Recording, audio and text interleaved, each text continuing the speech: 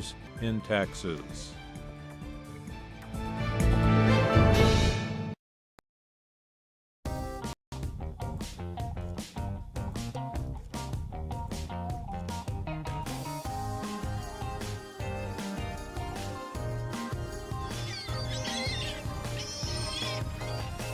Let's learn English.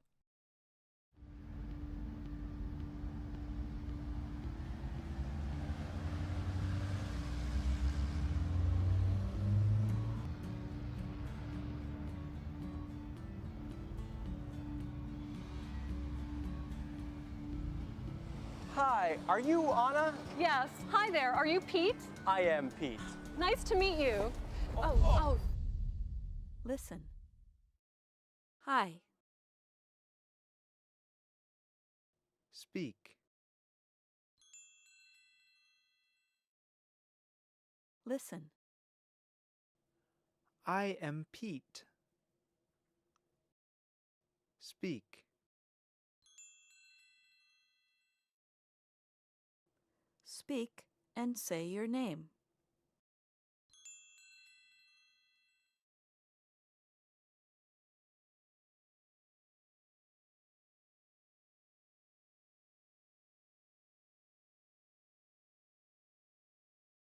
Listen. Nice to meet you. Speak.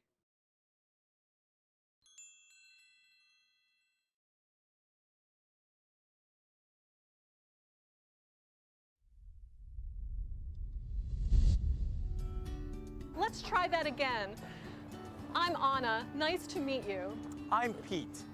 Anna, is that A-N-A? No, A-N-N-A. Now it's your turn. Listen. I'm Anna.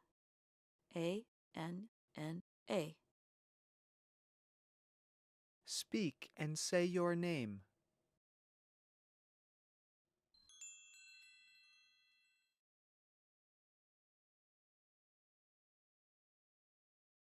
Spell your name.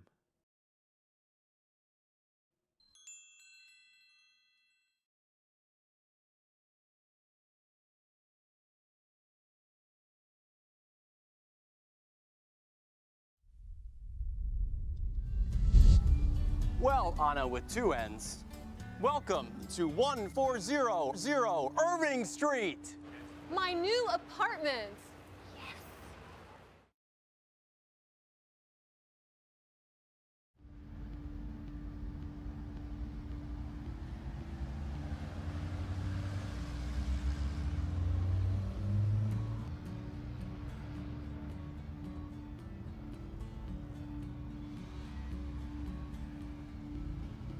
Hi, are you Anna? Yes. Hi there. Are you Pete?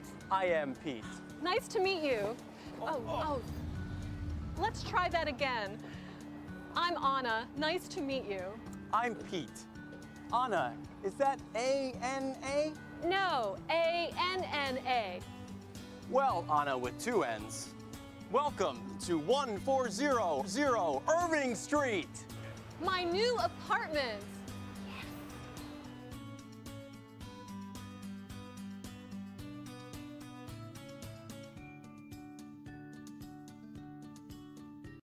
Protests in Iran. Younger generation demand change.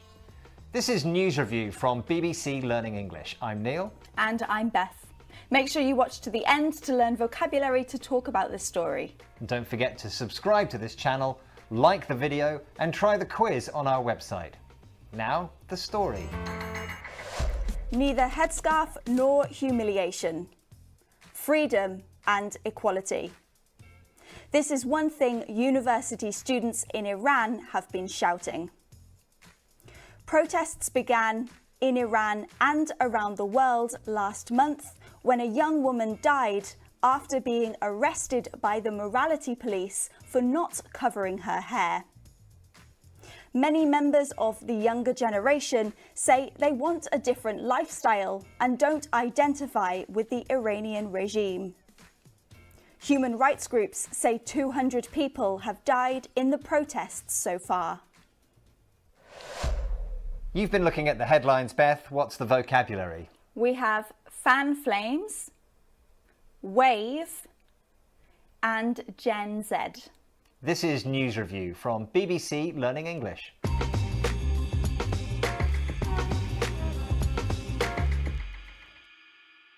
Let's have a look at our first headline.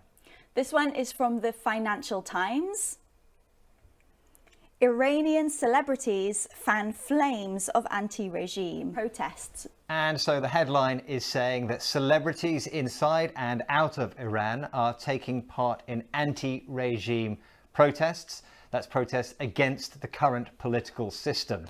But the expression that we are looking at is fan flames, or fully, fan the flames of something. And we need to break that down. The first part is the word fan. Now, Beth, we are in a TV studio. There are lights, they're quite hot. Yeah, you're right. Sometimes it gets so hot in here that we have to fan ourselves to cool down. Yeah, okay, so that's the first part, fan. We need to look at the second part now, flames. If you light a fire, let's say a barbecue, and you want to make the flames more intense, you can fan the flames and they get stronger. That's the expression, fan the flames, but we're not talking literally here. No, so generally speaking, fan the flames is an expression used metaphorically, and it usually means to make a tense situation even more tense. Now, in this headline, celebrities are encouraging and supporting the protests, so that's why we're using it. They are making the fire bigger or making the protests bigger. That's right. So celebrities want to encourage the protesters to carry on until they achieve what they're trying to get. They are fanning the flames. Do we have any other expressions like this? Yes, we have add fuel to the fire. Now, if you add fuel, something like wood or coal, to a fire, then it gets bigger. Now, again, this expression is used metaphorically, and it means to encourage a situation in which there are strong or high emotions. Okay, let's take a look at that again.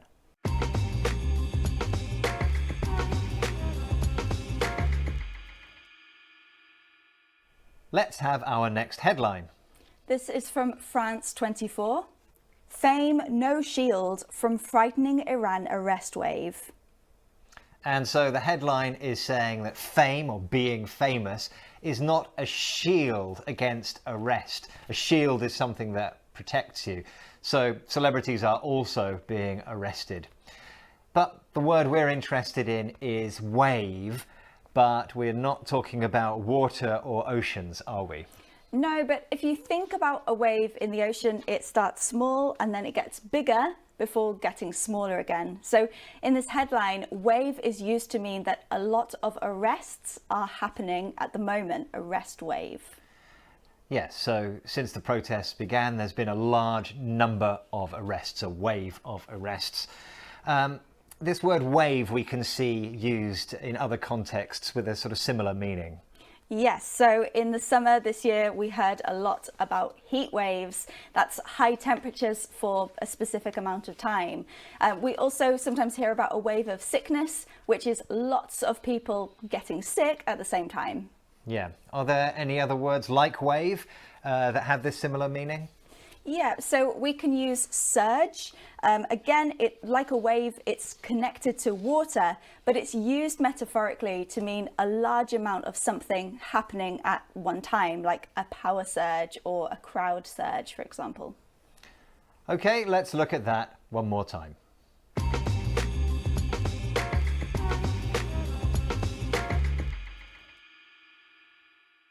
Our next headline, please. This is from The Telegraph.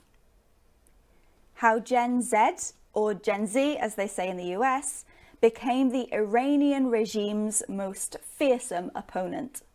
Yes, so the headline is saying that Gen Z is a fearsome opponent of the regime. Fearsome means frightening, and opponent is someone or a group against another group.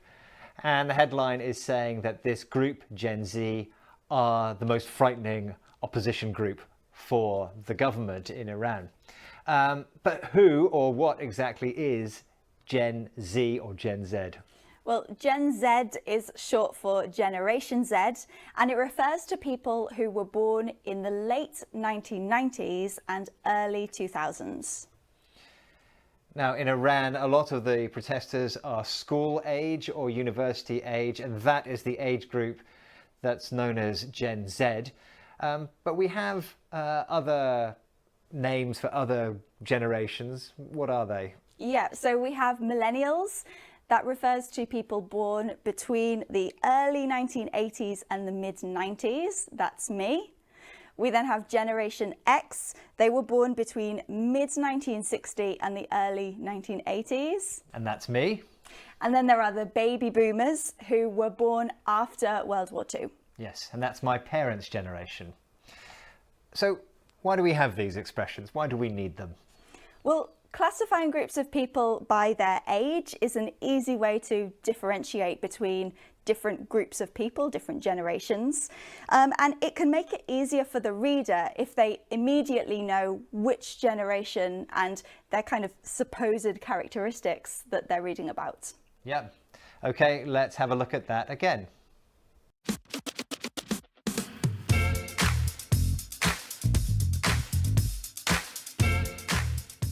We've had fan the flames of something, encourage an already tense situation. Wave. Lots of things are happening at once. And Gen Z, the group of people born between the late 1990s and the early 2000s. Don't forget, there is a quiz on our website, bbclearningenglish.com. Thank you for joining us, and goodbye. Bye.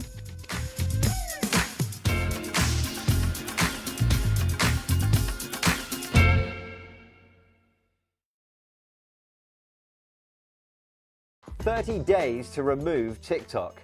The White House bans the app from government devices." This is News Review from BBC Learning English. I'm Neil. And I'm Beth. Make sure you watch to the end to learn vocabulary to talk about this story. And don't forget to subscribe to our channel, like this video, and try the quiz on the website. Now the story.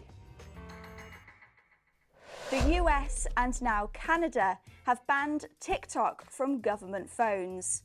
They are concerned the Chinese app could be a security risk. Chinese authorities have criticised the move, saying it's an overreaction.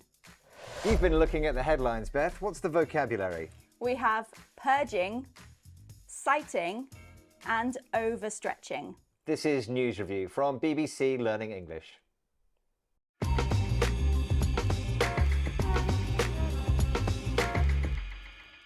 Let's have a look at our first headline. This is from Reuters.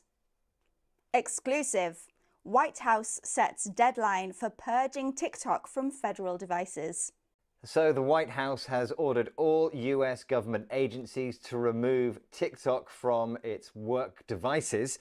And the word we're looking at is purging. Now, purging is a verb, and in this case, it means to remove something or someone from something else, particularly because it might be harmful. Now, here in the headline, it's saying that TikTok is seen as a risk, so it's seen as something that could be harmful. Yeah, and the word purge and purging is used in a number of contexts, but what they all have in common is this idea of removing harm or what is seen by some as harmful.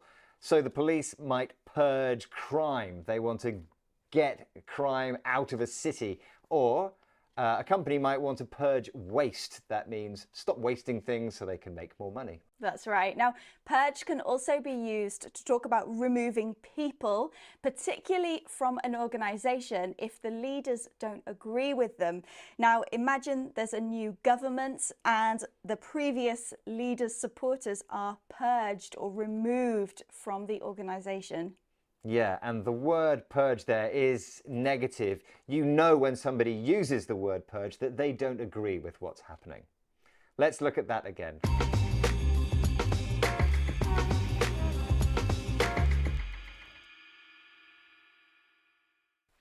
Let's have a look at our next headline.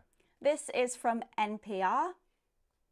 Citing security concerns, Canada bans TikTok on government devices. So this story is from Canada, but it's similar to the one from the US. The Canadian government has decided to ban TikTok from its government devices. The word we're looking at is citing. Yeah, now citing is a verb and it means giving a reason for doing something. Now, the Canadian government have said that security concerns are the reason for banning TikTok from these work devices. Now, this is a little bit formal, isn't it? But that's why it's used more in written English than spoken English. Yes, and you will see this word a lot in academic writing. So, for example, when you're writing a university essay, you have to cite other academics and research to construct your argument and make it stronger. Yeah, and there's a noun for this, which is a citation. Yeah, let's look at that again.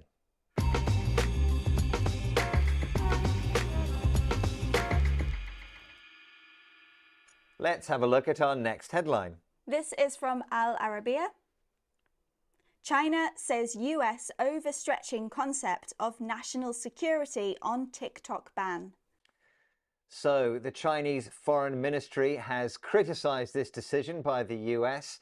The word we're looking at is overstretch, and the second part of that word is stretch, which means to pull something. It does, yeah. If you stretch, say, your clothes, for example, you pull them, and if you overstretch them, then you pull them so far that they become too big or they rip and get a hole in them. Yes, so that's the literal meaning. Here we are talking figuratively, but it contains that same idea of trying to get too much from something and it becomes damaged because of that. So for example, if you try to work more than you can be overstretched and you are in a way damaged. Yeah, that's right. So in relation to this story and this headline, China is saying that the US is overstretching or exaggerating the idea of national security being a problem, and that is damaging this Chinese company.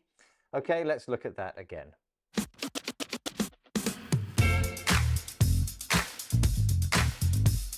We've had purging, removing something considered harmful. Citing, giving the reason for something. And overstretching, getting something to do more than it can. And to learn even more vocabulary like this, while still discussing the world of social media, click on this video now. And don't forget to click here to subscribe to our channel so you never miss another video. Thanks for joining us. Bye. Bye.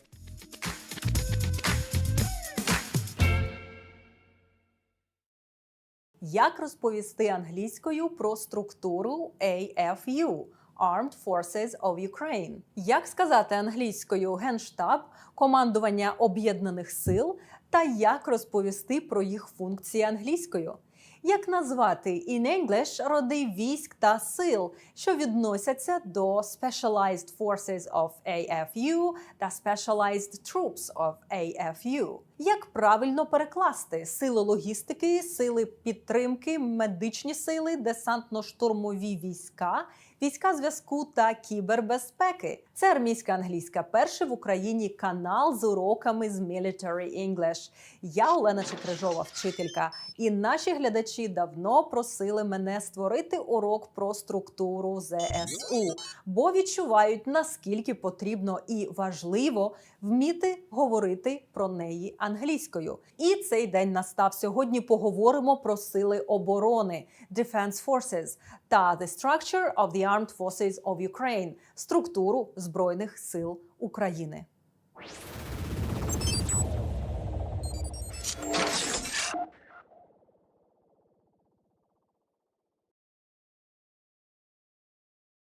Нагадаю, що в попередньому відео ми говорили про сили безпеки України – Security Forces of Ukraine, розглядали корисну англійську лексику, тож перегляньте його, щоб коли вам доведеться спілкуватись на цю тему з іноземцями, ви мали всі мовні ресурси для цього. А ще поділіться нашими матеріалами з колегами та знайомими. Порекомендуйте їм наш канал. Вони точно вам подякують за це. Згідно із із законом. The number of people in the armed forces of Ukraine is 261,000 people. Чисельність ЗСУ складає 261 тисячу осіб. Із них військовими є 215,000. Однак в особливий період, наприклад, в період воєнного стану, martial law, чисельність збільшується відповідно до вимог і потреб. The number may increase according to the requirements and needs.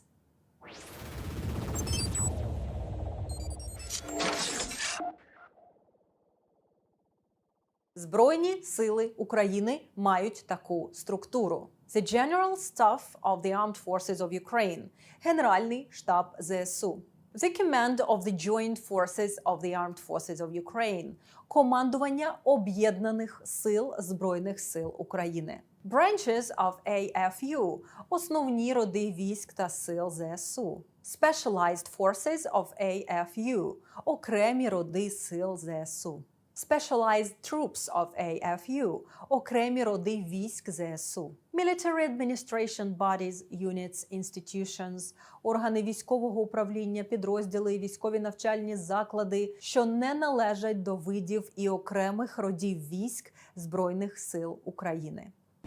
The General Staff of the Armed Forces of Ukraine – Генеральний штаб ЗСУ – головний військовий орган, який має такі функції. It plans the defense of the state – планує оборону держави. Controls the use of the armed forces of Ukraine – керує застосуванням Збройних сил України. Coordinates and controls the implementation of defense tasks – координує та контролює виконання завдань з оборони. Determines – визначає. Requirements for the defense forces of Ukraine – вимоги до сил оборони України.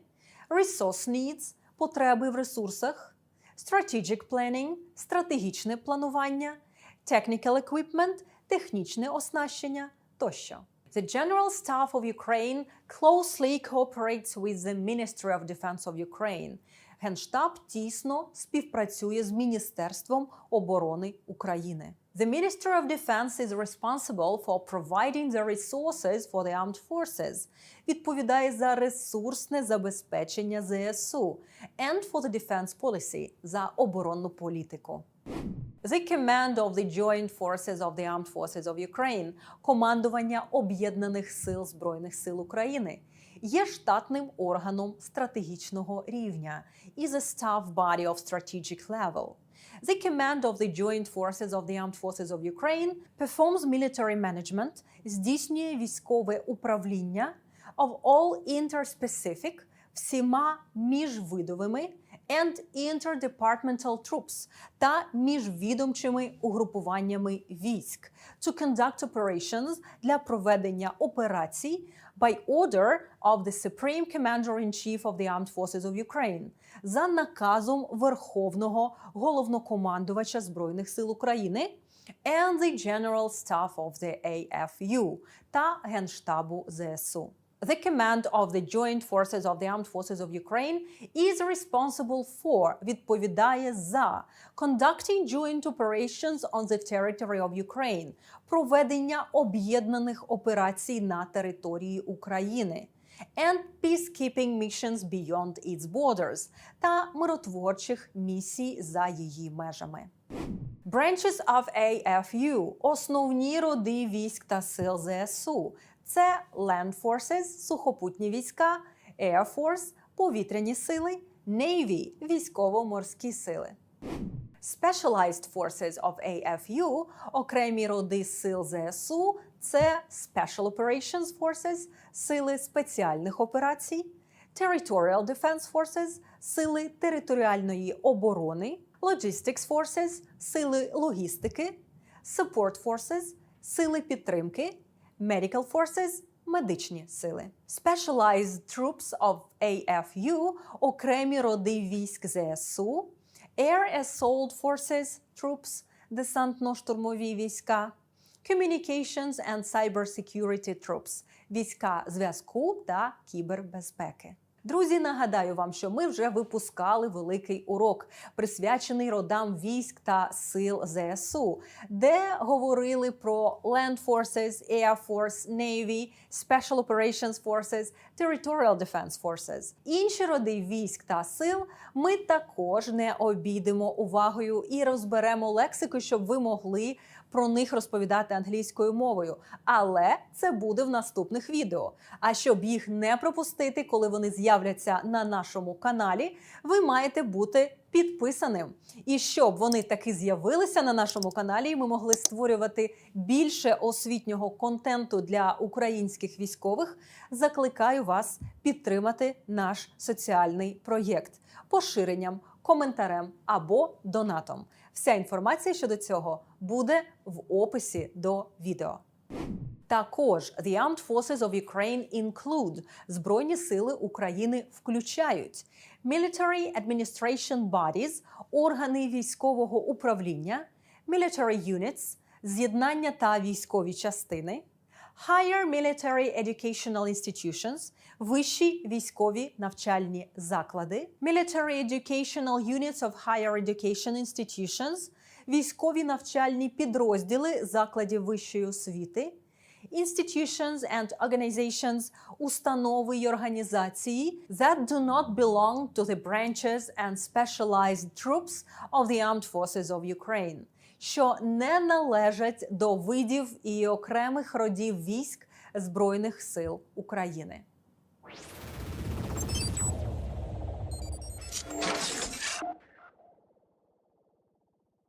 The Commander-in-Chief of the Armed Forces of Ukraine – головнокомандувач Збройних сил України – is the highest military position in the state – найвища військова посада в державі. Як керівник Збройних сил України, the head of the Armed Forces of Ukraine, він виконує такі обов'язки. Organizes preparation for defense – організовує підготовку до оборони, directly controls the armed forces during hostilities, безпосередньо керує Збройними силами під час бойових дій. В особливий період керівництво Збройними силами України і іншими військовими формуваннями президент України здійснює через ставку Верховного головнокомандувача, the headquarters of the Supreme Commander-in-Chief, робочим органом якого є the General Staff of the Armed Forces of Ukraine – Генеральний штаб Збройних сил України.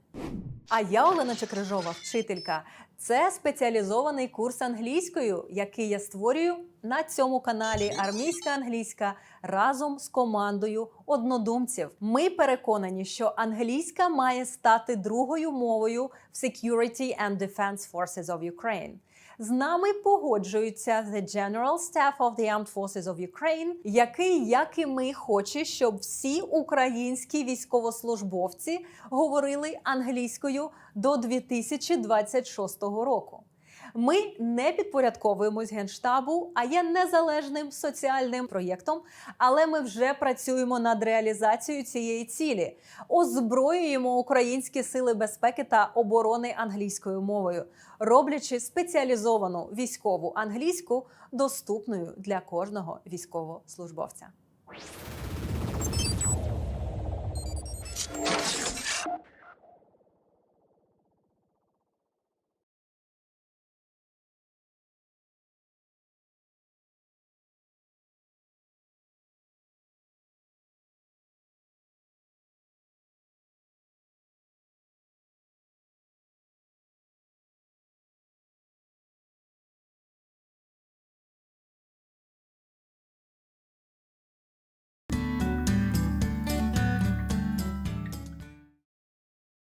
In the present continuous tense, verbs end in ing.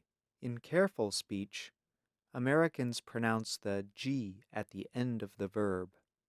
However, in fast speech, many Americans do not pronounce the G at the end of the verb. The result sounds like this: Writin', doin'. readin'. Here is an example. Careful speech. I am reading a book. Fast speech. I'm reading a book. Now you try it. Make IM shorter too. I am recording my show.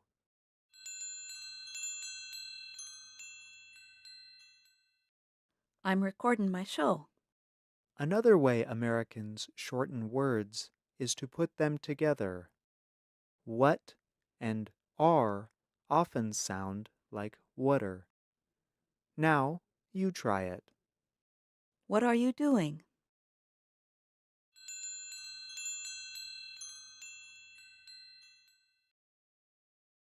What are you doing?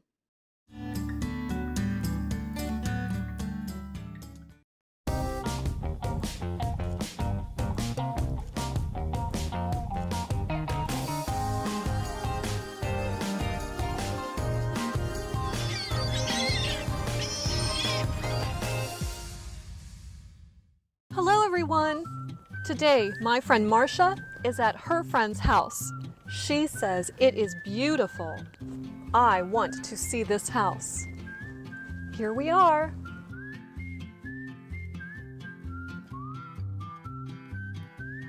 Marcia, I am in the kitchen. It is a beautiful kitchen. It is beautiful. We cooked in the kitchen. I eat in the kitchen. We relax in the living room. I relax in the living room. Marcia, let's go upstairs.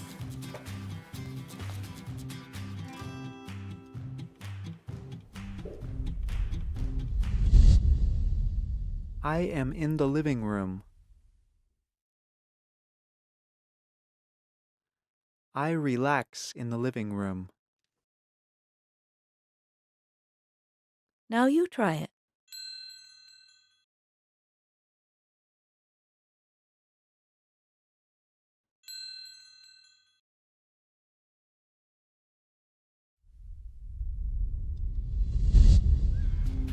Anna, where are you? Marcia, I am in the bathroom. I wash in the bathroom.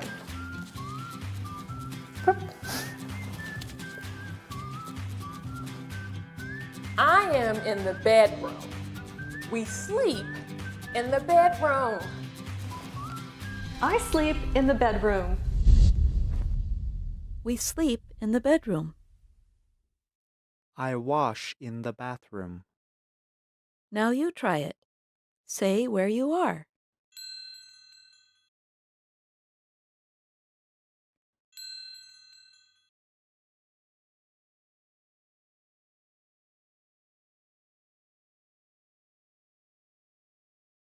Hello, everyone. Today, my friend Marcia is at her friend's house. She says it is beautiful. I want to see this house. Here we are.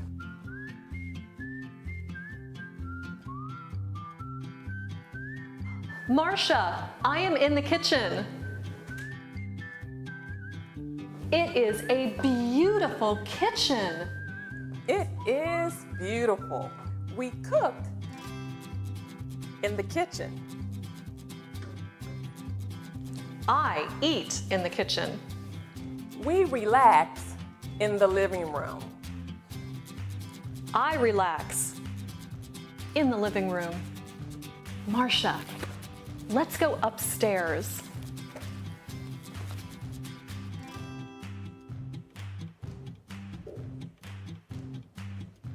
Anna, where are you? Marcia, I am in the bathroom. I wash in the bathroom.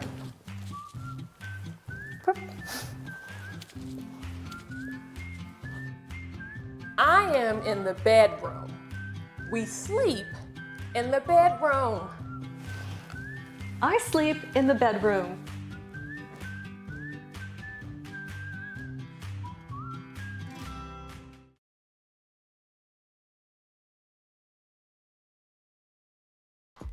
Could brain chips let us control our phones with our minds? That's what Elon Musk hopes. This is News Review from BBC Learning English, where we help you understand news headlines in English. I'm Beth. And I'm Phil. Make sure you watch to the end to learn the vocabulary that you need to talk about this story. And remember to subscribe to our channel to learn more English from the headlines. Now, today's story. A wireless chip has been successfully placed in a human brain by Elon Musk's Neuralink company. The device is able to read brain signals linked to movement and send them to a computer.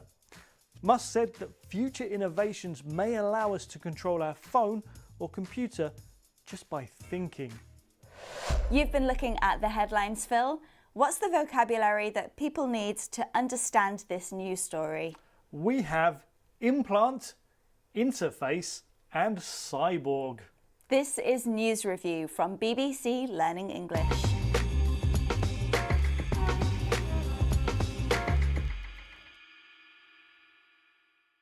Let's have a look at our first headline. This is from the BBC. Elon Musk announces first Neuralink wireless brain implant. Now, this headline is about the announcement from Elon Musk that his company have successfully put an implant into someone's brain. Implant is the word we're looking at. Phil, what can you tell us about it?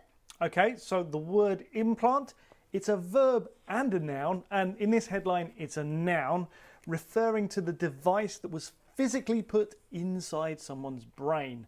That machine is the implant. Now, implants aren't particularly new, although this one is, but there are lots of different kinds of implants, aren't there? Yes, you can have implants that keep your heart beating. Implants can help people hear again, and you can use implants to replace joints, things like knees or hips. Okay, that's the noun. What about the verb? Does it just mean to put an implant into someone's body, or can it mean anything else? Well, literally that's what it means here. You can see the prefix im, which means to put in or to go in. But as well as being able to physically implant something into someone's brain, we can also implant things into their minds. Okay, so you could put an idea or a feeling into someone's mind. You could implant it. Yes, and if an idea or thought becomes implanted in your mind, then you accept it or you believe it very strongly. Okay, so we should try and implant this word into your vocabulary. Let's look at that again.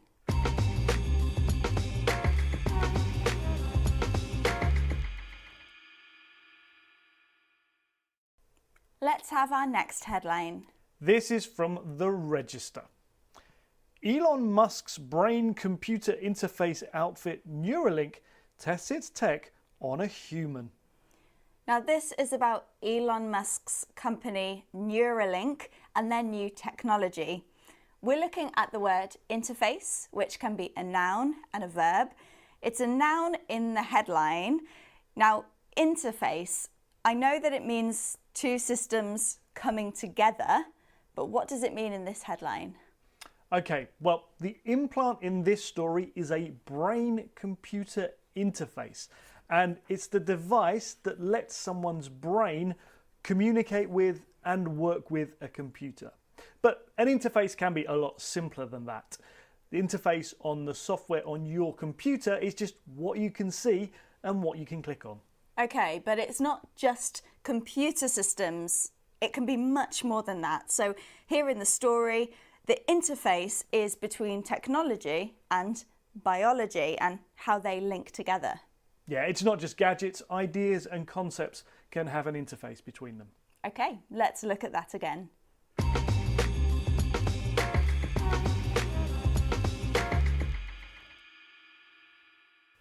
Next headline, please. This is from Mail Online. Rage against the machine. Americans warn Elon Musk to stop creating cyborgs after he revealed the first human has had Neuralink's brain chip. This headline is about people being worried by these brain implants. We're looking at the word cyborg. This sounds like something from science fiction. That is where it comes from, but like the word robot, it's also used to describe things that actually exist. Now, originally a cyborg was something that is part human and part machine. Okay, I know about robots. They actually exist. I have a robot Hoover. But cyborgs, do they actually exist? They sound quite futuristic. Okay, well, in news articles and headlines, the word cyborg is more likely to be used as a comparison to describe things that are similar to cyborgs from science fiction. So you might read about so-called cyborg insects or bacteria. Okay, let's look at that again.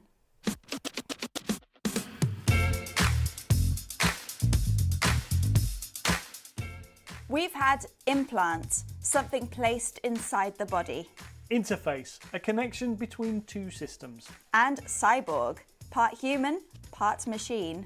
Now, if you want to know more about brain implants, click here to watch this episode of Lingo Hack. And don't forget to click here to subscribe to our channel so you never miss another video. Thanks for joining us. Bye. Bye.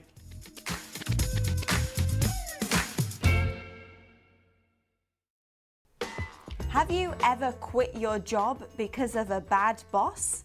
New research says you're not alone. This is News Review from BBC Learning English. I'm Beth. And I'm Phil. Make sure you watch to the end to learn the vocabulary that you need to talk about this story. And don't forget to subscribe to our channel, like this video, and try the quiz on our website.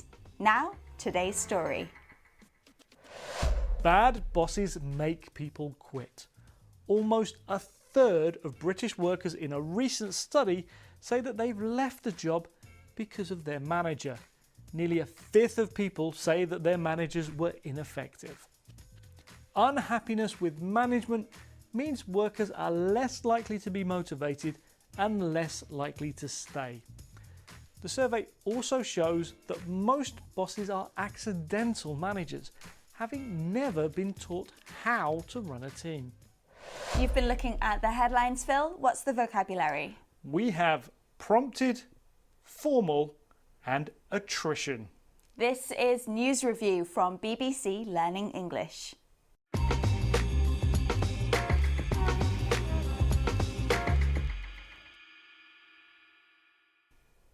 Let's have a look at our first headline. Yes, this is from The Guardian.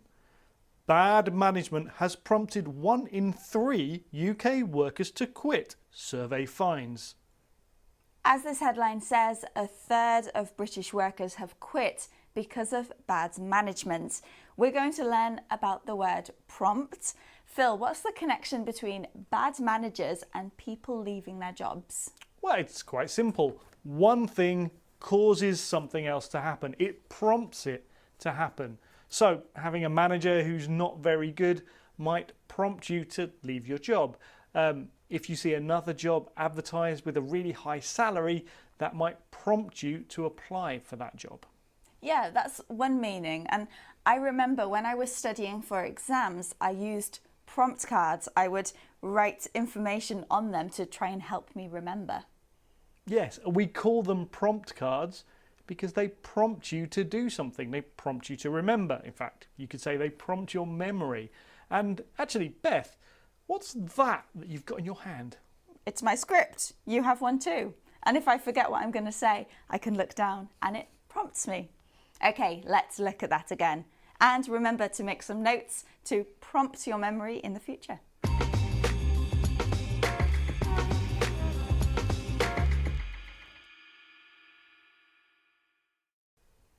Let's have our next headline. This is from Fortune. Nearly all bosses are accidental with no formal training, and research shows it's leading 1 in 3 workers to quit. This headline is about accidental managers and how they can lead people to leave their jobs. We're going to learn about the word formal. Now, Phil, I know formal language, like putting yours sincerely at the end of a letter. Formal dress might be a suit or something like that, but what do we mean here? Well, we're talking about formal training, but it's related to all those examples you've just given. If you're using formal language, there are rules and you have to follow them. If you want to dress formally, then you need to follow the rules. And formal training is officially organised, so there are rules to follow, and there's probably an exam at the end of it as well. Okay, so my university degree and my teaching qualifications were formal training. I had to follow the rules, do exams and assignments. But can we have informal training like we have informal language and informal dress? Yeah, of course. Think about all the things that you've learnt without having to do a course. Maybe you taught yourself, or maybe you asked someone to help you. Beth, is there anything that you've learnt to do informally? I suppose I learnt to sing, I learnt to cook. That's all informal training. I suppose you could say that learning English on our website is informal training. Okay, let's look at that again.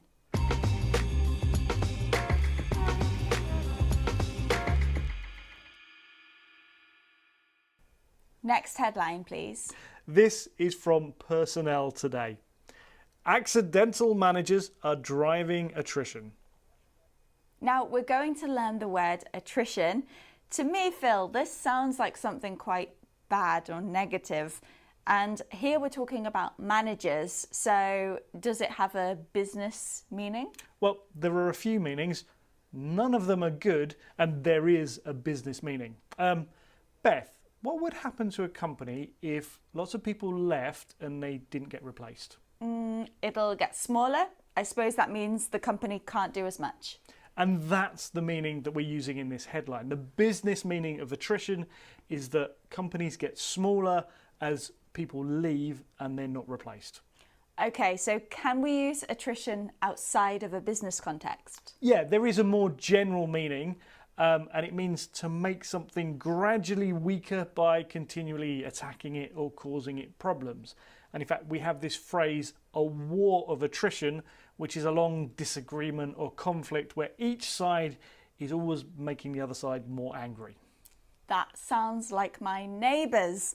They are always arguing about one thing or another. It's become a real war of attrition. Okay, let's look at that again.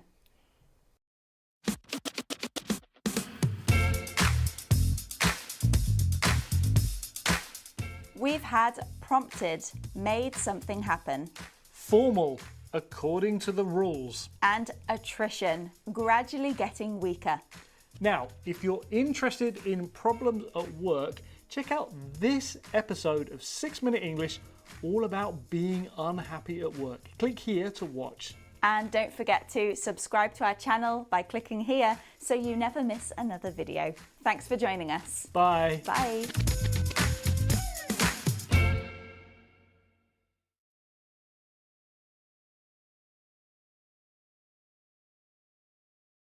Protests in Iran. Younger generation demand change. This is News Review from BBC Learning English. I'm Neil. And I'm Beth. Make sure you watch to the end to learn vocabulary to talk about this story. And don't forget to subscribe to this channel, like the video, and try the quiz on our website. Now, the story. Neither headscarf nor humiliation. Freedom and equality. This is one thing university students in Iran have been shouting. Protests began in Iran and around the world last month when a young woman died after being arrested by the morality police for not covering her hair. Many members of the younger generation say they want a different lifestyle and don't identify with the Iranian regime. Human rights groups say 200 people have died in the protests so far. You've been looking at the headlines, Beth. What's the vocabulary? We have fan flames, wave, and Gen Z. This is News Review from BBC Learning English.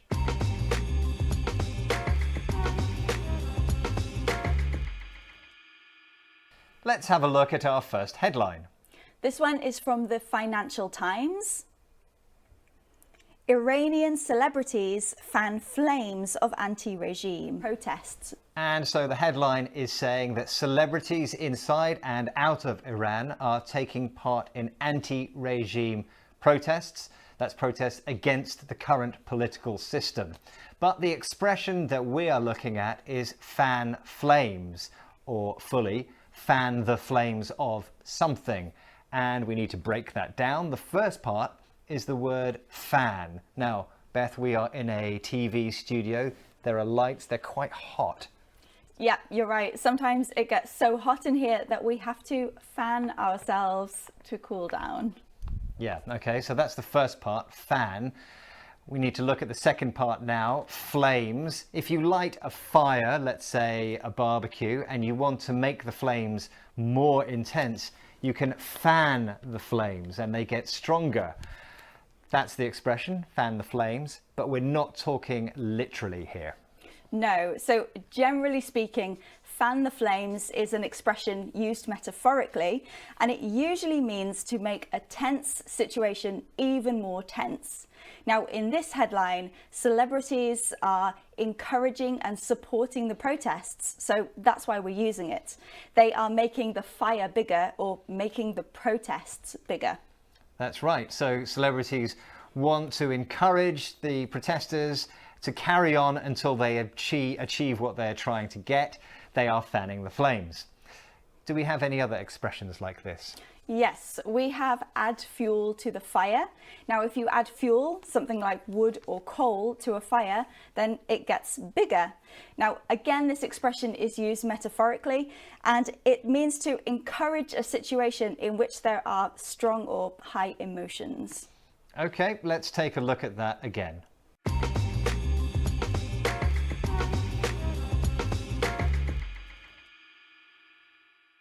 Let's have our next headline. This is from France 24. Fame no shield from frightening Iran arrest wave. And so the headline is saying that fame, or being famous, is not a shield against arrest. A shield is something that protects you. So celebrities are also being arrested. But the word we're interested in is wave, but we're not talking about water or oceans, are we? No, but if you think about a wave in the ocean, it starts small and then it gets bigger before getting smaller again. So in this headline, wave is used to mean that a lot of arrests are happening at the moment, arrest wave. Yes, so since the protests began, there's been a large number of arrests, a wave of arrests. This word wave we can see used in other contexts with a sort of similar meaning. Yes, so in the summer this year we heard a lot about heat waves. That's high temperatures for a specific amount of time. We also sometimes hear about a wave of sickness, which is lots of people getting sick at the same time. Yeah. Are there any other words like wave that have this similar meaning? Yeah, so we can use surge. Again, like a wave, it's connected to water, but it's used metaphorically to mean a large amount of something happening at one time, like a power surge or a crowd surge, for example. Okay, let's look at that one more time.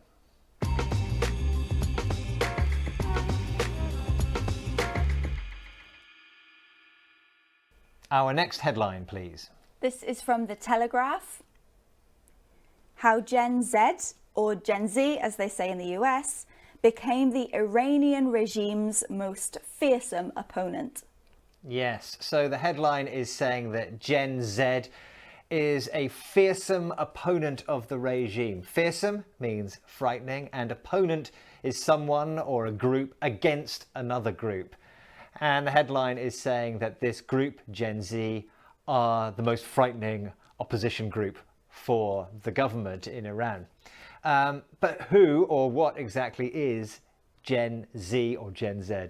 Well, Gen Z is short for Generation Z, and it refers to people who were born in the late 1990s and early 2000s.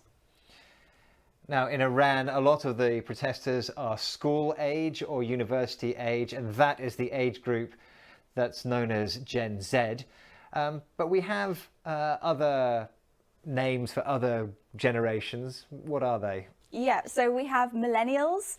That refers to people born between the early 1980s and the mid 90s. That's me. We then have Generation X. They were born between mid-1960 and the early 1980s. And that's me. And then there are the baby boomers who were born after World War II. Yes, and that's my parents' generation. So why do we have these expressions? Why do we need them? Well, classifying groups of people by their age is an easy way to differentiate between different groups of people, different generations. And it can make it easier for the reader if they immediately know which generation and their kind of supposed characteristics that they're reading about. Yep. Okay, let's have a look at that again.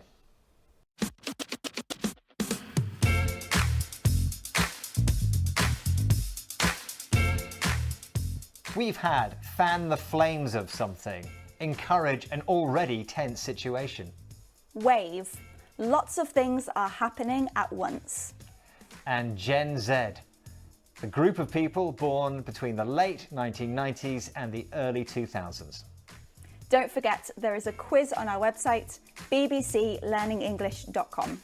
Thank you for joining us and goodbye. Bye.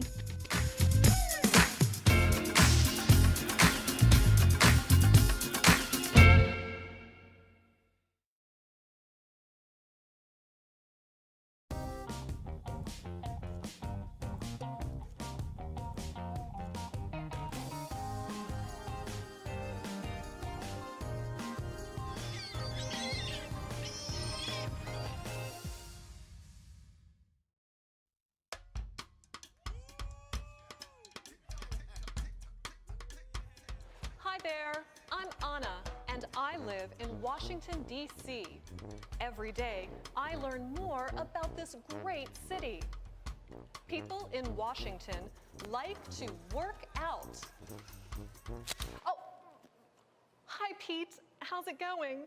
Hi, Anna. It's going great. How's it going with you? Things are awesome. Pete, I want to work out. Where is the gym? The gym is across from the lounge. It's next to the mailroom. Go that way. Thanks, Pete. No, Anna, not that way. Go that way. Listen. Where is the gym? The gym is across from the lounge. Speak.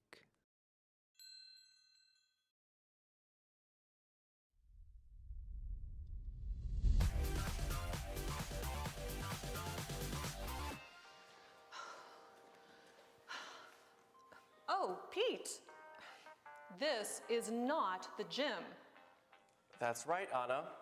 This is the mailroom. The gym is across from what? The gym is across from the lounge. Across from the lounge. Right. Thanks.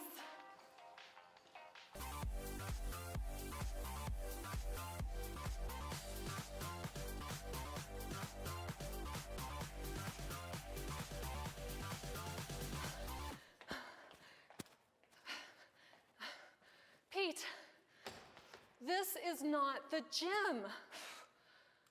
The gym is across from the lounge.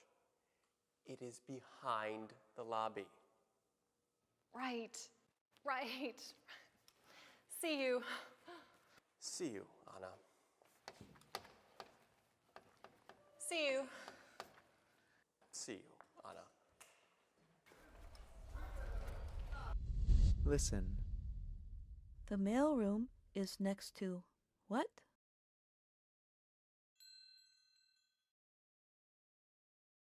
Answer. The mailroom is next to the gym.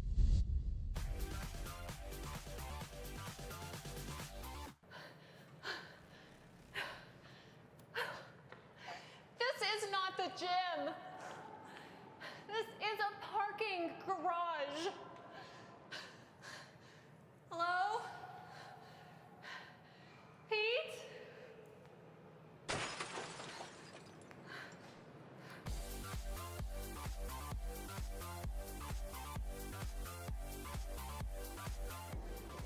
This is not a gym. This is a rooftop!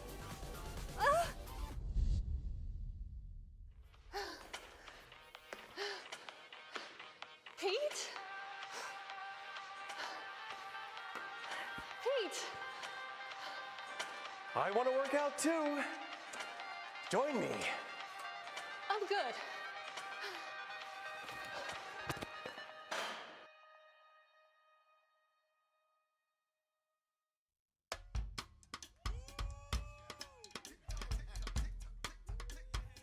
Hi there, I'm Anna, and I live in Washington, D.C. Every day, I learn more about this great city. People in Washington like to work out. Oh, hi Pete, how's it going? Hi, Anna. It's going great. How's it going with you? Things are awesome. Pete, I want to work out. Where is the gym? The gym is across from the lounge. It's next to the mailroom. Go that way. Thanks, Pete. No, Anna, not that way. Go that way.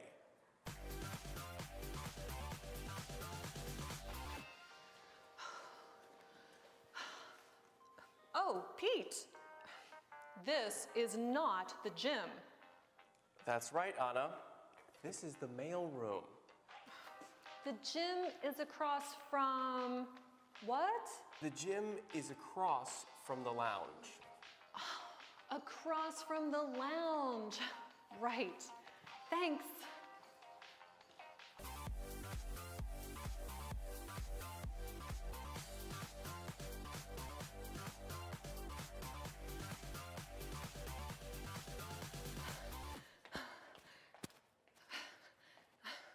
Pete, this is not the gym. The gym is across from the lounge. It is behind the lobby. Right, right. See you. See you, Anna. See you. See you, Anna.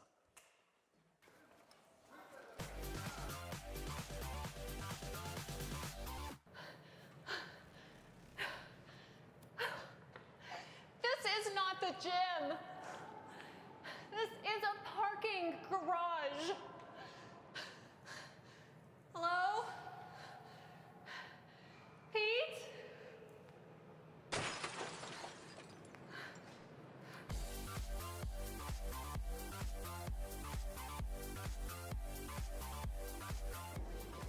This is not a gym. This is a rooftop.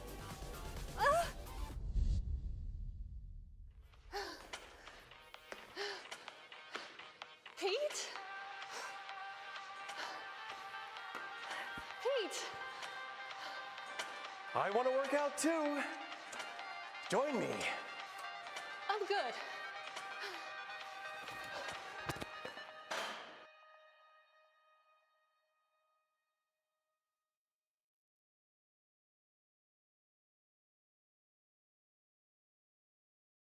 Як сказати англійською вибухова хвиля, розтяжка, детонатор, елемент запобігання знешкодженню міни? Яка лексика знадобиться, щоб описати різні типи протипіхотних та протитанкових мін? Я Олена Чекрижова, вчителька. Це канал «Армійська англійська», перший в Україні канал зі спеціалізованої військової англійської. І в цьому уроці ми говоримо про landmines, які вони бувають та як розповідати англійською про їхні особливості та спосіб дії.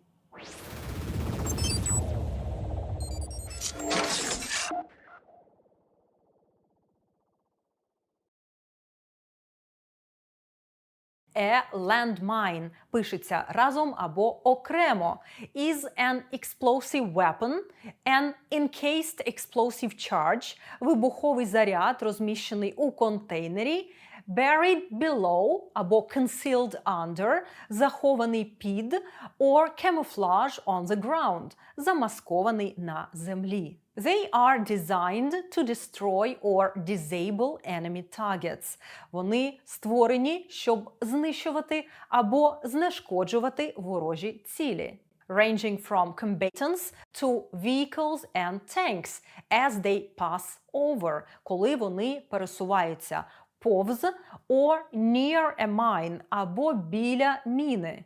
A landmine may cause damage може спричинити пошкодження by direct blast effect прямою дією вибухової ударної хвилі, by fragments уламками that are thrown by the blast, які розкидаються хвилею, або і тим, і тим. Landmines are typically laid throughout an area, закладаються на всій території, creating a minefield, мінне поле. Такий пристрій is detonated automatically by way of pressure, автоматично за допомогою тиску, when a target steps on it, наступає на нього, or drives over it, проїжджає над ним. Крім того, a landmine can be triggered by other detonation mechanisms, movement, sound, magnetism and vibration. Для детонації також використовують tripwires – дротяні нитки-розтяжки та remote control – дистанційне керування. A person who detonates a mine by remote control називається triggerman. Міна, яка активується, коли на неї наступають, when it is stepped on, наїжджають, driven over, ударяють, struck, називається victim activated. Anti-handling device – це елемент запобігання знешкодженню міни. Його функція – to prevent the clearing of mines – запобігати розмінуванню.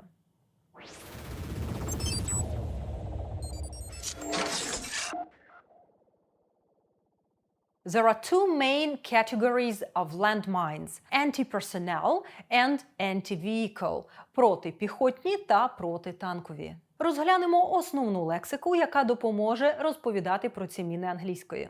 Anti-personnel mines також позначають абревіатурою APM. Anti-personnel blast mines – протипіхотні міни фугасної дії, які вибухають на рівні ніг жертви. The casing of blast mines – корпус цих мін may be made of metal, wood or plastic.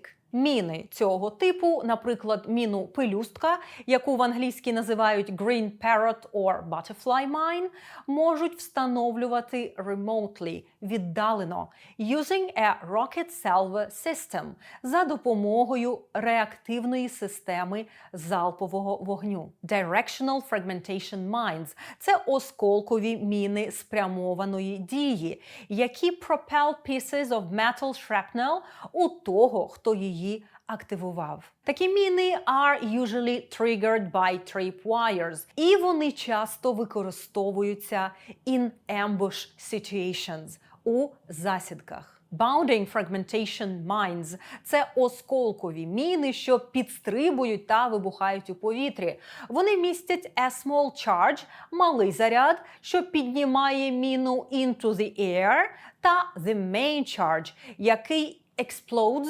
scattering fragments at about waist level, розкидуючи осколки на рівні пояса людини.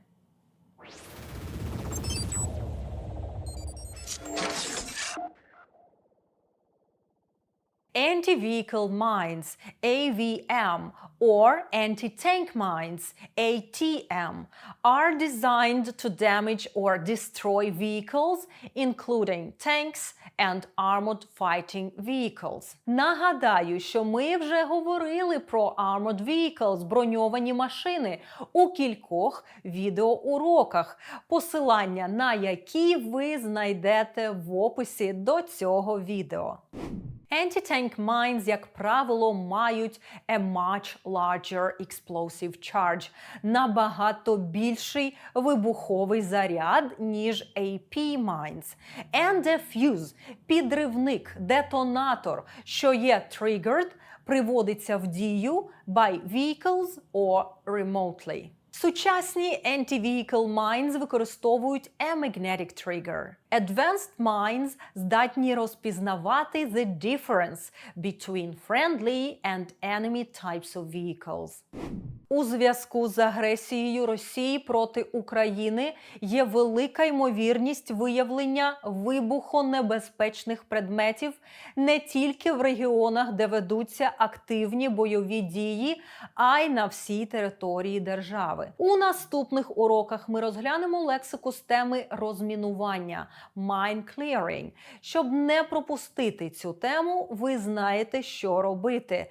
Підпишіться на цей канал, якщо ви все ще цього не зробили, та поставте дзвіночок, щоб отримувати нагадування про нові відео. Якщо ви вже підписані і регулярно дивитесь цей курс, хочете долучитися або підтримати нас, щоб допомогти команді армійської, англійської створювати ще більше освітніх матеріалів для українських військових, уся інформація про те, як це зробити, є в описі до цього відео. А я, Олена Чекрежова, вчителька, вдячна вам за увагу та підтримку. Ваші підписки, вподобайки та коментарі допомагають нам просувати наш соціальний освітній продукт на каналі Армійська англійська та здійснювати мовну підготовку українських Збройних сил.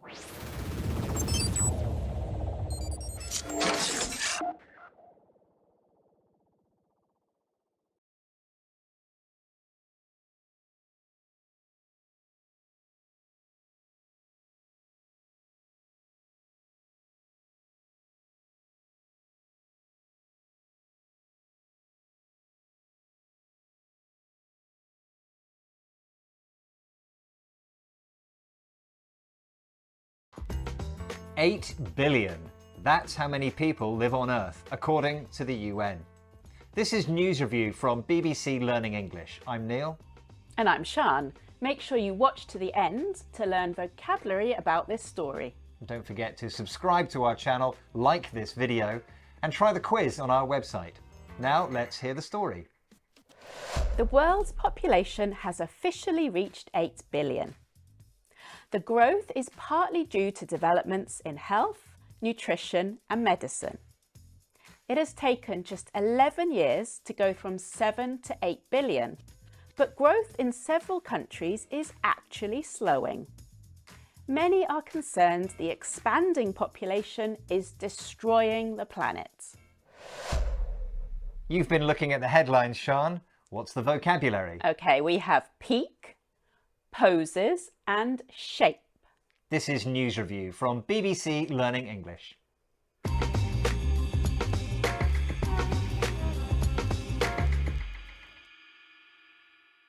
Let's take a look at our first headline. This one is from The Telegraph.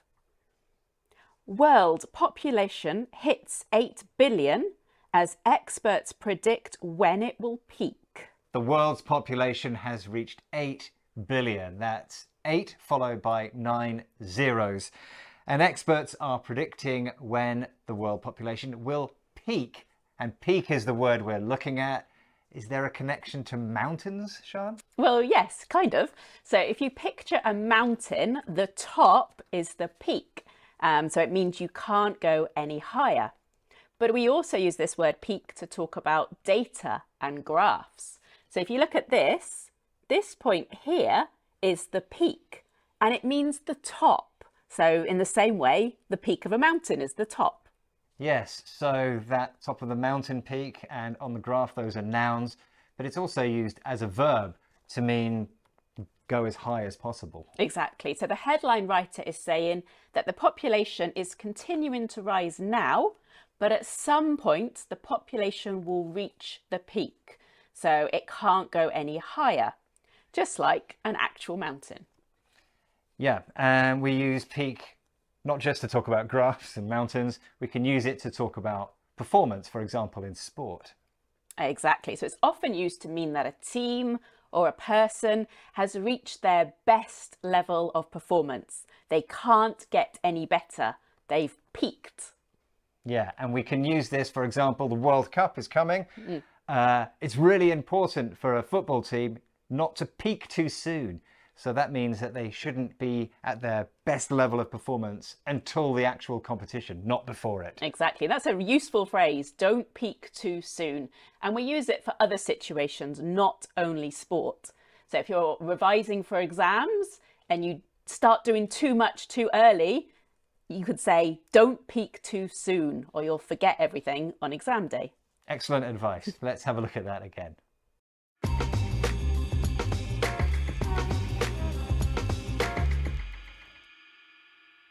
Let's have a look at our next headline. This one is from CNN. Global population hits 8 billion as growth poses more challenges for the planet. And so this population growth is causing problems for the planet. We're looking at the word poses, and I know this word pose, it means the way you stand. So a model, the way a model stands for a photo, or maybe an actor on the stage, that's a pose. Or a painting, yeah, it's the way you stand in a particular position. Or yoga, you can have a yoga pose. But here, it's a verb, and poses means creates or causes something to happen. Yeah, so the headline is saying that this population growth is causing problems, issues, challenges. It poses a problem. Exactly. So we often use poses with questions. You can pose a question, but it's commonly used with negative nouns like threat or danger or problem. So should we think of some examples? Yes, so if a driver has been drinking alcohol, it poses a danger to people in the road and in that car as well. Yeah, or a political scandal can pose problems for the government. Yeah. Okay, let's have a look at that again.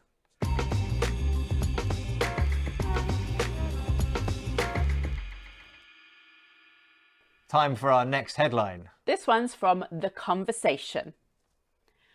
As the 8 billionth person is born, here's how Africa will shape the future of the planet's population. This headline is looking specifically at Africa and how it will shape the future. Now, it's the word shape we're looking at, Sian. Can you give me some example of shapes? Okay, so shapes as a noun. We can have a triangle, a square, a circle. But if you want to make something into the shape you want, you shape it. So that's a verb, shape as a verb, as it is in the headline. And the headline is talking about how Africa will shape or influence the future. Yes, and we often use this verb shape in relation to beliefs or ideas or a person's character. So has anything or anyone in your life shaped you as a person, Neil? I guess, yeah, I moved around a lot when I was a kid, and I think that shaped my personality because as an adult I've moved around a lot as well. Let's have a look at that one more time.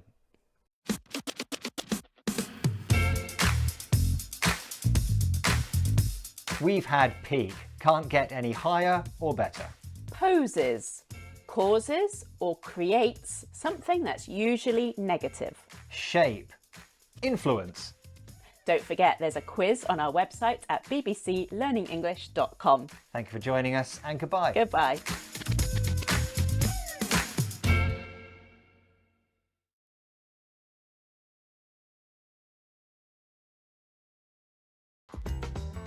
Rich nations agree to pay poorer countries for damage caused by climate change.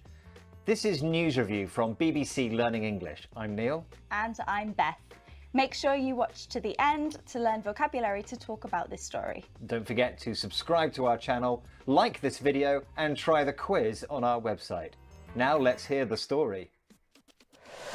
People in the world's poorest countries suffer the devastating effects of climate change more than anyone else.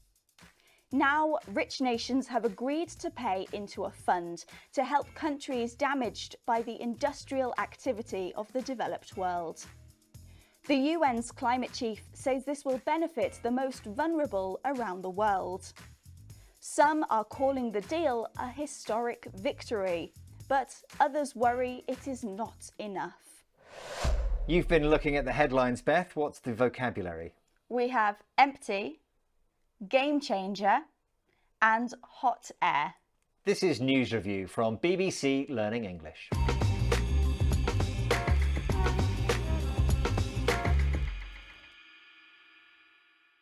Let's have a look at our first headline. This is from The Conversation. COP27's Loss and Damage Fund for Developing Countries could be a breakthrough or another empty climate promise. So the headline is saying this could be a breakthrough, that means a really big development, or it could be an empty promise. And we're looking at the word empty. Now, Beth, I always have a mug of tea before we start recording. I've drunk it now and it is empty. There's nothing in it. Is there a connection in the meaning? Well, we do often associate empty with physical objects, so like your mug. It's empty, it contains nothing now, but it's not only for the inside of objects, so we can also use it with words, things that you say, like promises. Yeah, and when we use it in that way, we are saying those words are meaningless, really. Exactly. So the headline writer says, empty climate promise. That means they think that the developed countries might not actually give the money to the developing countries. And we can use empty in this sense with other nouns, for example, empty words or empty threats. That's when you say you will do something, but you don't. Exactly. In fact, Neil, don't you say every week that you'll buy me a coffee and then you don't? Yes, that is an empty promise. I also say to my kids, you're getting nothing for Christmas because your room is so untidy. But that is an empty threat. Of course, I'm going to buy them something for Christmas. Let's have a look at that again.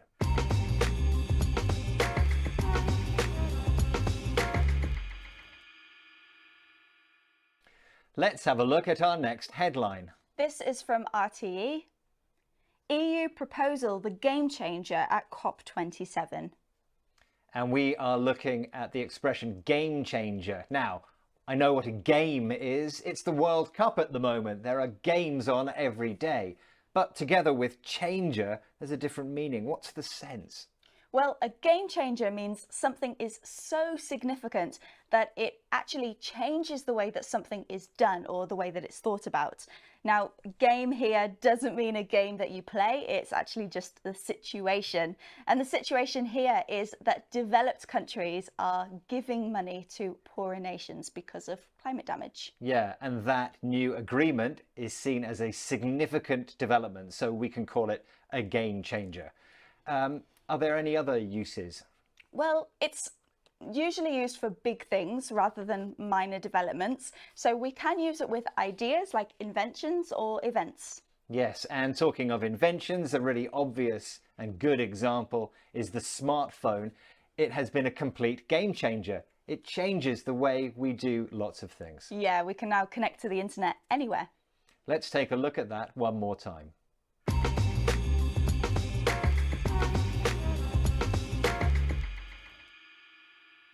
Let's have a look at our next headline.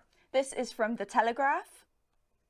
COP27 was a lot of hot air again. And the expression we're looking at is hot air. And the meaning seems obvious, air which is hot, like a hairdryer, right? Well, that's not what it means here.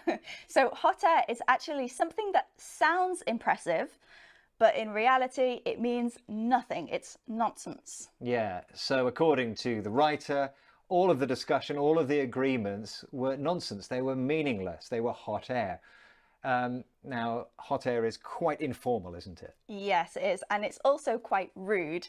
If you say that what someone is saying is hot air, then they're probably going to be quite offended. Okay, I'll avoid that expression then. Are there any alternatives we could use? Yeah, well, hot air is informal and rude, and there are some even ruder expressions. We're not going to mention them here, but you could say that someone is talking rubbish or talking nonsense.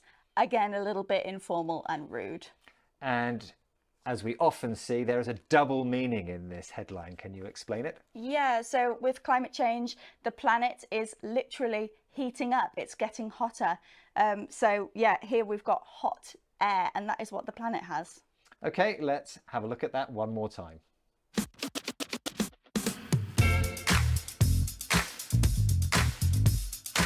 We've had empty, meaningless.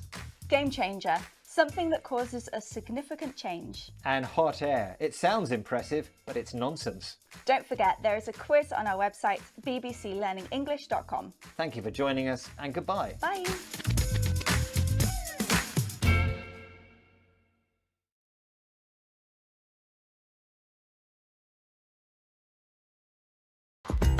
Rapidly transforming societies. That's the only option left, says the UN, after a failure to cut carbon.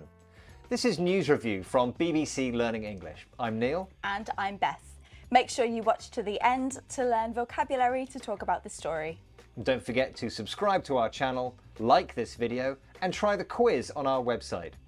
Now let's hear more about the story. Countries must reprioritise climate change or the world faces catastrophe.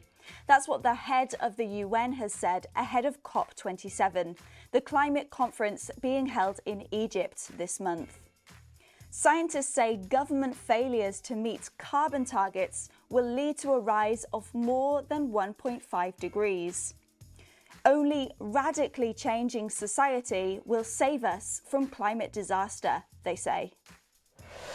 You've been looking at the headlines, Beth. What's the vocabulary? We have landmark, greenwashing, and warning shots. This is News Review from BBC Learning English.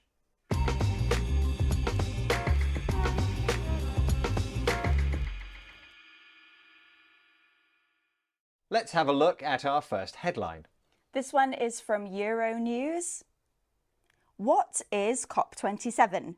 Everything you need to know about Egypt's landmark climate conference.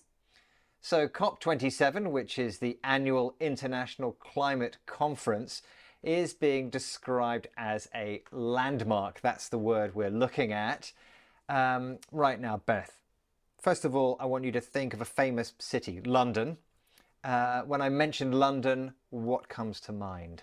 I think of Big Ben, Buckingham Palace, the London Eye, the Houses of Parliament. Okay, so these are important, memorable places, buildings, literally marks on the land, landmarks.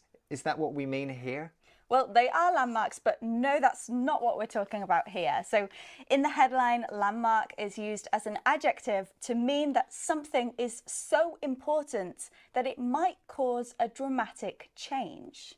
Okay, so the headline is suggesting that COP27 might be a landmark conference, a point where an important change is made. Is that right? Yeah, that's right. And this adjective landmark is often put together with words like event, decision, or day. So, for example, if we think about when women first got the right to vote, this was a landmark event. It was very important for women's rights. And can we use any other words or vocabulary to describe a similar thing? Yeah, we could say that something is a turning point or a milestone, for example. Okay, let's have a look at that one more time.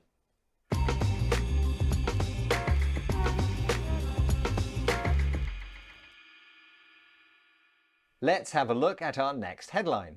This is from The Guardian.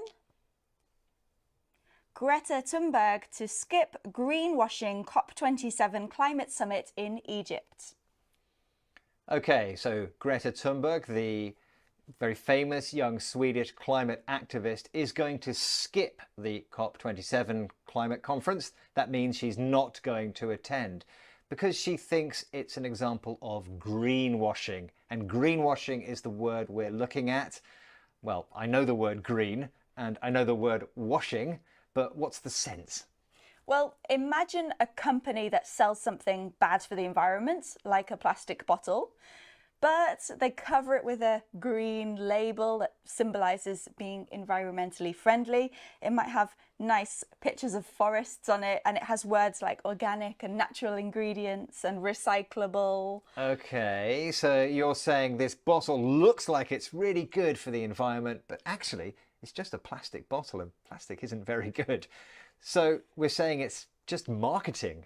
Exactly, yeah. This is greenwashing, and it is just a marketing approach that basically makes it look like an organization is helping the planet, and that makes the customer want to buy the product. They want to help the planet too, but actually it's not really helping at all. Right. So in this headline, we see that Greta Thunberg thinks that COP27 is an example of greenwashing. She thinks that actually they are not taking it seriously, they just want people to think they are. Yeah, that's right. And the headline uses the adjective greenwashing. It describes the event, in this case, the conference. But we can also use greenwash as a verb. So that is the action of making something look more environmentally friendly than it actually is. And a related idea and word is sports washing. That means when an organisation or a country hosts or supports a sporting event to try and make themselves look better. Let's take a look at that again.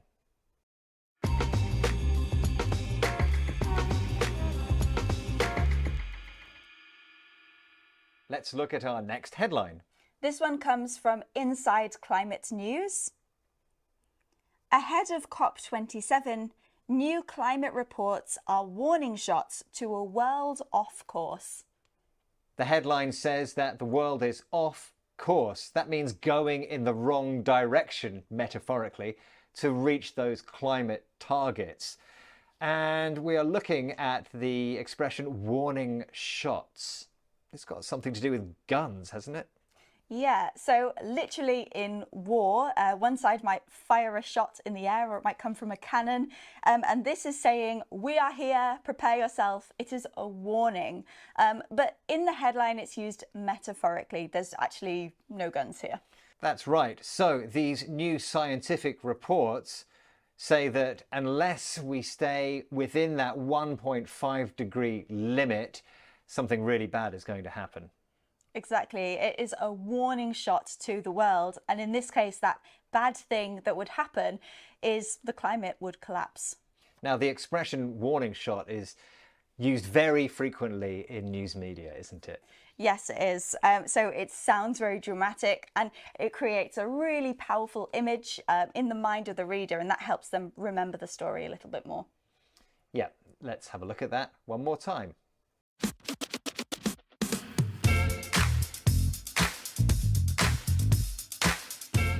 We've had Landmark, an important event that could cause big changes. Greenwashing. Companies say it's environmentally friendly, but is it really? And warning shots, signals that show action is needed. Don't forget, there's a quiz on our website, bbclearningenglish.com. Thank you for joining us, and goodbye. Bye.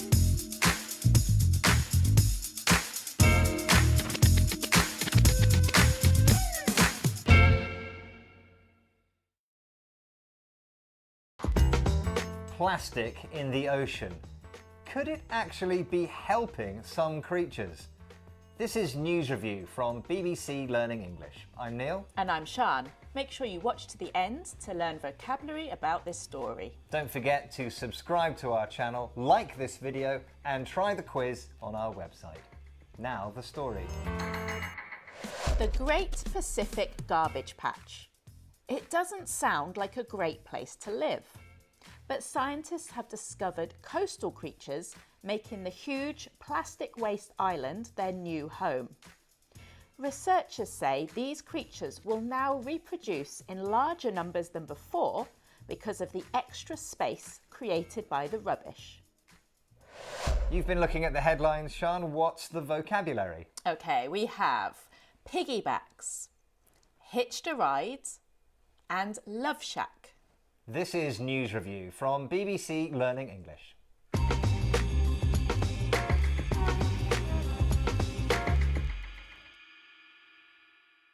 Let's look at our first headline.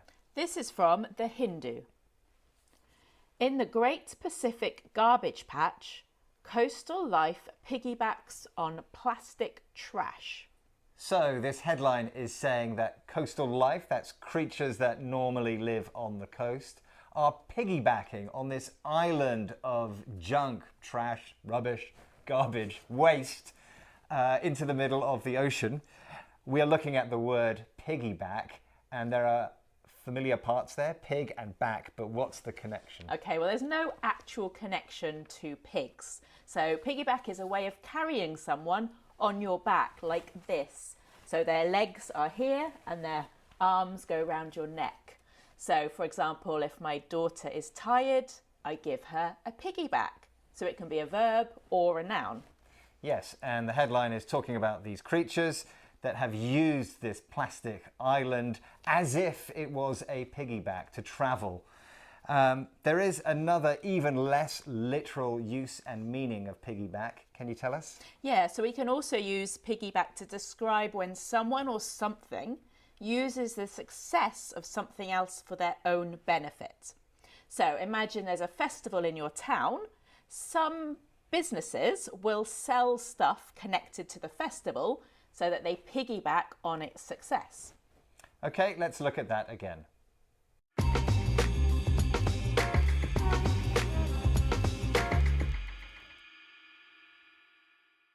Let's have our next headline.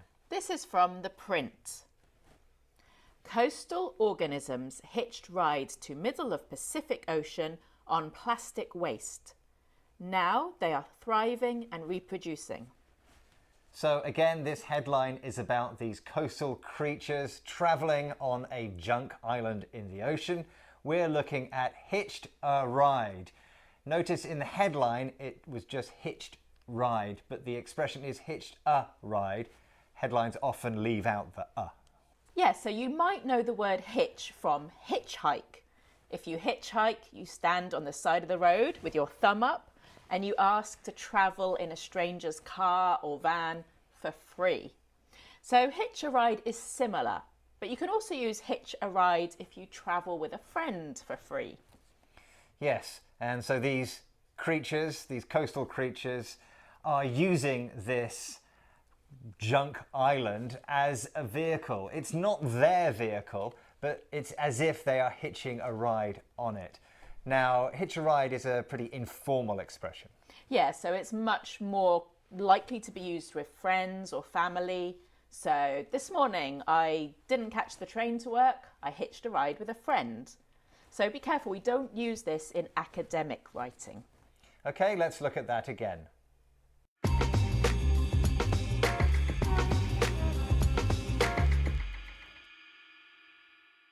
Let's have a look at our next headline. This is from IFL Science.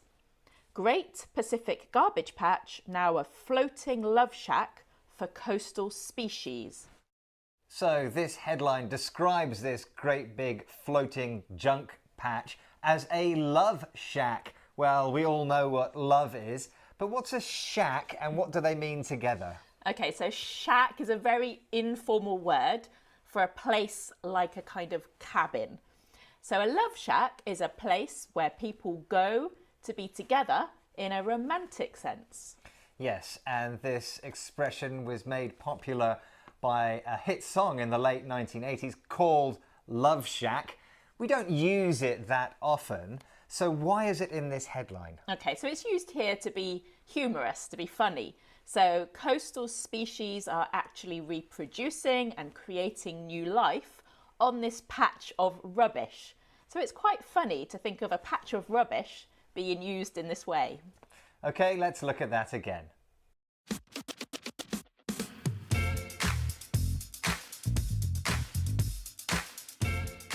We've had piggybacks, rides on. Hitched a ride, travelled in someone else's vehicle. And Love Shack, a place for love and romance. So we know plastic waste is a major problem for our oceans. So watch this video to learn about how to curb your plastic addiction. And click here to make sure that you never miss another one of our videos. Thank you for joining us. Goodbye. Bye.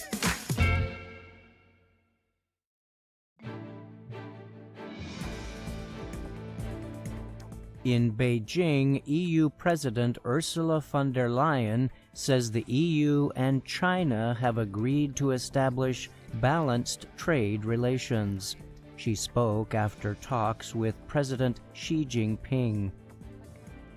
The American military grounds all Osprey V-22 helicopters 1 week after 8 soldiers died in an Osprey crash into the ocean near Japan. Guyana says a military helicopter carrying 7 people disappeared in bad weather near the country's border with Venezuela. And the U.S. Senate blocks an emergency bill that called for billions of dollars in new assistance to Ukraine and Israel. The love hormone. Are scientists wrong? A new study suggests they might be. This is News Review from BBC Learning English. I'm Neil. And I'm Beth. Make sure you watch to the end to learn vocabulary to talk about this story. Don't forget to subscribe to our channel, like this video, and try the quiz on our website. Now, the story. Are scientists wrong about the so-called love hormone? Decades of research suggest the chemical called oxytocin is linked to love and friendship. But a new study says this hormone might not be necessary for social relationships after all. You've been looking at the headlines, Beth. What's the vocabulary? We have upend, overrated, and not so fast. This is News Review from BBC Learning English.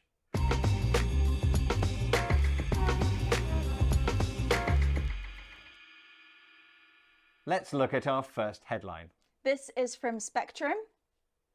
Mind-blowing study upends conventional wisdom on oxytocin. So the headline says that a new study, which is mind-blowing, which means incredible, will change the way we think about this love hormone oxytocin. And we're looking at the word upend, which means change completely. It does, yeah. Let's think about it literally. So it's made up of up and end. Now I have a mug here. If I upend it, then water or coffee might come out. Yes, we're lucky there's no water in there. If there was, it would be quite dramatic. And that's important to this word upend. It describes complete changes, dramatic changes, not little ones. That's right. So according to this headline, this study completely changes or upends what we think we know about the love hormone. Now, this word upend is also used a lot for situations. If we think about COVID, it really upended everyone's plans for a few years. Yep. Okay, let's look at that again.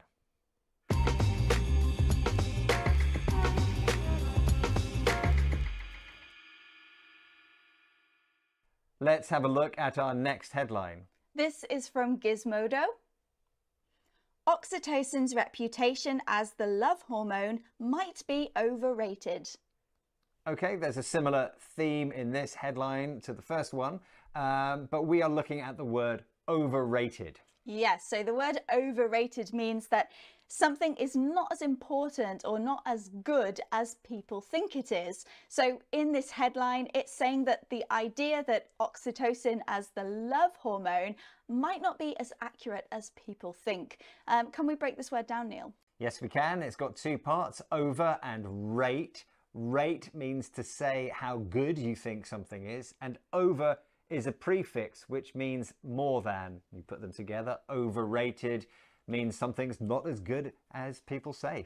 Yeah, so we can use overrated for lots of different things. If you think about music, books, sports people, maybe these are things everyone else thinks are amazing, but you think, well, they're not so good. These are overrated. Yeah, like those superhero movies. They are so overrated. Everybody loves them. I think they're boring. I think they're really good. Anyway, a note on spelling and pronunciation. So overrated has two R's in the middle, but this doesn't affect the pronunciation. Now, we also have the opposite of this word, which is underrated. And that means that people don't realize how good something is. Okay, let's look at that again.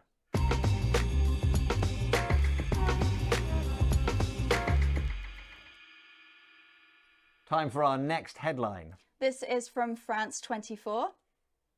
Love hormone, not so fast, new study suggests. Yes, so this headline is similar to the previous two. It's talking about this love hormone oxytocin, and perhaps it's not as important as scientists previously thought. We are looking at not so fast. Now, those words separately, I understand, but when you put them together, what's the sense? Yeah, this is a great expression. So we often use it to say that people shouldn't make a decision too quickly, or that maybe things are a bit more complicated than you think. Now here it's asking people to think again about oxytocin. Yes, and that's a metaphorical use, but we can use it literally. Yeah, we can. So a more literal example might be a teenager that says to their parents, I'm going out, but they say, not so fast, you haven't finished your homework yet. Yes, and we have lots of other expressions with a similar meaning. Can you tell us? Yeah, we have hold on a sec, wait a minute, hang on. We use all of these in the same way. Are we finished now, Neil?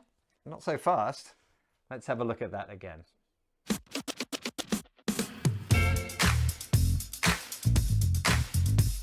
We've had upend, completely change the way we think. Overrated.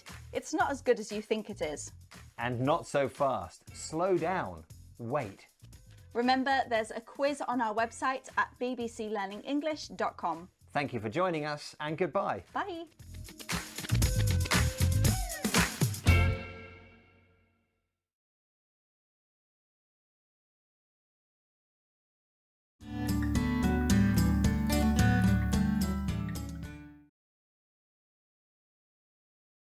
Boss. Boss. A boss is the person whose job is to tell other workers what to do. Bothering. Bothering. Bother means to annoy someone or to cause someone to feel annoyed. Busy. Busy. Busy means actively doing something. Excited. Excited. Excited means very enthusiastic and eager about something. Nervous. Nervous. Nervous means having or showing feelings of being worried and afraid about what might happen. News. News. News is information that is reported in a newspaper, magazine, television news program, or website. Office. Office. An office is a building or room in which people work at desks doing business or professional activities. Reading. Reading.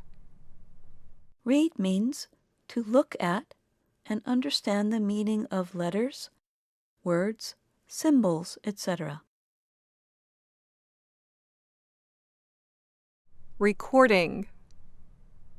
Recording. Record means to store something, such as sounds, music, images, etc., on tape or on a disc so that it can be heard or seen later. Show. Show. A show is a television or radio program.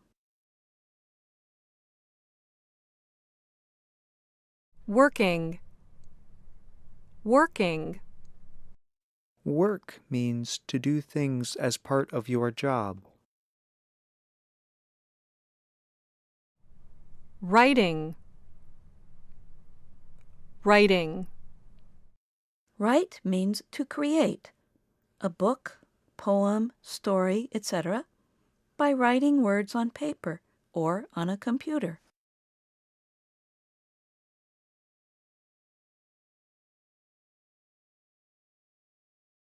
What are you doing?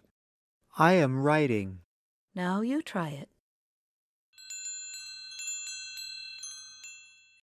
What are you doing? Now you try it. Answer with working.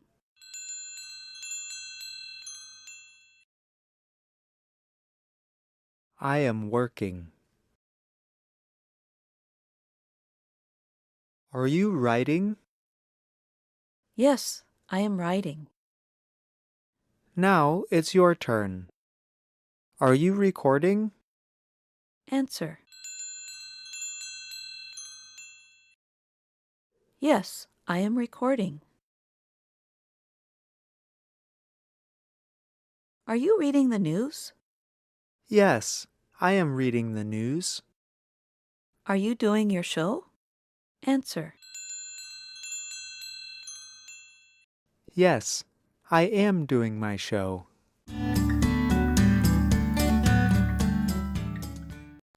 Are you lazy, greedy and selfish? Then you need to learn Goblin Mode, Oxford's 2022 Word of the Year. This is News Review from BBC Learning English. I'm Neil. And I'm Beth. Make sure you watch to the end to learn vocabulary to talk about this story.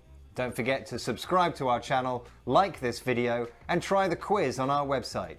Now, the story. What word describes lazy, greedy, shameless behaviour?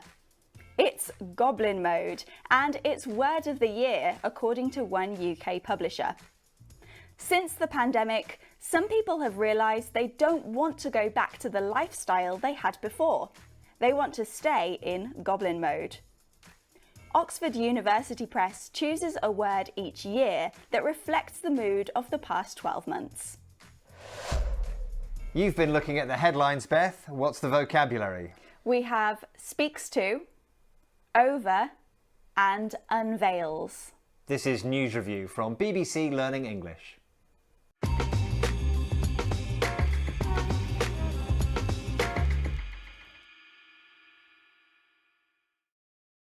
Let's have a look at our first headline.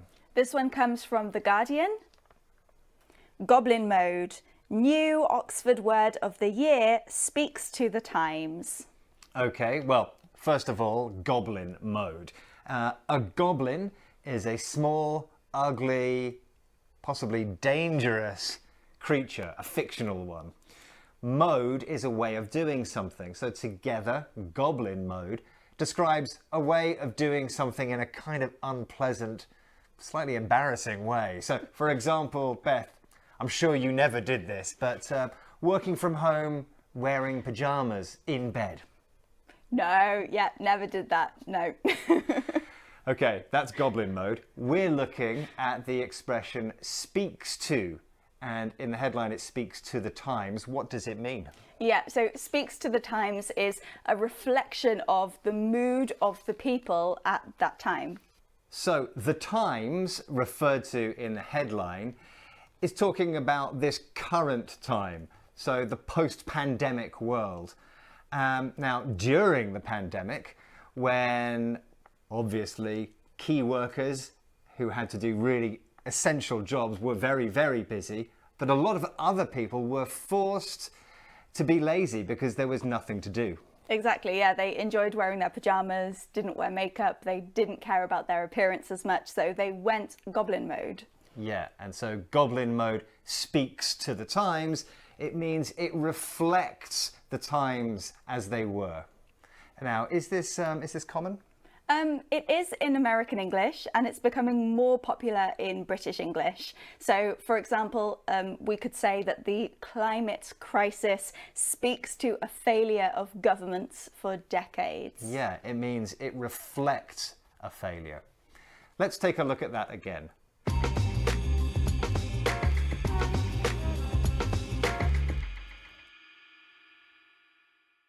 Let's take a look at our next headline. This is from the Huffington Post.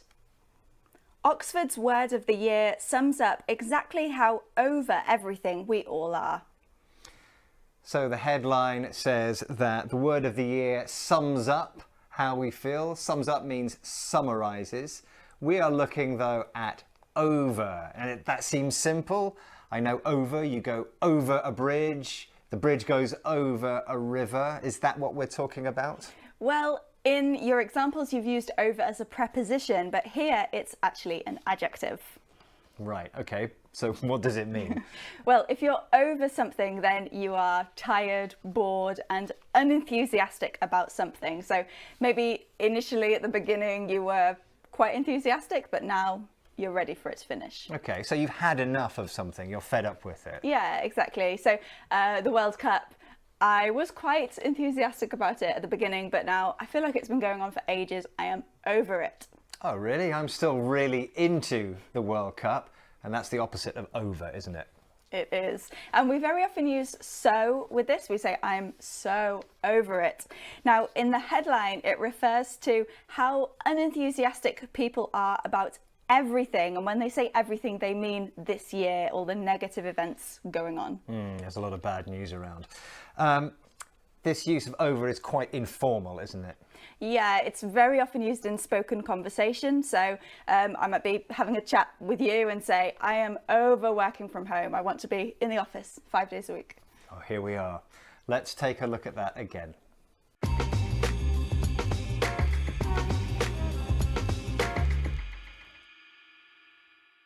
Let's take a look at our next headline. This one is from Fox News.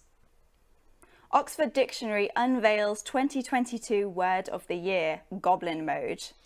We're looking at the word unveils. It makes me think of a traditional wedding where a bride wears a veil over her face and then it's removed, everyone can see the face. Yeah, and it helps to think of it in this way because that is the literal meaning of unveil. But here it's metaphorical and it just means to reveal or uncover.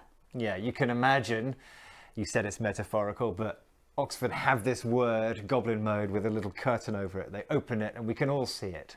Yes, exactly. This word is also used when something like a new exhibition or a new piece of art is uncovered or revealed. Yeah, and politicians use it as well to talk about their plans. But is it used in everyday conversation? Can I say to you, I'd like to unveil my Christmas plans? No, not really, because it's quite a grand thing. It might be that a company or a celebrity might unveil something, so you'd probably just tell me what your Christmas plans are. Okay, let's look at that again.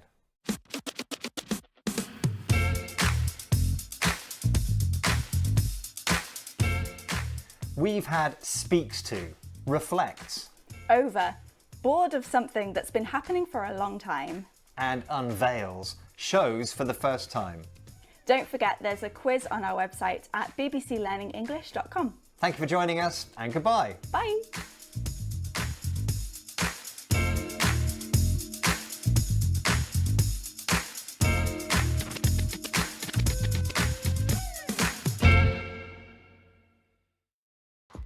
A dream come true, says the first Arab woman in space. This is News Review from BBC Learning English. I'm Neil. And I'm Beth. Make sure you watch to the end to learn vocabulary to talk about this story. Don't forget to subscribe to our channel, like this video, and try the quiz on our website. Now the story. The first Arab female astronaut, Rayana Barnawi, has blasted into space. She is part of a crew of space tourists who are visiting the International Space Station for 8 days. As well as having a holiday, the tourists will conduct independent research, according to space company NNCIM. You've been looking at the headlines, Beth. What's the vocabulary? We have out of this world, swoop, and paves the way. This is News Review from BBC Learning English.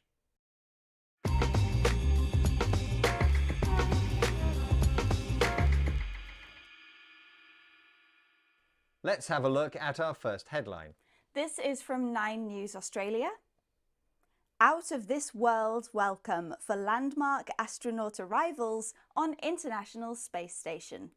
So this headline is saying that the International Space Station welcomed astronauts in this landmark mission.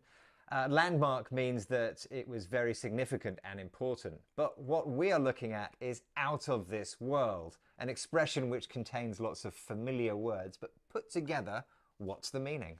Well, it's used as an adjective, and out of this world means incredible. In fact, it's so good that it's not even from this planet.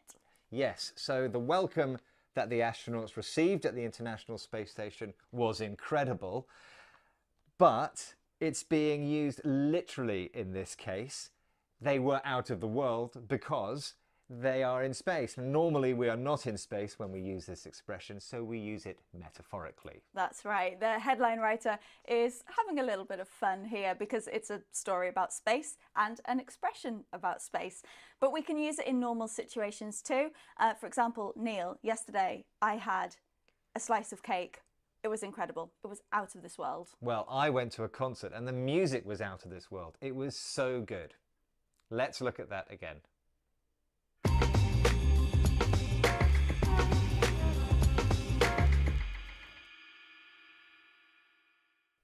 Let's look at our next headline. This is from Futurism. SpaceX tourists swoop into International Space Station. So this headline is about the SpaceX tourists arriving at the International Space Station. We're looking at the word swoop. Now, Beth, swoop is something that birds do. It is, yeah. So swoop means to fly easily, quickly, and often downwards. So for example, if a bird swoops, it might be trying to catch a mouse. Yeah, so this sounds like quite a kind of dramatic word. Why is it being used here? Well, the astronauts reached the International Space Station in a rocket, and swoop here means that they flew quickly and they docked with the space station. Now, take note though, because swoop doesn't always have to be used with flying, does it? No, it can mean a sudden attack. So, for example, the police can swoop on a gang of criminals. It means that they can enter their house quickly. Let's look at that again.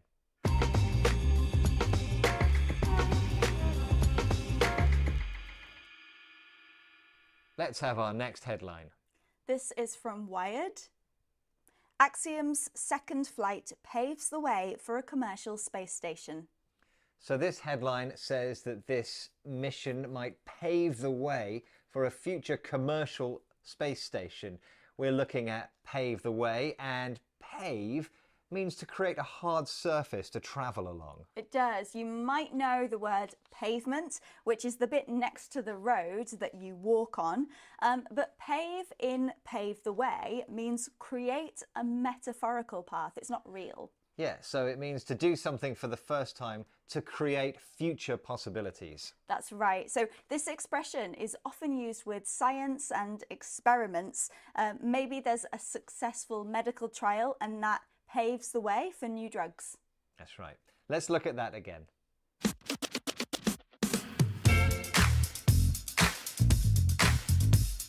We've had out of this world.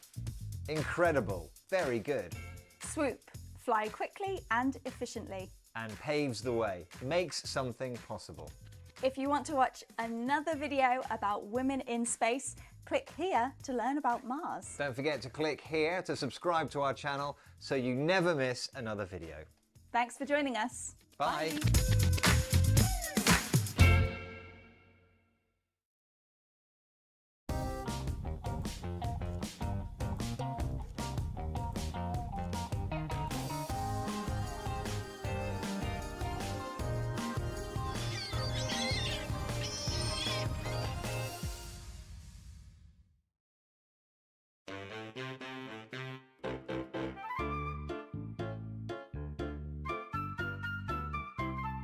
I am in my new apartment. Great! I live with Marcia. We're roommates. I want to cook dinner. Oh! Is there a supermarket near here? Marcia knows. Marcia's work number is 555-8986.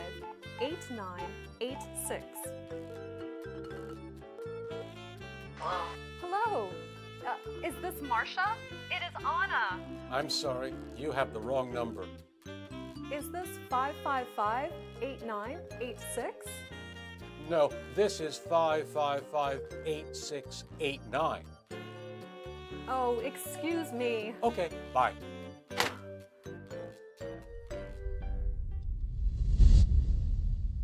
I am sorry. Excuse me. Now you try it.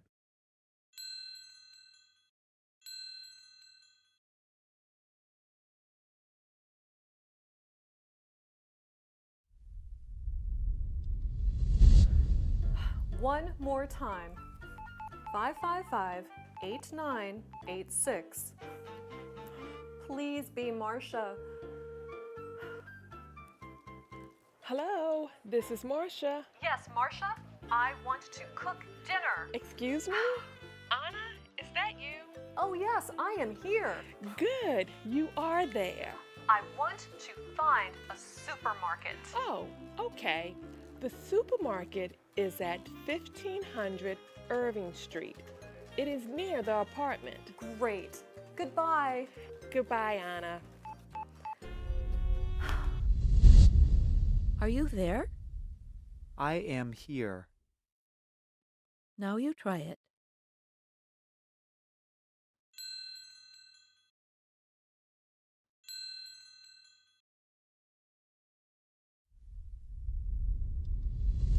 There is a big supermarket on our street, and Marcia says I am a good cook. Until next time, bye.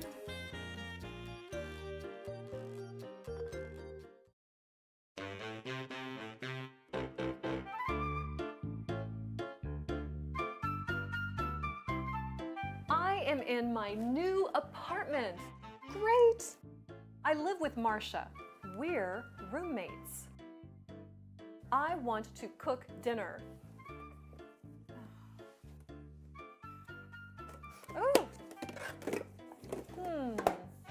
Is there a supermarket near here? Marcia knows. Marcia's work number is 555-8986. Hello, is this Marcia? It is Anna. I'm sorry, you have the wrong number. Is this 555-8986? No, this is 5558689. Oh, excuse me. Okay, bye. One more time. 555-8986. Please be Marcia. Hello, this is Marcia. Yes, Marcia. I want to cook dinner. Excuse me? Anna, is that you? Oh yes, I am here. Good, you are there. I want to find a supermarket. Oh, okay. The supermarket is at 1500 Irving Street. It is near the apartment. Great. Goodbye. Goodbye, Anna. There is a big supermarket on our street, and Marcia says I am a good cook. Until next time, bye.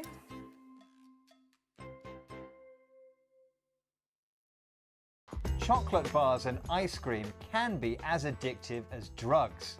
Now, some scientists think they should come with a warning. This is News Review from BBC Learning English. I'm Neil. And I'm Beth. Make sure you watch to the end to learn vocabulary to talk about this story. Don't forget to subscribe to our channel, like this video, and try the quiz on our website. Now the story. The junk food you love might soon have addictive written on it. A major review has found that adding warning labels to ultra-processed food could stop people buying it. Researchers say these foods can have the same addiction symptoms as drugs. They estimate 1 in 7 adults and 1 in 8 children are already addicted to ultra-processed foods. You've been looking at the headlines, Beth. What's the vocabulary? We have labelled, tackle, and slapping. This is News Review from BBC Learning English.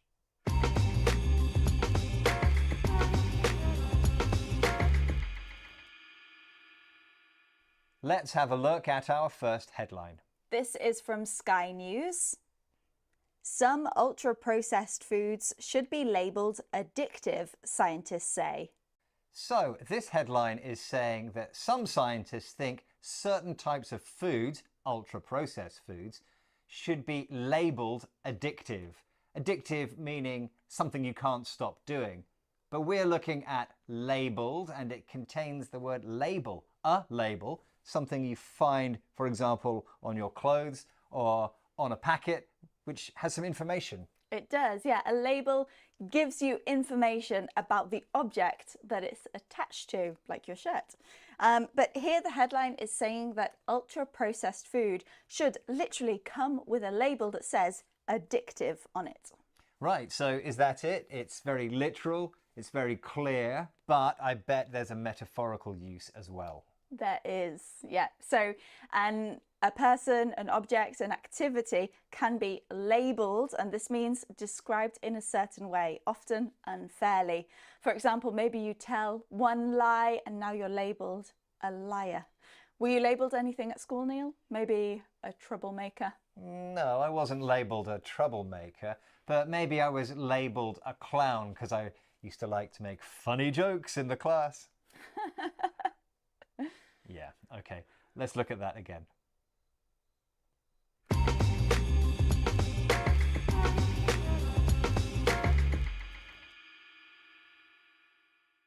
Let's have our next headline. This is from The Times. Label ultra-processed foods addictive to tackle obesity, say scientists. So there's that word label again that we've just been learning about. Scientists say we should label ultra-processed foods as addictive so that we can help to tackle obesity. And tackle is the word we are looking at. Tackle is a word familiar to every football fan. It's when you try to take the ball from the opposition. Is there any connection? Kind of. So in football, the other team are the opposition and you want to beat them. Now, in this story, tackle is used metaphorically. Obesity is what we want to beat or deal with, and that's why the headline says we want to tackle obesity. We need to deal with it. Okay, so how else can we use tackle in this metaphorical way? Well, police might tackle crime in a city. Lots of people are doing what they can to tackle climate change. Yeah, that's right. I've started riding my bike to work to help tackle climate change. Let's look at that again.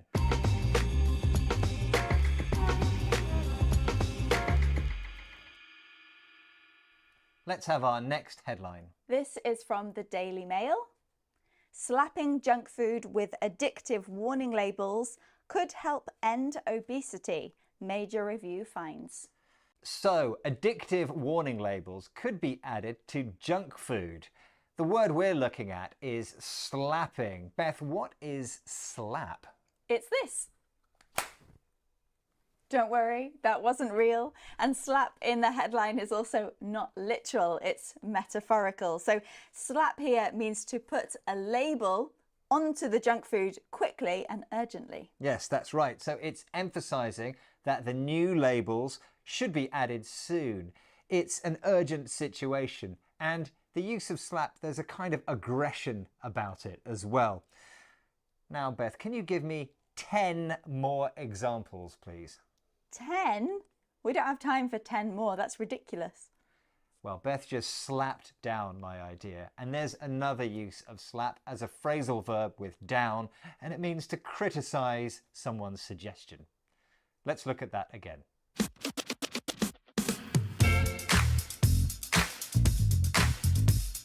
We've had tackle, deal with. Labelled, described in a specific way. And slapping, attaching urgently.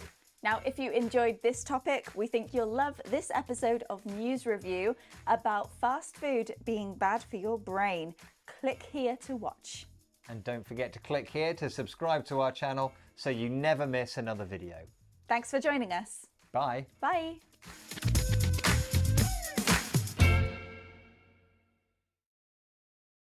Чим військове розмінування відрізняється від гуманітарного? Чим mine clearance відрізняється від mine disposal? Що таке EOD та IEDD? Як сказати in English розмінувальник, група саперів, мінно-пошуковий собака, мінний трал та який засіб для розмінування позначається акронімом MICLIC? Що таке minesweeper, mine clearing roller, mine plow та mine flail? Я Олена Чекрижова, вчителька. Це армійська англійська. Перший в Україні канал, присвячений мовній підготовці українських військовослужбовців. І сьогодні я буду вчити вас говорити про demining – розмінування.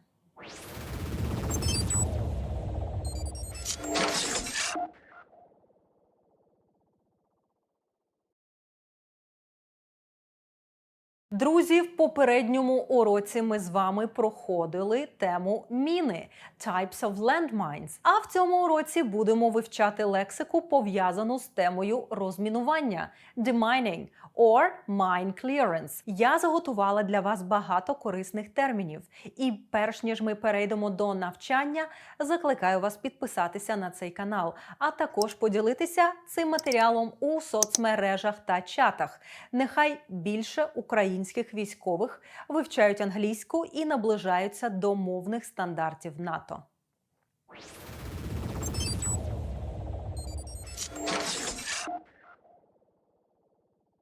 There are two types of demining або mine clearance – military and humanitarian – військове та гуманітарне розмінування. The goal – ціль in military demining is to clear a safe path or a route – розчистити безпечний шлях for the troops and equipment. The goal in humanitarian demining is to make areas of operation safe to inhabit again. Зробити райони операцій знову безпечними для проживання. Оскільки цілі військового та гуманітарного розмінування різні, different, the equipment, techniques та vehicles, які використовуються, також будуть different. Гуманітарне розмінування ми не будемо детально розглядати зараз.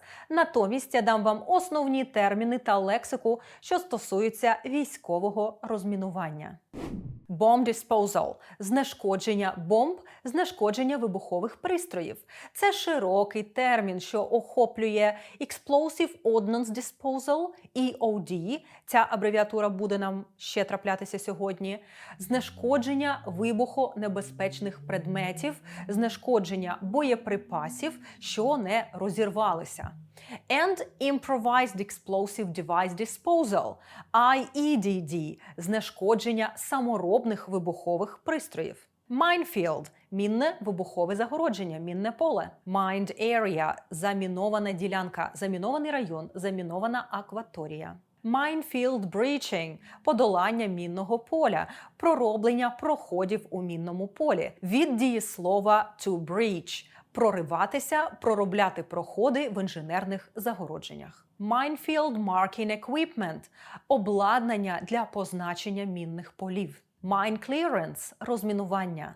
Mine Disposal – знешкодження, утилізація мін. Це процес нейтралізації, neutralizing, приведення у безпечний стан, rendering safe, зняття, recovering, переміщення, removing або destroying mines – знищення мін. Я зібрала для вас низку дієслів на тему розмінування, які узгоджуються зі словом mine. Запам'ятайте їх. To detect a mine – виявляти міну. To locate a mine or a minefield – визначити місце розташування міни або мінного поля. To defuse або to neutralize a mine – знешкодити міну. To destroy a mine – знищити міну. To detonate a mine – підірвати міну. Також у цьому значенні можна почути фразове дієслово to blow up. To blow up a mine.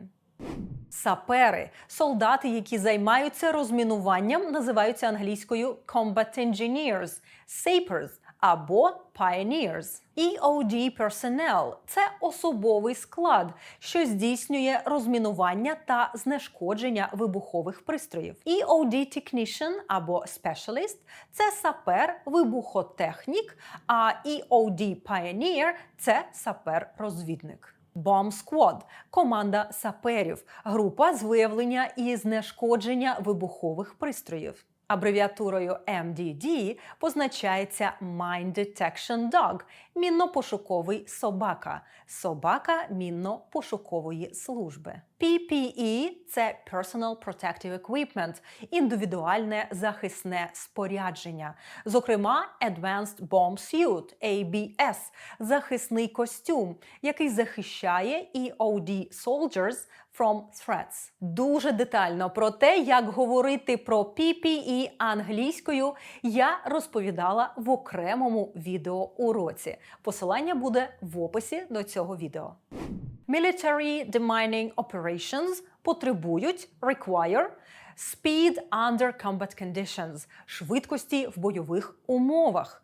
На мінному полі важливо визначити density – рівень концентрації та pattern of dispersion – принцип та площу розсіювання мін. Для mechanical demining можуть використовуватися різні vehicles and devices. Зазвичай вони є mounted – встановленими to a tank or armored military engineering vehicle. Бувають і remote control devices and vehicles – засоби з дистанційним керуванням, such as advanced remotely operated vehicles – транспортні засоби з дистанційним керуванням.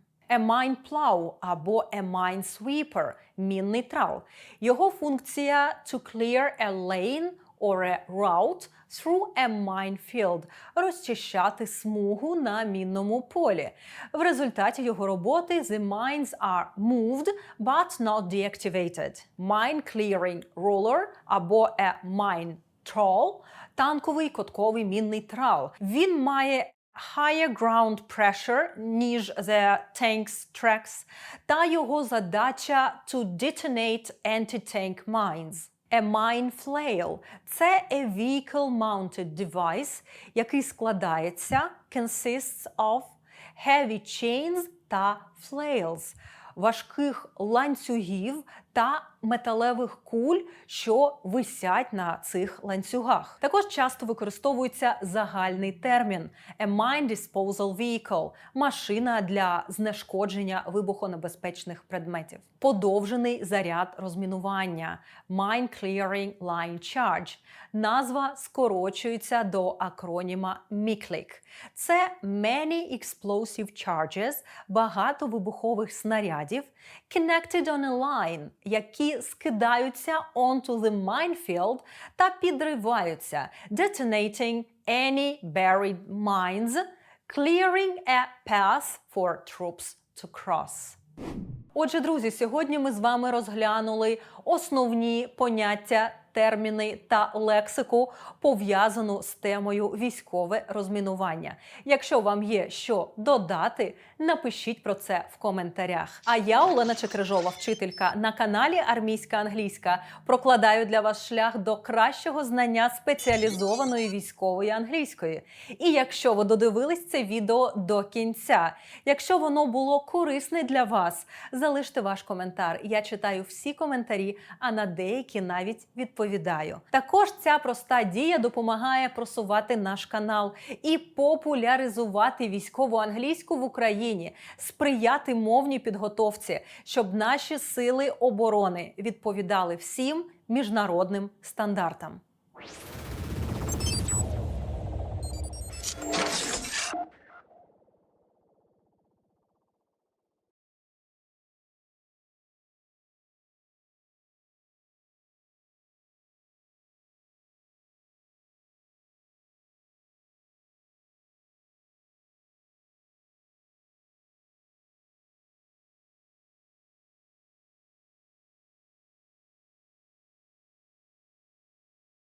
Як сказати віджимання, присідання, станова тяга англійською та як назвати інші вправи, які військові виконують на фізичних тренуваннях? Що входить до Army Combat Fitness Test Та чим Marine Corps Physical Fitness Test відрізняється від Marine Corps Combat Fitness Test? Як розповісти англійською про оцінювання фізичної підготовки в ЗСУ? Це канал Армійська англійська, а я Олена Чекрижова, вчителька. І я не втомлююсь повторювати, що мовна підготовка має бути обов'язковою в Збройних силах України, так само, як і фізична.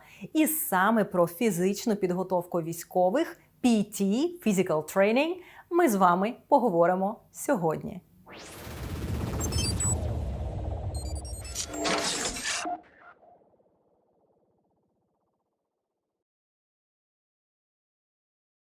Почнемо із назв найбільш популярних фізичних вправ. Push-ups – віджимання, sit-ups – згинання та розгинання тулуба, лежачи на спині, dragging weight – перетягування ваги, lifting weights – підйом ваги, kettlebells carrying – носіння гир, squats – присідання, overhead squat – присідання зі штангою над головою, burpees – берпі, deadlifts – станова тяга, leg tucks – підтягування ніг, supine bicycles – вправа велосипед, лежачи на спині, climbing monkey bar – вправа на рукоході, standing power throw – перекидання м'яча через голову в позі стоячи, windmill exercise – вправа млин, ground combat techniques – бійцівські єдиноборства, stretching exercises – вправи на розтяжку,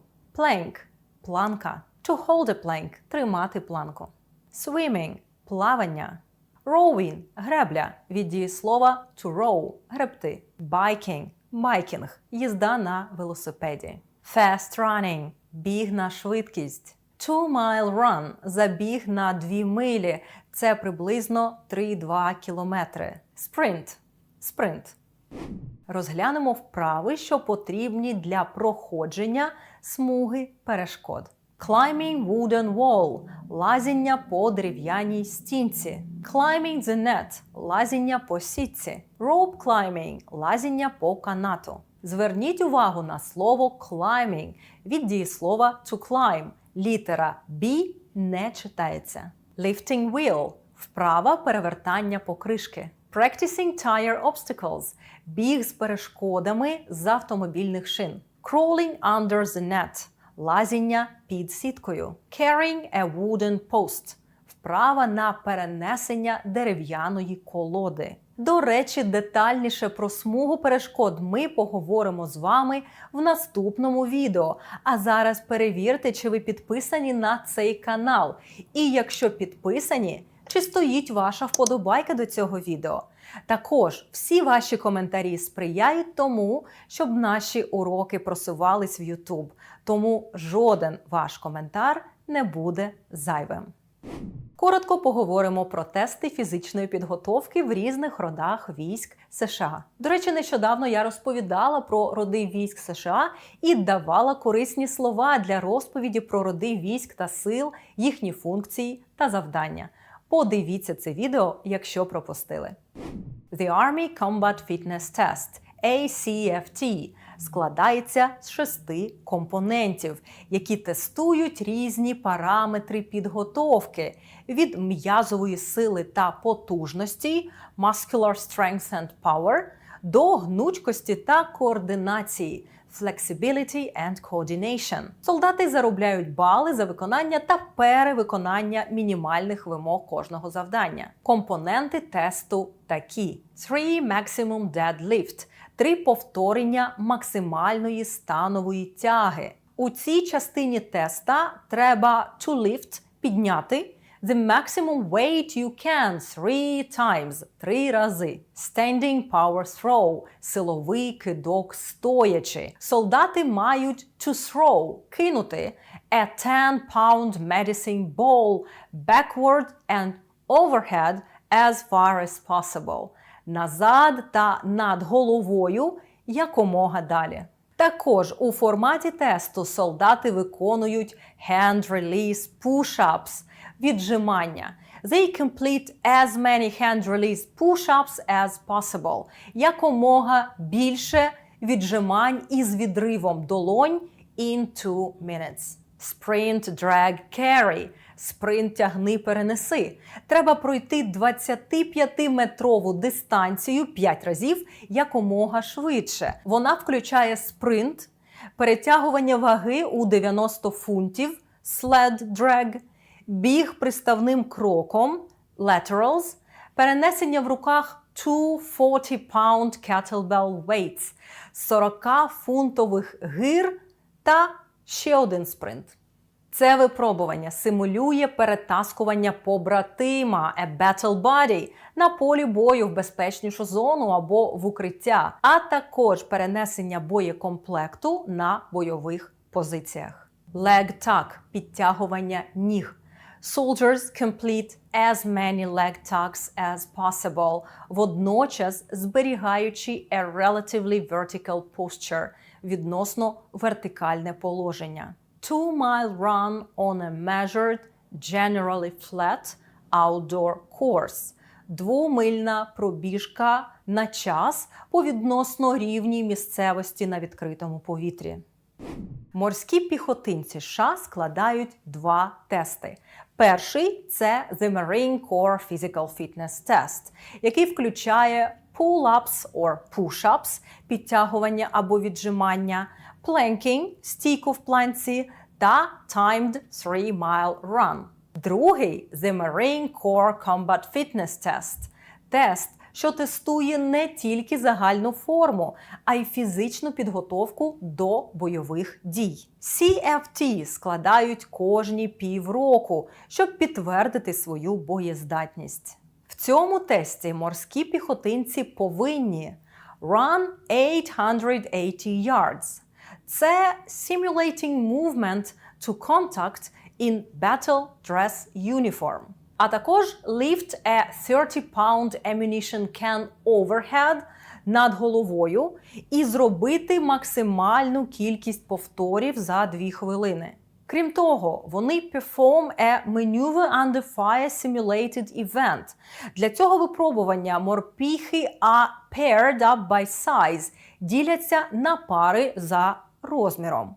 Вони виконують низку задач, у тому числі з перешкодами: sprints, agility course, high crawl, low crawl, body drag, fireman carry, ammo can carry, push-ups and grenade throw. У тестах для Coast Guard берегової охорони та Navy військово-морського флоту присутні тести, що перевіряють здатність плавати. Тому до тренувань додаються Complete Swim Circuit – вправи на плавання, а також Cardio-Respiratory Fitness – кардіореспіраторний фітнес, Swim, 1.5-mile run, Stationary bike – плавання, біг на 1,5 милі, велотренажер. В інтернеті ви можете знайти безліч відео та статей англійською, присвячених саме фізичній підготовці військових, які поповнять ваш словниковий запас іншою лексикою. А завершити урок я хочу короткою розповіддю про Physical Training Assessment – оцінювання рівня фізичної підготовленості in the Ukrainian Army.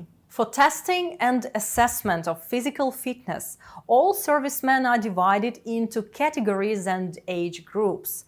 Усі військовослужбовці поділяються на категорії та вікові групи, depending on their occupation requirements, залежно від вимог їх службової діяльності. До тесту з оцінювання фізичної підготовки входять такі вправи: pull-ups on a crossbar – підтягування на перекладині, 100-meter run – біг на 100 метрів, 3-kilometer run – біг на 3 кілометри, 2-kilometer run – біг на 2 кілометри, sit-ups – згинання та розгинання тулуба, push-ups – згинання та розгинання рук в упорі лежачи. Assessment – оцінювання проводиться за сумою балів, points, taking into account a gender, з урахуванням статі. Щоб розповісти про те, які вправи ви виконуєте, як тренуєте щодня, застосовуйте лексику цього уроку, а з граматики вам знадобиться час Present Simple – детальний урок з простим зрозумілим поясненням, як цей час вживати та утворювати, ви знайдете на нашому каналі. Ще раз нагадаю вам, що до мовної підготовки варто ставитись так само серйозно, як і до фізичної. Щоб сприяти цьому і допомогти українським Збройним силам опанувати English якомога швидше, ми з командою волонтерів працюємо щоденно і готуємо ці відеоуроки та інші спеціалізовані матеріали саме з військової англійської. Усе, по суті, тільки те, що знадобиться військовим у роботі. Я Олена Чекрижова, вчителька. Це канал Армійська англійська, який просто зараз, будь ласка, візьміть та порекомендуйте вашим знайомим та колегам, щоб якомога більше українських захисників вивчали англійську з нами. Побачимося в наступному уроці.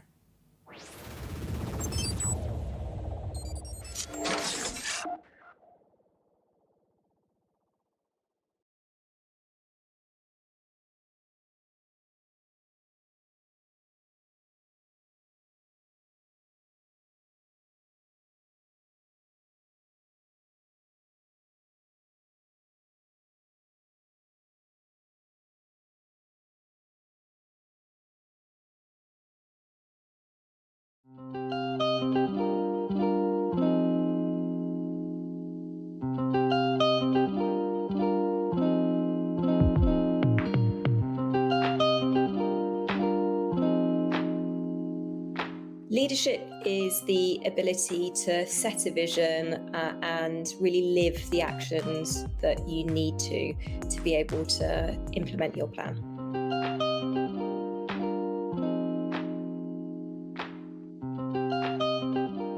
One of the most surprising things I've learned about leadership is definitely that you grow the more you ask for help.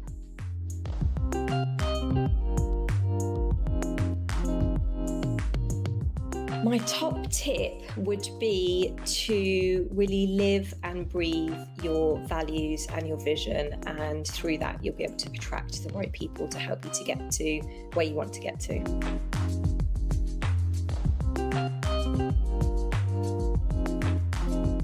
So you just have to walk the walk as well as talk the talk. Leaders really shouldn't direct and then actually take actions that go against those directions and instructions.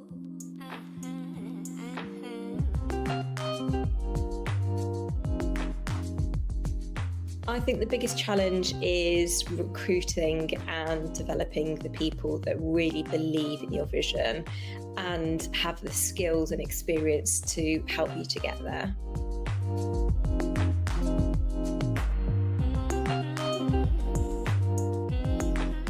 I wish I could spend more time supporting and developing people who are going to help us to get to achieve our vision.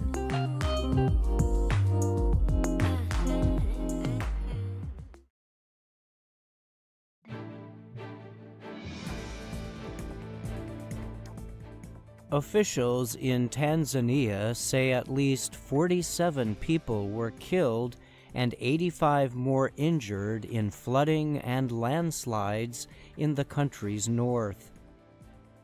Indonesia says rescuers have found the remains of 11 climbers following the burst of the Mount Merapi volcano in West Sumatra.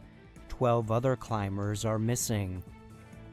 In Venezuela, voters approve a proposal to claim rule over territory disputed with neighboring Guyana. And in Uganda, a 70-year-old woman gives birth to twins at a hospital in the capital, Kampala, making her one of the world's oldest new mothers.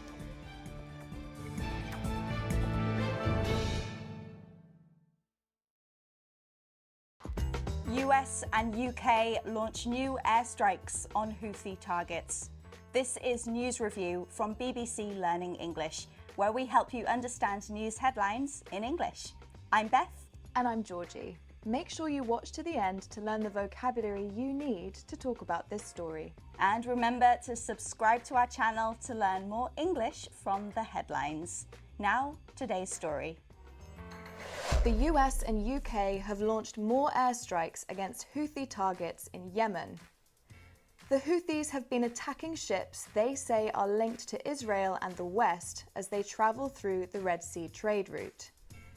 The UK and US said that they were trying to protect the free flow of commerce. You've been looking at the headlines. What's the vocabulary that people need to understand this story? We have fresh, deal another blow, and send a clear message. This is News Review from BBC Learning English.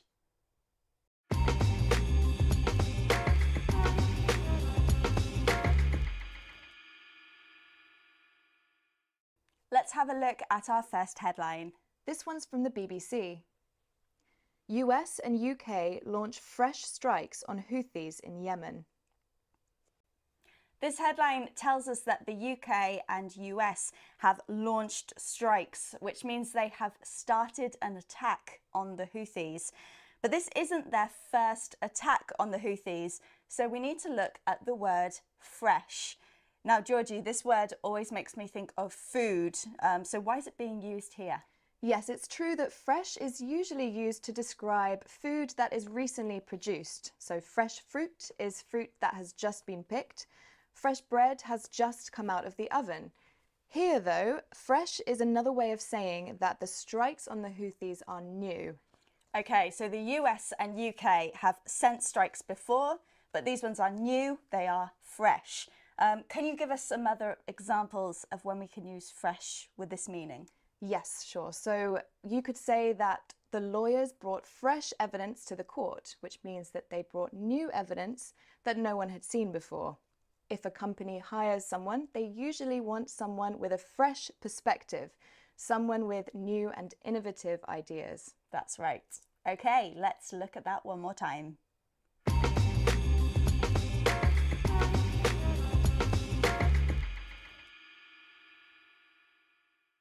Let's have our next headline. This one's from the Evening Standard. Fresh UK and US airstrikes on Houthi targets deal another blow to militants. This headline gives us a quote from the UK's Defence Secretary, Grant Shapps, who says that the strikes deal another blow to the Houthis. Now, deal a blow is the expression we're looking at. Georgie, can you break this down for us? Yes, well, it's got two parts. We've got deal and blow. So deal in this sense is another way of saying give out or distribute. So imagine in a card game, we deal cards to the other players. Blow in this sense is another word for a big hit or a sudden impact. Right, so deal a blow in this case sounds very literal because the US and UK have given, that's deal, the Houthis a big hit, and that is the blow because of these airstrikes. Now, I'm guessing that this has a metaphorical meaning as well. That's right, and I think both are relevant here. So in a metaphorical sense, it can be used when something causes a significant problem or setback. So in this story, the purpose of the strikes was to cause problems for the Houthis so that they would be weaker and less able to attack ships in the Red Sea. Can you give us another example? Yep, so we can say that the pandemic dealt an enormous blow to the economy. It damaged it. Notice here how the past form of deal is dealt, which has a different pronunciation. So we're going from the sound E to the sound E. Yes, we have deal and dealt. Okay, let's look at that again.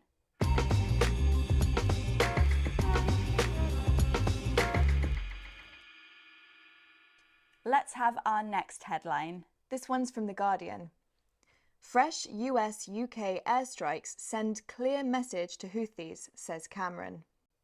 Now this time we're hearing from the UK's Foreign Secretary, David Cameron, and we're looking at his phrase, send a clear message.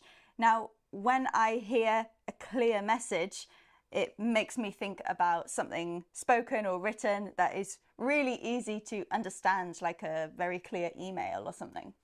Yes, but in this story, the US and UK governments say they are sending a clear message to the Houthis with airstrikes. And the message here, according to Cameron, is that if the UK gives a warning, then it will do what it says. Now, we hear this phrase a lot in a very literal sense. This morning I sent a clear message, a text message, to my mum.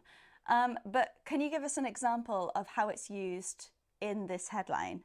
Yes, so imagine a company decides to remove all single-use plastic from its packaging. You might say that this sends a very clear message that it cares about the environment and sustainability. Yes, that's right. Okay, let's have a look at that one more time.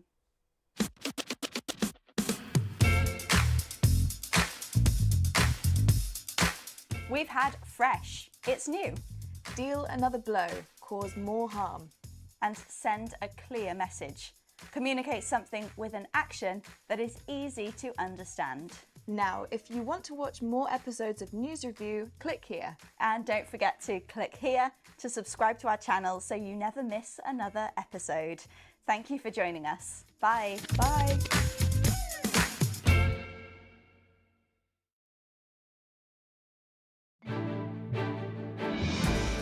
In Hong Kong, the trial of media businessman Jimmy Lai begins. Lai faces national security charges, carrying a possible sentence of life in prison. Japanese Prime Minister Fumio Kishida condemns North Korea's missile test, which South Korea's military says flew 1,000 kilometers before landing in the sea. Iraqis vote in the first provincial elections in 10 years. Parliamentary elections are planned for 2025. And Kenya and the European Union sign an economic partnership agreement. The deal reduces import taxes and other costs between Europe and the East African nation.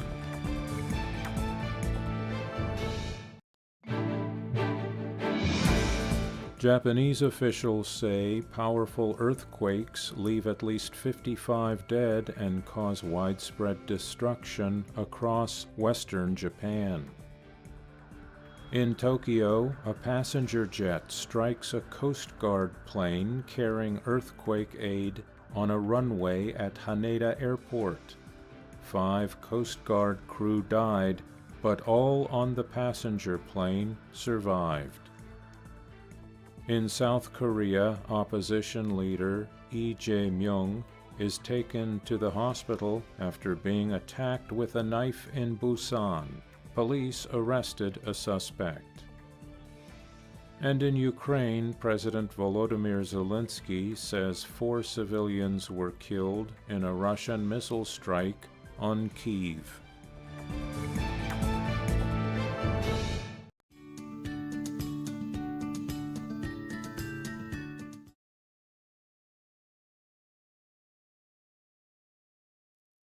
Base.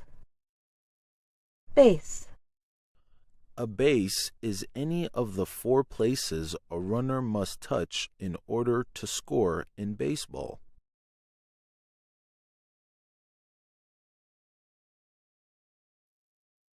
Baseball. Baseball. Baseball is a game played on a large field by 2 teams of 9 players who try to score runs by hitting a small ball with a long rounded stick and then running to each of the 4 places a runner must touch in order to score without being put out.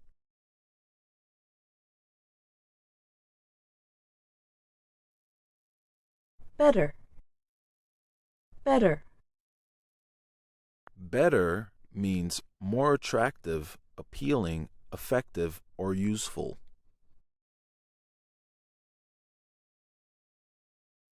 Bike.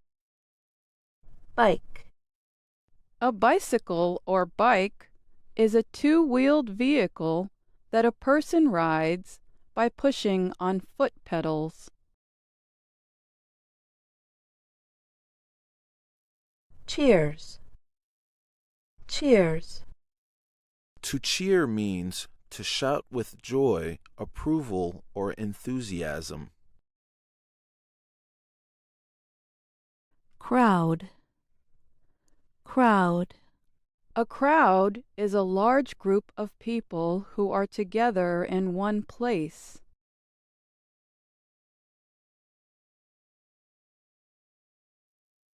Earlier. Earlier. Earlier means before the usual or expected time. Extra. Extra. Extra means more than is usual or necessary.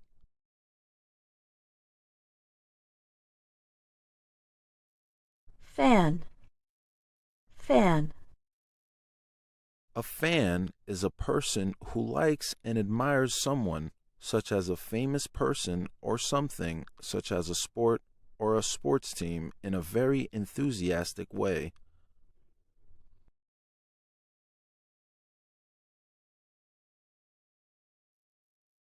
Faster. Faster. Faster means with great speed.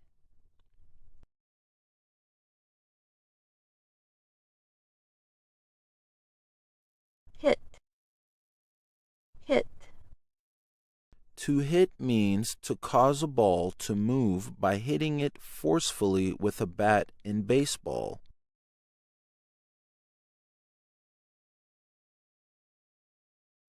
Hit. Hit. A hit is when a baseball player is able to successfully swing the bat and connect it with the ball.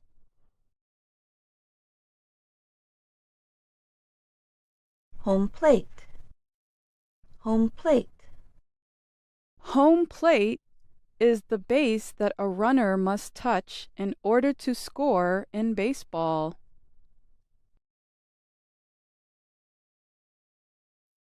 Home run. Home run. A home run is a hit that allows the batter to go around all the bases and score a run in baseball.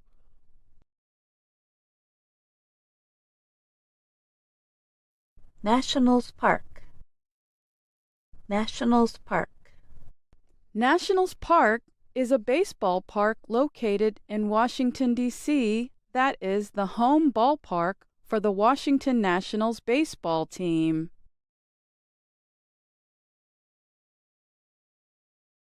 Online. Online. Online means done over the internet. Pitch. Pitch. To pitch means to throw a ball to the player who is trying to hit the ball in baseball.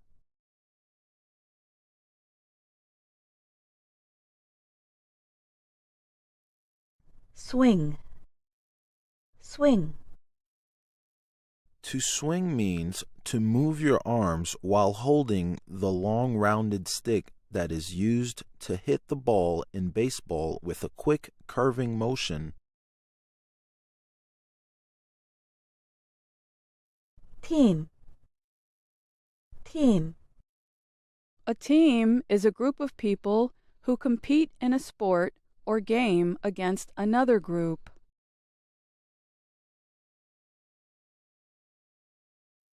Van. Van.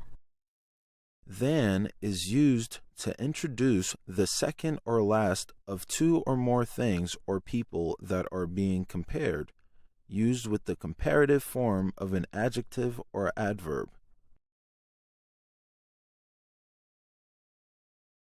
Ticket. Ticket. A ticket is a piece of paper that allows you to see a show, participate in an event, or travel on a vehicle.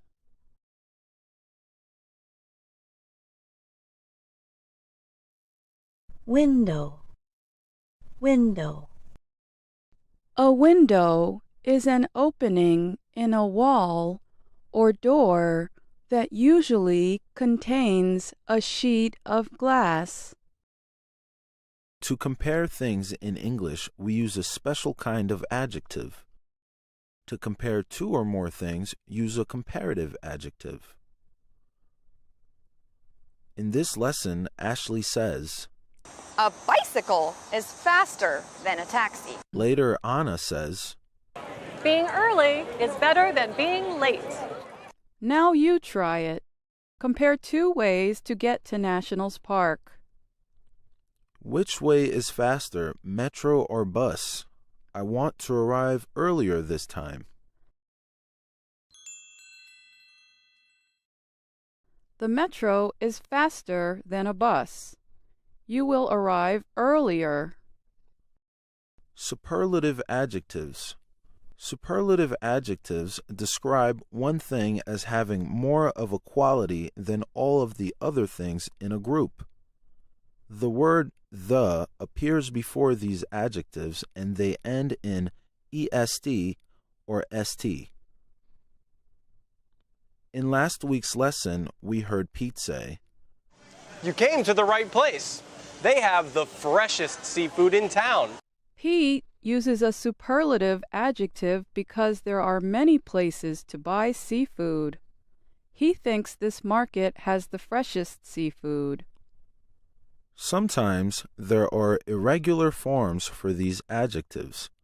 For example, best is the superlative adjective for the word good. Better is the comparative adjective for good. Listen to Pete as he uses a superlative adjective to describe the crabs. The crabs here are delicious. They are the best because they come from the nearby Chesapeake Bay. In this lesson, Anna says, The metro was a lot faster than a bus, taxi, or bike. For the adjective fast, the superlative is fastest. Now you try it. Compare 4 ways to get to Nationals Park. What is the best way to get to Nationals Park? Metro, bus, taxi, or bike?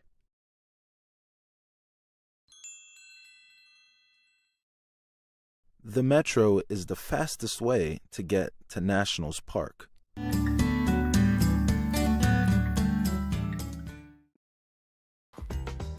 A Nobel Prize for the COVID vaccine scientists. This is News Review from BBC Learning English. I'm Beth. And I'm Phil.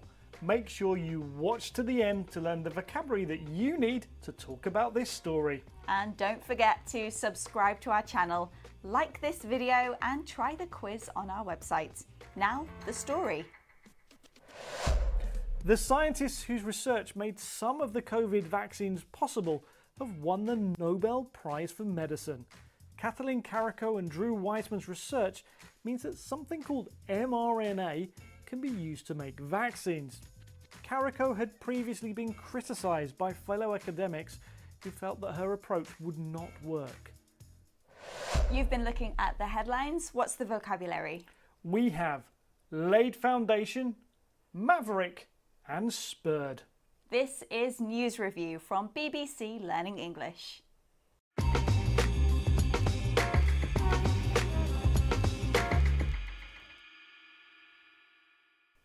Let's have a look now at our first headline. This is from the Washington Post. Nobel Prize in Medicine awarded to scientists who laid foundation for messenger RNA vaccines. As this headline says, the Nobel Prize in Medicine has been awarded to the scientists whose research led to the development of certain COVID vaccines. Let's look at laid foundations though. Isn't foundations something to do with building? Yes, a foundation is the bit that's at the bottom of the building, often under the ground, and it's the bit that you build or lay first, and then everything else is built on top of it. Okay, but this headline isn't about buildings, so Are there other things that we can use the word foundation for? Well, we use this idea that a foundation supports other things. So, for example, when you're learning a language, if you know grammar very well, then that's a good foundation to learn the rest of the language. It supports learning the rest of the language. Okay, so the research that these scientists carried out supported the development of the mRNA vaccines. It laid the foundation for them. Now, Beth, could you say that visiting the BBC Learning English website every day lays a great foundation for learning English? Do you know what? I think you could, and you should. Okay, let's look at that again.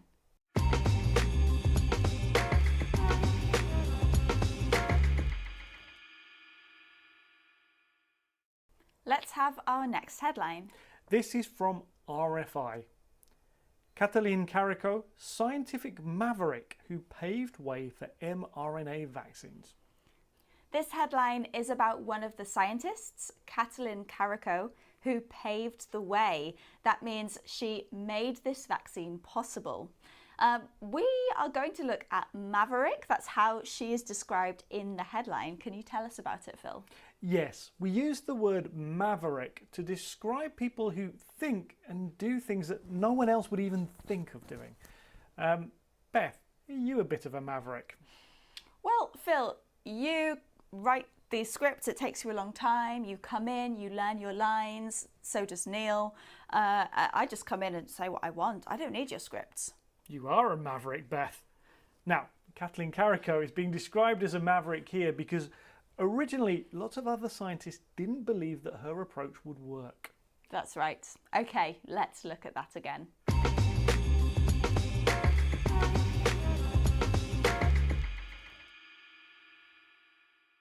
Next headline, please.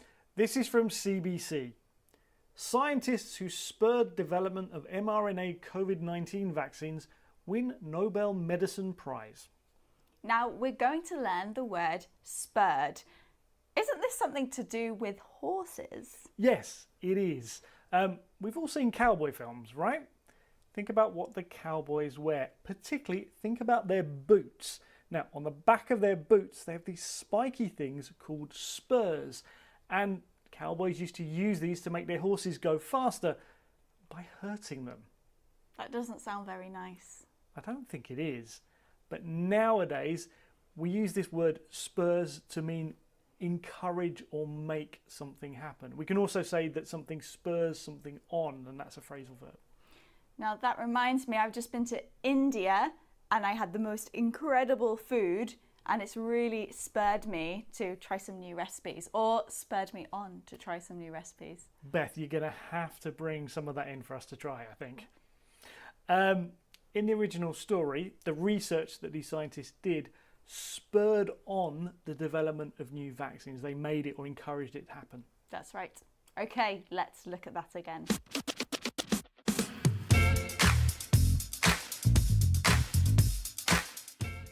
We've had laid foundations, made something possible.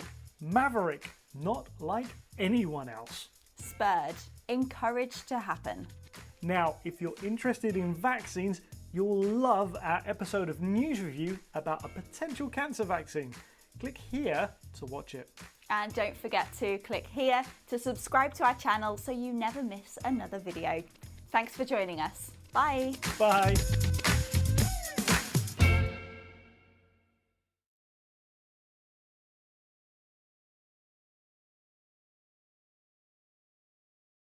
Що таке enlistment та conscription? Чим to deploy відрізняється від to assign?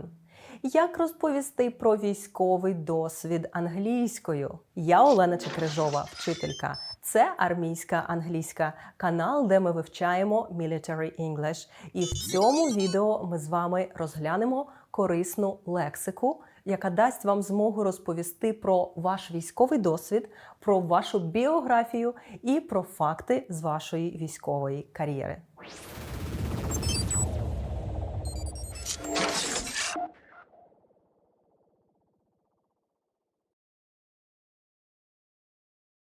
Сьогоднішня тема важлива, по-перше, тому що стандарт НАТО з мовної підготовки вимагає від військового вміння розповідати про свою біографію, спілкуватися з колегами, брати участь у дискусіях, брифінгах, дебрифінгах, проходити інтерв'ю і описувати події минулого. По-друге, не секрет, що іноземні збройні сили дуже зацікавлені в тому, щоб дізнатися більше про досвід наших українських захисників. І вже стоять в черзі, щоб повчитися у вас. І вже дуже скоро ви зможете спілкуватися з ними англійською і розповідати про ваш військовий шлях, якщо будете уважно дивитися мої уроки і виконувати практичні завдання. Основа будь-якої історії, будь то біографія, дебрифінг або байка, яку ви розповідаєте побратимам, це дієслова, дії, опис саме того, що ви робили. У попередньому відео я розповідала вам про час past simple для опису фактів та подій, що завершилися в минулому. І якщо ви уважно його дивилися, то пам'ятаєте, що дієслова діляться на правильні та неправильні. І сьогодні ми зустрінемо і ті. А також ми зустрінемо уже знайоме вам із попередніх уроків дієслово to be – бути, але в минулому часі. In the past воно має дві форми – was та were. Був, була, було, були. Форма залежить від особи та від того, однина чи множина. В однині з I, he, she, it використовуємо was. З you в однині та в множині we та they вживаємо were. Усі правила утворення стверджень, заперечень та питань з was, were такі ж самі, як і для to be в теперішньому часі. Якщо ви пропустили або підзабули відеоурок про дієслово to be і розповідь про себе в теперішньому часі, подивіться його. Окрім того, сьогодні ми зустрінемо речення в пасивному стані. Тобто, коли не ви активно щось робили, а з вами щось робили. Наприклад, народили, доправили, перевели, відзначили. І англійською ми будемо казати «я був народжений», «я був доправлений», «мене було переведено» і так далі. Тут нам потрібна вже третя форма дієслова. Починаємо розповідь про свій досвід із загальних фактів. I was born in. Я був народжений, та після in ви ставите рік або місто. З роками використовуємо прийменник in, і щоб тут і далі правильно називати дати, зверніться до уроку про numbers, де я пояснюю, як це робити англійською. Щоб розповісти про свою освіту, можете сказати I graduated from і вказати навчальний заклад або університет. Я закінчив, випустився з. I joined the armed forces in. Я вступив до Збройних сил у такому-то році. Наприклад, I joined the armed forces as a military volunteer in 2014. I was mobilized in 2018. To enlist – це приходити на військову службу, вступати на військову службу, добровільно завербовуватися. Або набирати, вербувати, зараховувати на військову службу. To enroll – зараховувати на службу. Ви можете сказати I enlisted, I was enrolled або I was recruited. Мене було зараховано на військову службу. Незайвим також буде слово conscription – військова служба по призову, призов громадян на військову службу або військова повинність.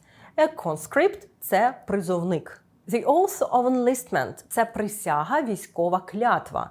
To take the oath of enlistment – це складати з присягу. До речі, to take – це неправильне дієслово. Три форми – take, took, taken. Тож ви кажете I took the oath of enlistment a year ago. I served in. Я служив у такому-то місті, у такому-то підрозділі або у такому-то роді військ. My rank was. Моє звання було. I was promoted from to. Мене було підвищено по службі з і до такого-то звання. Також можете сказати I rose through the ranks або I progressed through the ranks. Я просувався у званнях до якогось конкретного рангу. Рости, підвищуватися – to rise, rose, risen. Щоб докладніше розповісти про підрозділи, передивіться урок, присвячений цій темі. А щоб згадати звання, зверніться до уроку про Military Ranks, а також знайдіть українські відповідники вашого звання званням НАТО. To drill, to train, or to exercise in military operations – це відпрацьовувати, тренувати навички військових операцій. To enter training – починати військові навчання і вказуєте, які саме. Наприклад, I entered a marksmanship training – навчання зі стрільби. Або I entered an aerial reconnaissance training – навчання з аеророзвідки. To undertake pre-deployment training – пройти навчання перед розгортанням військ, перед доправленням на бойове завдання. Про навчання ви можете сформулювати речення такого типу. I undertook a training for anti-aircraft gunnery, where I was trained as an anti-aircraft gunner. Я пройшов навчання зенітної артилерії, де мене тренували як стрільця-зенітника. У розповіді про військову кар'єру важливе слово to deploy – розгортати, розгортатися, переміщуватися, розміщуватися. Воно часто вживається в пасивному стані. I was deployed to the east of Ukraine. Також необхідне слово deployment. My first deployment was to the Luhansk region. Our unit changed the area of deployment. A permanent duty station, PDS, постійне місце призначення. A temporary duty, TDY, тимчасове призначення. Наприклад, our PDS was in the north, but I spent 6 months on temporary duty in southern Ukraine. To assign – призначати. To assign a mission – призначати завдання. To assign to a post – призначити на пост. To be assigned – бути призначеним. An assignment – призначення, завдання, задача. Також у військовій сфері у значенні призначення, завдання, задача використовують слово mission. I was given an assignment. Мені призначили завдання. I was assigned a combat mission. I was assigned the post or the position of CVCO, Combat Vehicle Commander. Мене було призначено на посаду командира бойової машини. Posting – це переведення по службі. To be posted – бути призначеним на посаду або переведеним. I was posted to another garrison. Мене було переведено в інший гарнізон. I got a posting to another brigade. Я дістав переведення в іншу бригаду. Якщо вам треба розповісти, наприклад, на інтерв'ю або в приватній розмові, чим саме ви займались на службі, за мить я дам вам ще кілька корисних фраз. А просто зараз перевірте, чи ви вже підписані на канал Армійська англійська. Якщо ви додивились аж сюди, значить матеріал точно корисний. І якщо ви все ще не підписані, ви маєте натиснути кнопку підписки просто зараз. А ще напишіть ваш коментар, як просувається ваше оволодіння англійською з моїми уроками, бо кожен ваш коментар – це внесок у просування нашого проєкту і зворотній зв'язок для мене. А якщо ви бажаєте зробити більш вагомий внесок, ви можете стати нашим меценатом або одноразово підтримати наш проєкт фінансово. Ваша підтримка дає нам змогу робити більше уроків та матеріалів із військової англійської. Про військові нагороди або відзнаки можна розповісти в такий спосіб. I received awards, medals, commendations for something. Наприклад, for special assignments. Я дістав нагороди, медалі, похвали за виконання спеціальних завдань. I was honored with an order for courage. Мене було відзначено орденом за мужність. Якщо ви згадуєте про поранення, про це ви можете сказати, використовуючи, наприклад, такі фрази. I was injured. Мене було травмовано as a result of a mine explosion. Або I was wounded. Мене було поранено by bomb blast fragmentation. Rehabilitation treatment – це реабілітація. To be admitted for rehab treatment – бути прийнятим на реабілітаційне лікування. To retire – виходити на пенсію. veterans and retirees, ветерани та військові пенсіонери. Також у Збройних силах багатьох країн є таке поняття, як transitioning to civilian life – перехід від військового життя до цивільного. А вже ж, коли ви розповідаєте про вашу військову кар'єру в Україні іноземцю, важливо враховувати багато чинників. Різницю між системами Збройних сил різних країн, різницю між порядком вступу на службу та військовою підготовкою в Україні та інших країнах Заходу, особливості вашої посади, спеціалізації і ваш унікальний військовий шлях. Тому сьогодні я дала вам загальний вокабуляр, а для більш детального опису ваших військових досягнень шукайте лексику, фрази, складайте вашу заготовку, щоб на зустрічі з закордонними колегами ви могли розповісти англійською про свій досвід. А щоб вам було легше скласти власну розповідь про своє минуле, послухаємо приклад розповіді про військову кар'єру. My name is Tim. I was born in Livonia, Michigan, USA, and I graduated from Brighton High School in 1988. I enlisted in the US Army 1 year after high school. I joined the Army and took the oath of enlistment in June 1989. I did basic training and advanced individual training, AIT, at Fort Knox, Kentucky. Then I was stationed at Fort Polk, Louisiana. I served as a cavalry scout and specialized in reconnaissance. Every month we trained with weapons, land navigation, and first aid. For the last 7 months of my enlistment, I drove for the squadron's lieutenant colonel. In April 1991, my cavalry squadron deployed to California to train in the high desert. After that deployment, my division, 5th Infantry Division, was to deploy to Saudi Arabia for Operation Desert Storm, but the war finished so quickly, and so we did not deploy there. I served for 2 years. I started as a private, but when I finished my contract, I rose through the lower ranks to private first class. After my 2-year enlistment finished, I served in the reserves for 6 more years.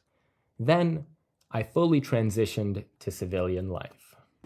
На цьому все. Якщо сьогоднішній урок був корисним для вас, залишайте ваші коментарі, підписуйтесь на Інстаграм та Телеграм армійської англійської. Допомагайте нам поширювати інформацію про наш освітній проєкт. Бо щоденно я, Олена Чекрижова, вчителька, та наша команда працюють над створенням відеоуроків з метою якомога швидше озброїти українське військо англійською мовою і якомога швидше перемогти клятого ворога.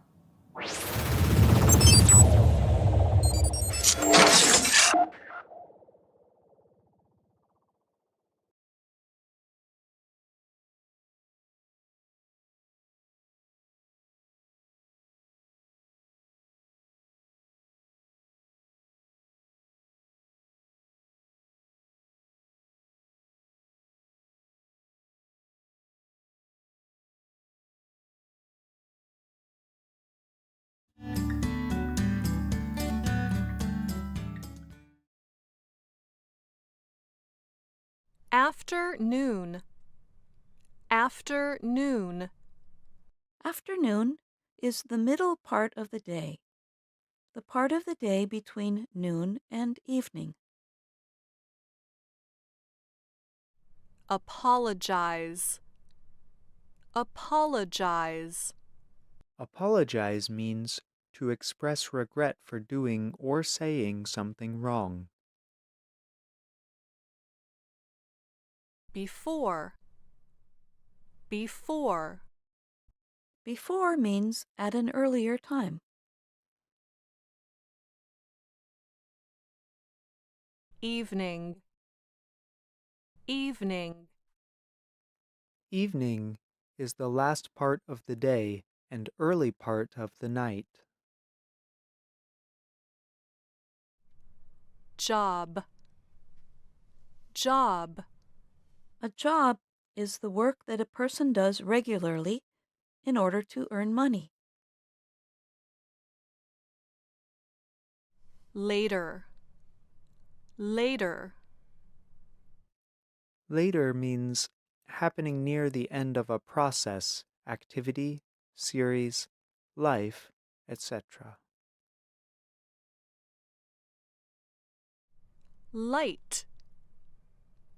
Light. A light is a source of light, such as an electric lamp.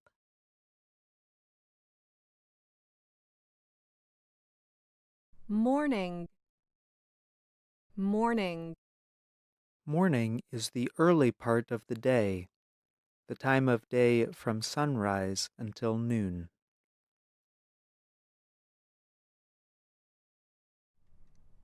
Now. Now. Now means at the present time. Studio. Studio. A studio is the building or room where an artist works. Surprise. Surprise. A surprise is an unexpected event or piece of information.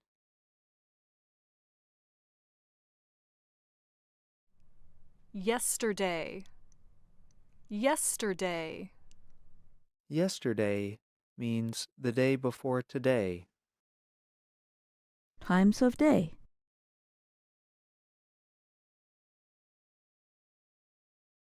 Today is a new day. Let's not talk about yesterday.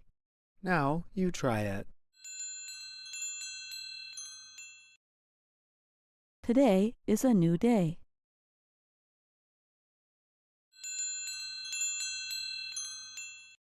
Let's not talk about yesterday. Every day I do my morning show. Now you try it. Every day I do my morning show. Come by this afternoon. Now you try it.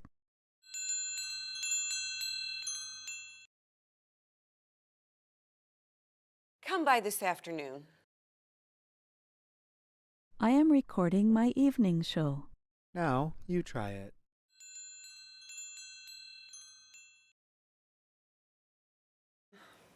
I am recording my evening show.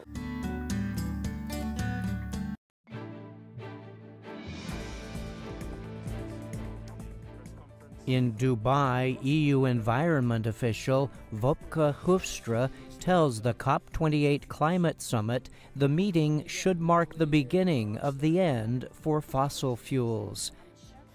In Egypt, the chief of the U.S. Agency for International Development offers $21 million in aid to Gaza for a hospital.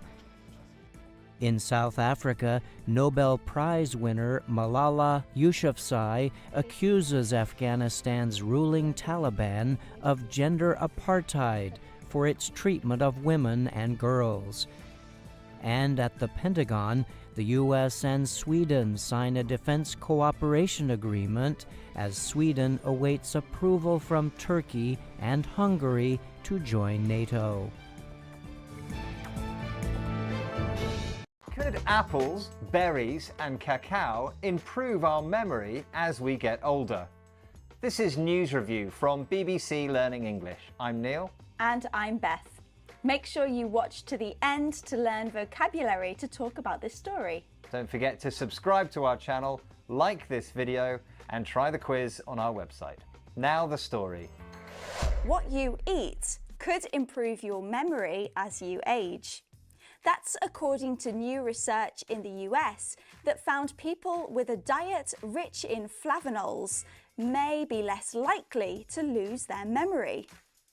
The substance is found in tea, berries, apples and cacao, the seed that chocolate is made from.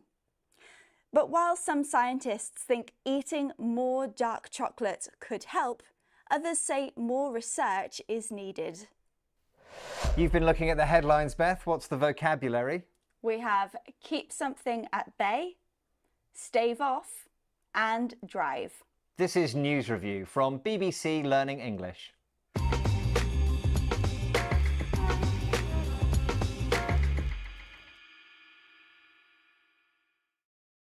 Let's look at our first headline. This is from the Mail Online. 6 squares of dark chocolate a day may keep the memory loss at bay. So this headline is suggesting that eating dark chocolate can help prevent you from losing your memory as you get older.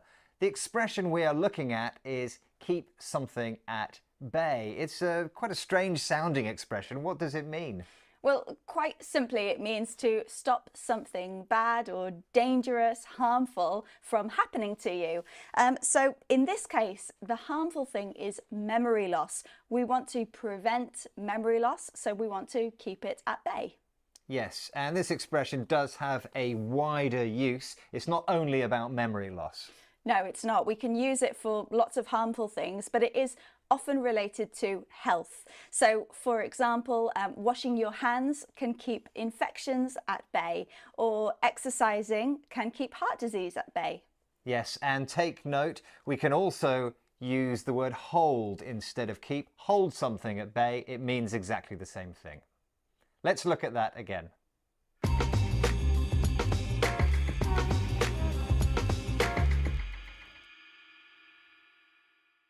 Let's look at our next headline. This is from The Guardian.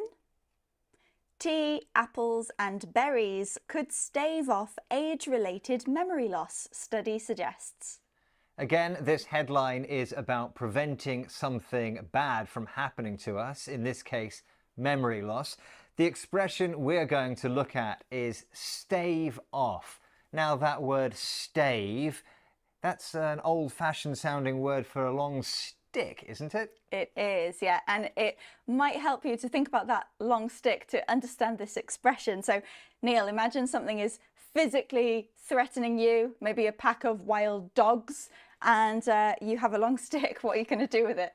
Well, if a pack of wild dogs was attacking me, I would use the long stick to protect myself. Maybe I could wave it and the dogs would go away. That's a strong mental image. It might help you to remember the meaning of this phrasal verb, but actually we don't usually use stave off in a literal sense anymore. We don't, but it does have the same meaning. It just means to prevent something bad from happening, just like our first expression, keep something at bay. And again, this is something we often use with health. Some people say that drinking orange juice can stave off a cold, but we can also use it to mean prevent other general negative things. Yes, and one more interesting thing to note, stave off is a phrasal verb, and it's the kind of phrasal verb that you can split in the middle. So you can say orange juice staves off colds, or you can say orange juice staves colds off. Let's look at that again.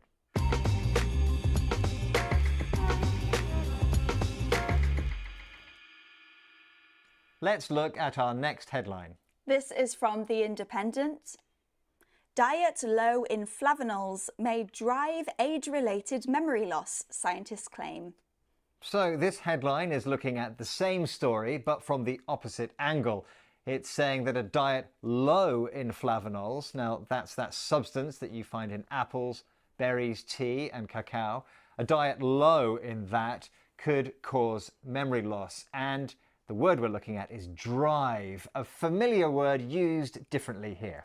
Yes, but we're not talking about cars here. So drive actually has a wider meaning than the one we all know connected to cars and driving. It can also mean to force something in a certain direction.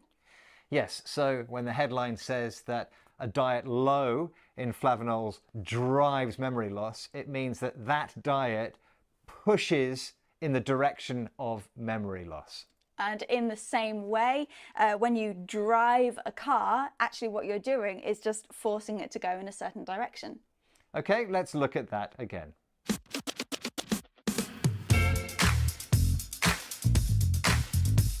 We've had keep something at bay, prevent something bad affecting you. Stave off, also prevent something bad affecting you. And drive, force in a certain direction. Did you know that exercise can also help our brains? To learn more, watch this episode of News Review. Don't forget to click here so that you can subscribe and never miss another video. Thanks for joining us. Bye. Bye.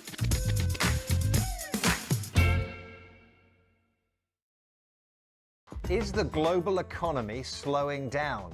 The World Bank thinks we're heading for recession.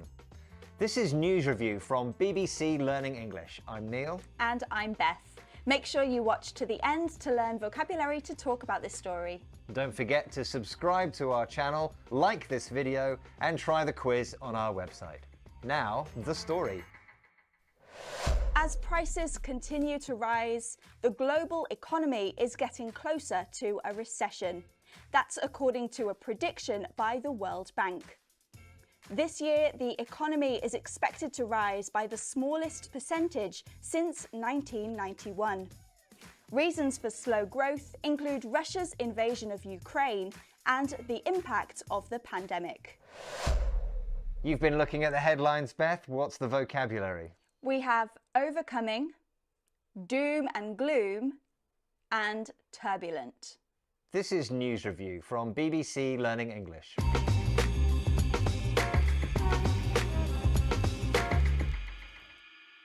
Let's take a look at our first headline.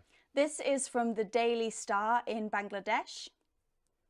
Overcoming looming economic challenges in 2023. Okay, let's start with a definition of recession because that's what this story is about. A recession is a period of 2 or more quarters, that's 3-month periods, when the economy shrinks.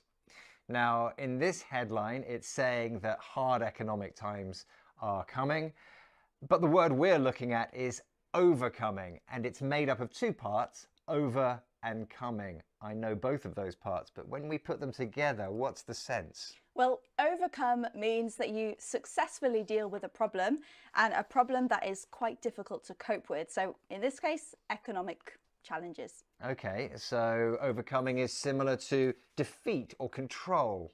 Yeah, that's right. So if you are very shy, you might overcome your shyness, you gain control of it and become more confident. Yeah, or you might be playing sports, let's say football, and if you overcome the opposition, it means you beat them. But it's not just beating. With overcome, there is a sense of real struggle. It wasn't easy to win. Yeah, that's right. And we also use this in the passive, but it has a slightly different meaning, doesn't it? Yes, if you are overcome by emotion, it means you have a very strong reaction. You feel it very strongly. You might have a physical reaction. You might shake with fear or cry. Yeah, and it's not only used with negative emotions, it's used with positive ones as well, like joy or excitement. Okay, let's look at that again.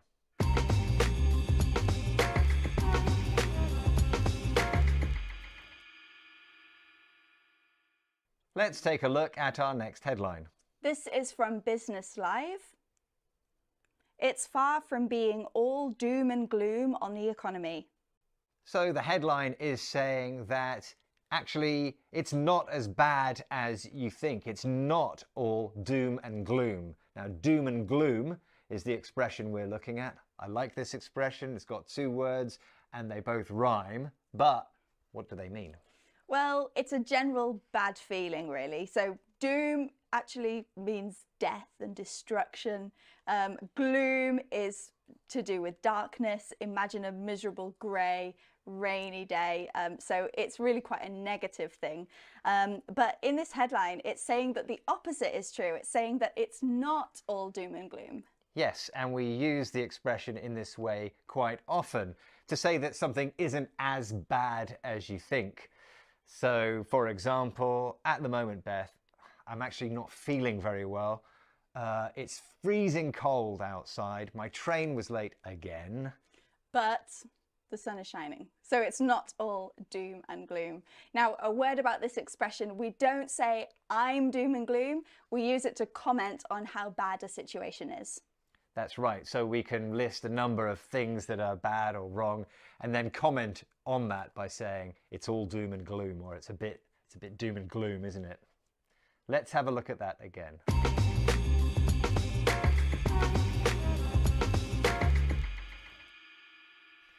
Time for our next headline. This is from the New Straits Times.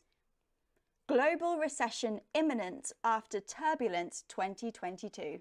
Okay, so a recession is imminent. It means it's just about to start.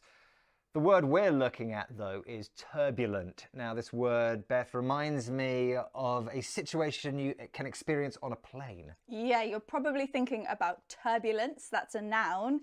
So if you're on a plane and the pilot says, put your seatbelt on, the plane is going to get a bit unsteady, things might start falling down. This is turbulence. Yes, that is turbulence. I really don't like turbulence. The word we're looking at, though, is turbulent, which is the adjective. Tell us more.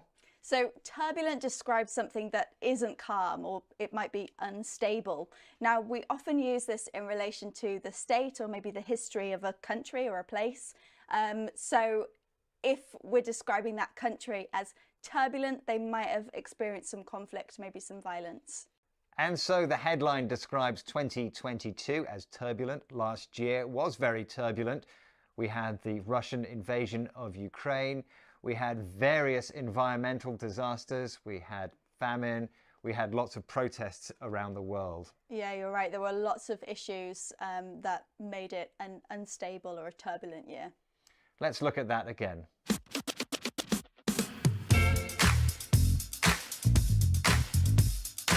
We've had overcoming, dealing with a difficult problem.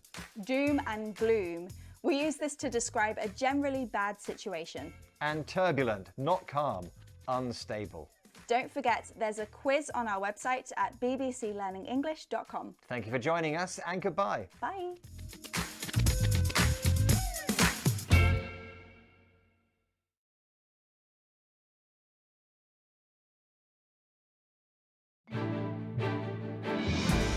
The United States frees an ally of Venezuelan President Nicolas Maduro in exchange for 10 imprisoned Americans and a Malaysian businessman wanted in a U.S. Navy corruption case. Argentina's President Javier Milei signs a series of economic measures to cut spending, end export limits, and ease government rules. In India, opposition lawmakers who were among 141 suspended from Parliament by Prime Minister Narendra Modi's government protest in New Delhi. And the government of Angola announces it is leaving OPEC because membership in the oil group does not serve its interests. The Israel-Gaza war, 1 month on. This is News Review from BBC Learning English. I'm Neil. And I'm Beth.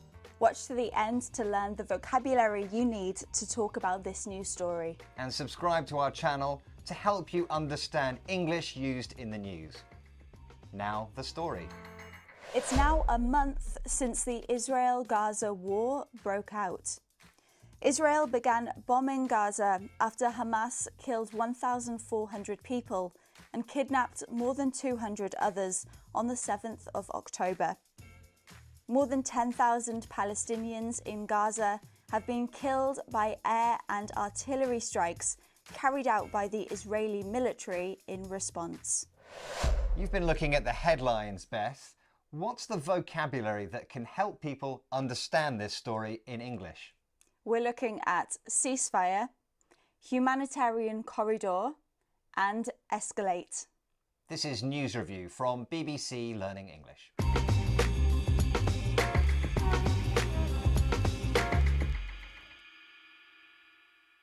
Let's look at our first headline.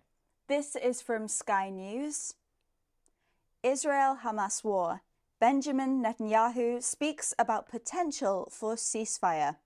We're looking at the word ceasefire, which means a temporary stop or pause during fighting during a war. Now, we can understand this word better if we break it into two parts. We can, yeah. So the first part is cease, which means stop. This is quite a formal word. We don't really use it in everyday English. The second part of ceasefire is fire. Yeah, so fire here is a term connected to the military, and it means fight with weapons. So according to this headline, the Israeli Prime Minister Benjamin Netanyahu has spoken about stopping fighting, a potential ceasefire in the Israel-Gaza war. Now, in the news, we often hear the word ceasefire with the verbs hold and fail. If a ceasefire is holding, it means that the agreement to stop fighting is successful. But if a ceasefire is failing, it means the fighting is continuing despite this agreement to stop fighting, this ceasefire. Okay, let's look at that again.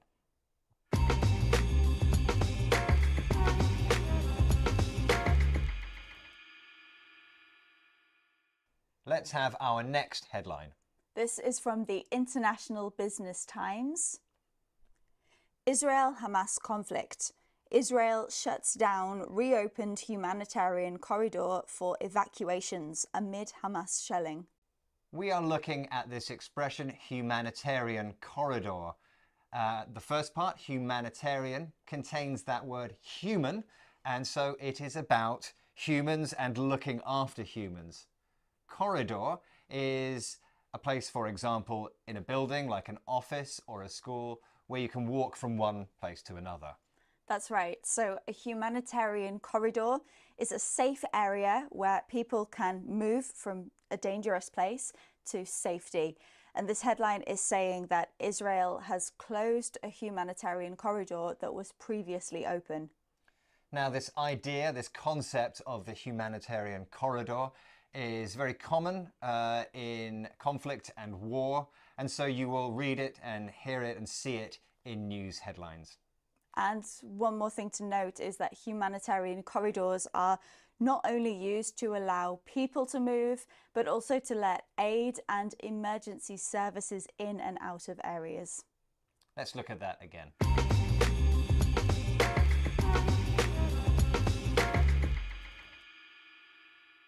Let's have our next headline.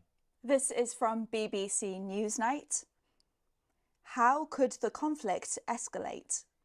We are looking at the verb escalate, which means to go up or increase. You might know that thing in a shopping centre, the moving stairs that take you from one level to another. That's an escalator. But this verb escalate here is used in the context of war. It is, and escalate means to become more serious or more intense. So this headline is asking about how the conflict might change as more time passes. Now, there's a lot of war and conflict in the world, and so therefore you will see this word escalate used often in news reports, but you will also see the opposite word, which is de-escalate. That's right. De-escalate means the size or level of violence becomes smaller rather than bigger. And you'll notice that it has this prefix de at the beginning. That prefix is often used to mean the negative or the opposite of something. Let's look at that again.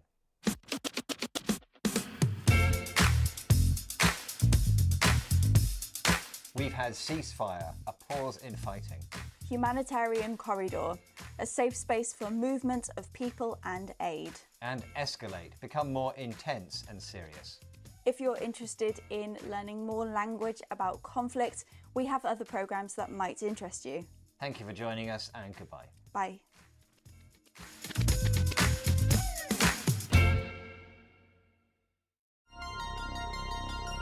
This man promised his followers the world, then led them to their deaths. This man was once part of a cult's inner circle and now works to prevent others from doing the same. I went from Stephen Hassan, who was a college student writing poetry, and I became a right-wing fascist. We look at what happens when leadership turns bad and how to avoid becoming caught up in a cult. Port Kaituma, Guyana. In 1978, 918 people died here and in the country's capital. This is Jim Jones, an American religious leader. He founded an organization called the People's Temple in the US. he took many of his followers to Guyana, building a settlement called Jonestown near Port Kaituma. Soon there were reports of beatings, disease and other abuse. Jim Jones' mental and physical health became worse. November 18th, 1978, Temple members attacked a plane on this airstrip.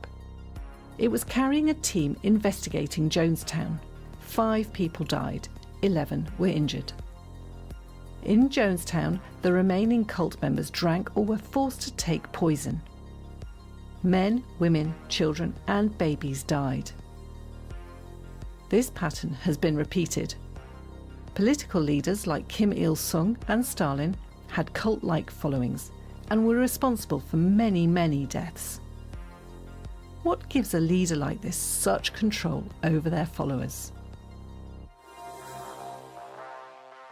A cult-type leader is typically someone who claims to have all the answers needed to solve the world's problems, and that includes whatever problems the individual they're attempting to recruit faces as well.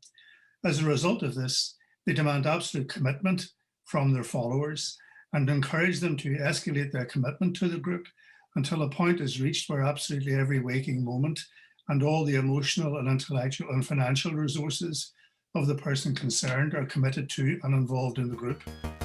Cult leaders like to claim to be able to solve the world's and your problems, and they want your complete devotion. Cult leaders are not necessarily easy to spot. At the beginning, they are approaching you in a friendly spirit. They claim to be offering just some interesting ideas about politics, life, religion, or whatever. And they only become clearly cult leaders for most people after a period of time when the person concerned has already escalated their commitment to the group beyond any point of reason. Cult leaders are not always easy to spot. They can appear very friendly at first. Well, if we take Jim Jones as an example, he staged miraculous faith healings in which he claimed people were being cured of cancer, that the blind could see and the crippled could walk. But he didn't necessarily begin to influence people by showing them these things. At the beginning, most people wandered into what seemed to be very warm and inviting church services where they felt welcomed in a way that many of them hadn't been welcomed before. And it was only after some period of time that they then were exposed to these deceptive techniques to convince them that Jones was a man with amazing powers beyond the norm. Leaders like Jim Jones go to great lengths to welcome in new people. We can call this being love-bombed. Most of us are vulnerable to the lure of cult leaders at various points in our lives, particularly after we have had some kind of stressful experience, such as maybe going through a divorce or losing our jobs. For example, if you look at the Jonestown group, many of the people who joined it had suffered from racist abuse in the past, which traumatized them. Many others were returning veterans of the Vietnam War who were suffering from post-traumatic stress disorder and were looking for some kind of idealistic community or group to which they could join and which would make them feel welcome. Leaders promising all the answers can seem attractive when we are vulnerable. So how can we recognise these leaders? The first thing I think we need to do is to require people making extraordinary claims to offer a great deal of evidence in support of them. Beyond that, if we think we are in an environment where we're being subjected to pressures that we don't like, that are asking us to constantly escalate our commitment to those groups, and where criticism of the leader is forbidden or discouraged in various ways, it is best to try and get out of that environment as quickly as is possible. If you are feeling controlled by someone else, it is best to leave. This isn't always easy to do, so try to get support from others if you can. Dr. Stephen Hassan knows all about cults. In the 1970s, he became a senior figure in the Unification Church, more commonly known as the Moonies. The church was set up by a Korean called Sun Myung Moon.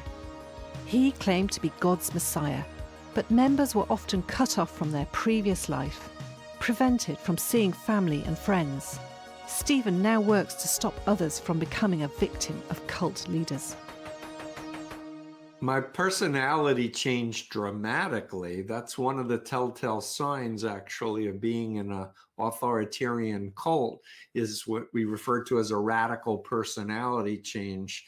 So I went from Stephen Hassan, who was a college student writing poetry, who had a ponytail and wore dungarees, to a man with a short haircut, three-piece suit, and I became a right-wing fascist, essentially throwing out my poetry, cutting off from my family and friends because they raised concerns about my membership. So Stephen Hassan's personality changed dramatically when he became a Moonie. How did he view the leader, Sun Myung Moon? So it's very important to understand that I was already programmed to look at him as the greatest man in human history. So naturally, I had my blinders on already when I actually met with him and experienced him. I've heard many people see him speak and they'd say, he has no charisma. Like, how could you see anything in him? So that's an interesting phenomenon, that somebody who feels that the person is emanating great charisma and power could leave somebody else completely dry. Stephen admired Sun Myung Moon, but he had been programmed or brainwashed to be. Others saw him differently. How did this inform Stephen's view of leadership? First of all, I consider myself, before the Moonies, a bookworm introvert. When I got into the cult and I was pushed into leadership positions and recruiting strangers on street corners, I became very extroverted in my cult identity. In fact, I was told to become a small Sun Myung Moon and think like him and walk like him and talk like him. And when I got out of the cult, I didn't want any leadership. I didn't want to influence anybody. And yet I knew what I knew, and I knew that I had a contribution to help others. Stephen realised he had a leadership role to play in preventing others from joining cults. So how does his leadership differ now? I want people to ask me questions and I answer honestly and responsibly. And often people will challenge me and say, we don't agree with this point or that. And I think about it, and if I realize they're right, I apologize and I change my point of view. So the key is humility, I think. Stephen encourages people to challenge his views, and he is willing to change his mind. So how easy is it to fall for a cult these days? Social media is intentionally going to use information that's gathered about you from all of your activities. There are some 5,000 data points on every human being, I'm told. And these are going to be oriented in algorithms towards you. So what I say is you need to be really skeptical. And if you're curious about something, really do a consumer awareness approach. It's saying they're making this claim. It sounds outrageous.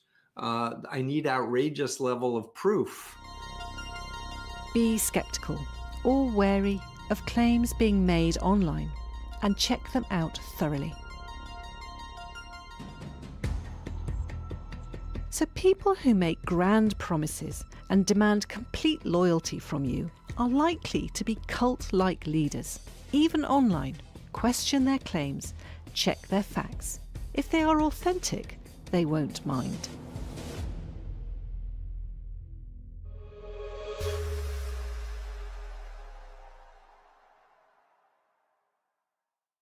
Як розповісти англійською про свої посадові обов'язки? Чим розрізняються responsibilities, duties та obligations? Які дієслова та іменники використати для опису ієрархії керівників та підлеглих in English? Хто такі CO, OC та 2IC? Я Олена Чекрижова, вчителька. Це канал Армійська англійська. І сьогодні в нас максимально корисний, насичений потрібною лексикою урок. Тому що стандарт НАТО з мовної підготовки передбачає, що ви вмієте говорити та доповідати in English про ваші посадові обов'язки, обов'язки ваших колег, давати опис ієрархії підрозділу. Тому, незалежно від того, яке у вас звання чи посада, занотовуйте, запам'ятовуйте і використовуйте сьогоднішню лексику.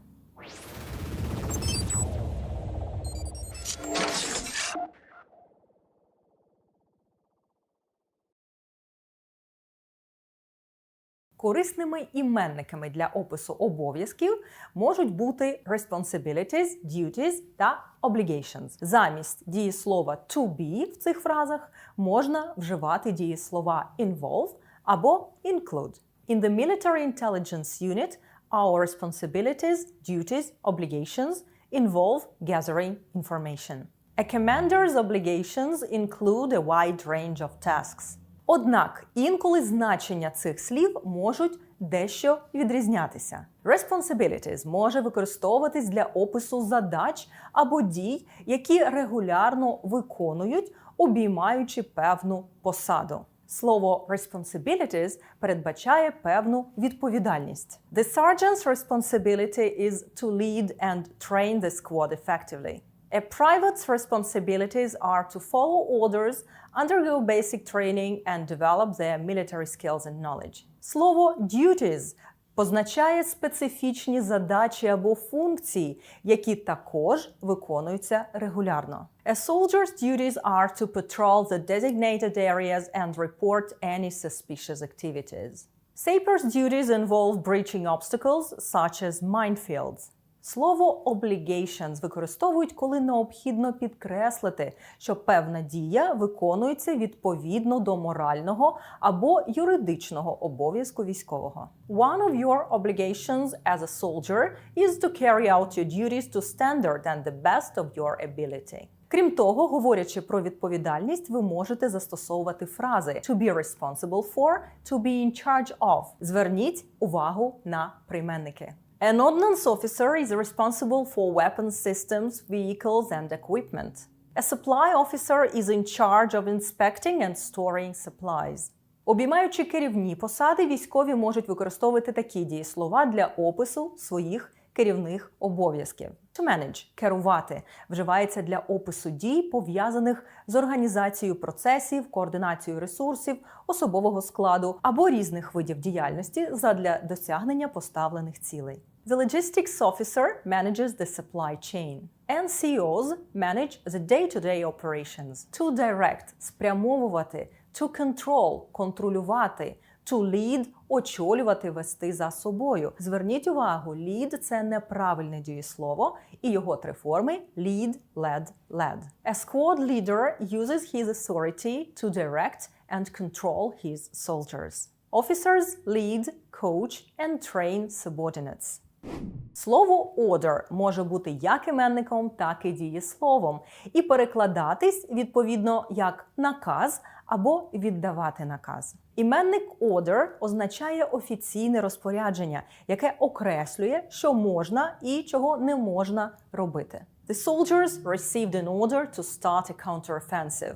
Почати контрнаступ. War criminals usually say that they only follow orders. Уповноважена особа віддає накази, gives orders. A senior rank gives orders to a junior rank. The commander gave an order to take defensive positions. Дієслово to order часто використовується для позначення окремої команди виконати певну дію або задачу. The general orders to advance on the enemy position. Наступати на позицію ворога. A lieutenant ordered his subordinates to open fire. Близьким за значенням до слова order є слово command. Команди віддають керівники, superiors, тим, хто нижче за рангом, low-ranking soldiers.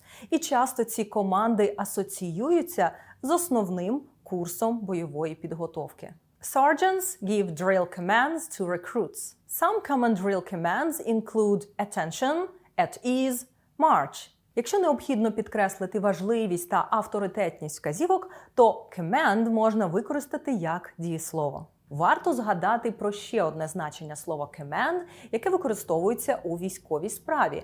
Іменник перекладається як командування, а дієслово, відповідно, командувати або керувати певним підрозділом. A division is under the command of a major general. An experienced officer commands the reconnaissance platoon. Colonel takes command of US Army Garrison Fort Jackson. Takes command – приймає командування. Пізніше ми ще повернемося до слова command і розберемо ще одну важливу фразу з ним, а просто зараз перевірте, чи ви підписані на наш канал, і поміркуйте, кому з ваших колег та знайомих може знадобитись і стати в пригоді ця інформація. Допомагайте нам поширювати цей освітній контент для українських військових, щоб наша українська армія якнайшвидше вийшла на найвищий рівень, не тільки за бойовими здобутками, а й за рівнем володіння англійською. Якщо вам подобаються наші уроки, ви можете підтримати наш проєкт не тільки поширеннями, вподобайками та коментарями. Реквізити нашого благодійного фонду, а також посилання на платформу Buy Me a Coffee в описі до цього відео. Накази в армії не тільки віддають, give, їх ще й обов'язково виконують, follow. Soldiers must follow orders promptly and efficiently during combat situations. It is important to follow orders so that the mission can be successful. Щоб сказати про виконання наказів англійською, можна використати дієслово to obey. Однак obey orders підкреслює ієрархію і визнання авторитету офіцера, тоді як follow orders використовується у більш загальному сенсі. Members of the military must obey lawful orders and regulations. CO, OC, 2IC. Ці абревіатури ми вже згадували у відео про те, як описати підрозділ. Подивіться його, якщо ви пропустили або забули. А я нагадаю вам, що ці абревіатури використовуються для позначення специфічних ролей і посад (specific roles and positions) у військовій ієрархії (chain of command) Збройних сил Британії та інших країн. CO означає commanding officer, командуючий полком, a regiment, або батальйоном, a battalion. Це старші офіцери, senior officers, які мають широкі повноваження, overall authority, та несуть відповідальність за діяльність підрозділу, are responsible for units operations, підготовку та добробут особового складу, training and welfare of the military personnel. Абревіатура OC розшифровується як Officer Commanding – командир меншого підрозділу, наприклад, a platoon – взводу, or a company – роти. 2IC або Second in Command використовується для позначення заступника командира будь-якого підрозділу. В його обов'язки входить his responsibilities include допомагати командирам, assist the CO or OC, а також виконувати їхні обов'язки в разі їх відсутності – take charge in their absence.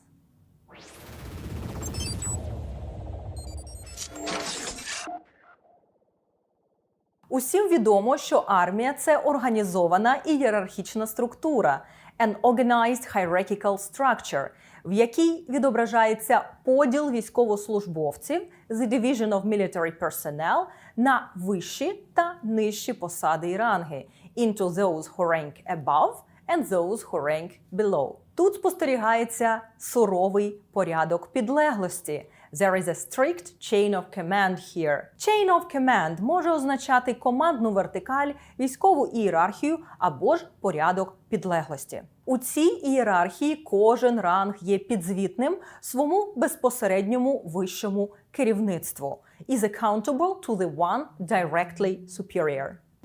Які ж слова використовуються для позначення керівників та підлеглих? Superior – це начальник або керівник. Означає військового, що має вищу посаду. The platoon leader reports directly to his superiors, the company commander and the battalion commander. Для позначення військового, який має нижчу посаду, в англійській мові використовується слово subordinate. The sergeant gives orders to his subordinates to complete their assigned tasks efficiently. А як же називати тих, хто перебуває на одній сходинці з вами у військовій ієрархії? Це peers, колеги або побратими, brothers in arms, брати по зброї, або comrades, товариші. During the intense battle, soldiers rely on their peers for support. The task of the OC is to create a group of comrades who can support each other during a mission. Brothers in arms fight side by side, and develop a strong bond. Цей урок був наповнений матеріалом, і ця лексика точно знадобиться вам у комунікації англійською. Складайте свої приклади, опишіть chain of command у вашому підрозділі, запишіть кілька речень, використовуючи сьогоднішні слова та фрази. Нагадую вам, що англійська як фізо потребує регулярності і постійних тренувань. До речі, про тренування ми також скоро поговоримо. А поки я, Олена Чекрижова, вчителька на каналі Армійська англійська, дякую всім, хто нам допомагає створювати цей освітній продукт, і всім, хто забезпечує нам захист і оборону.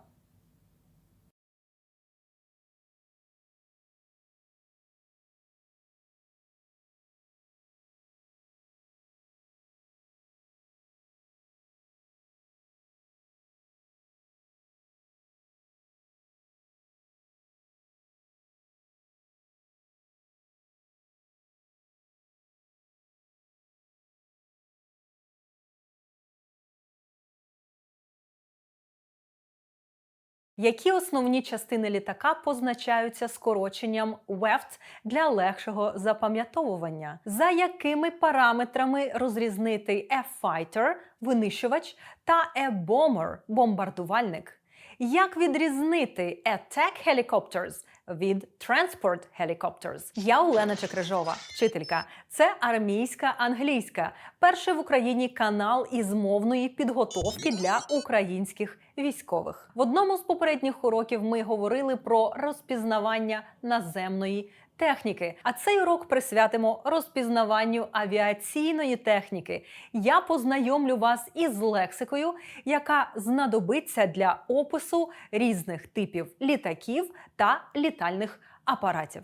Розберемо купу цікавих та потрібних слів, термінів та понять із сфери військової авіації. Тому приготуйтесь занотовувати та запам'ятовувати.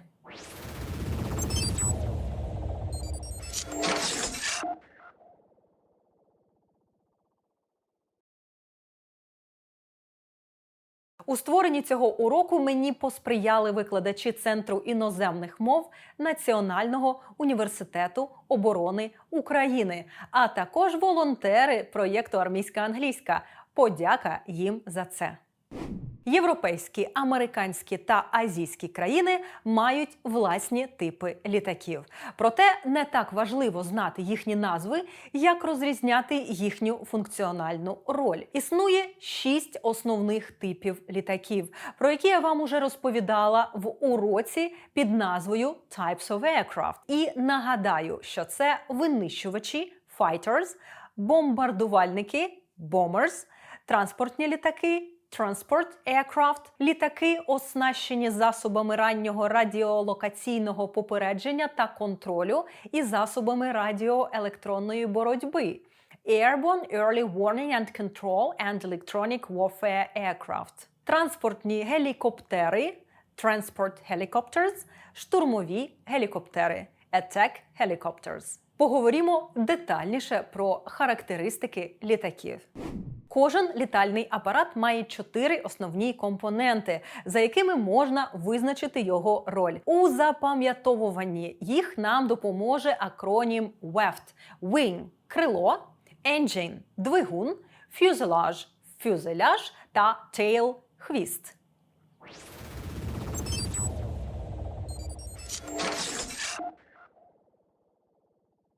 Винищувачі fighters можуть використовуватися для перехоплення interception, ведення розвідки reconnaissance та штурму attack.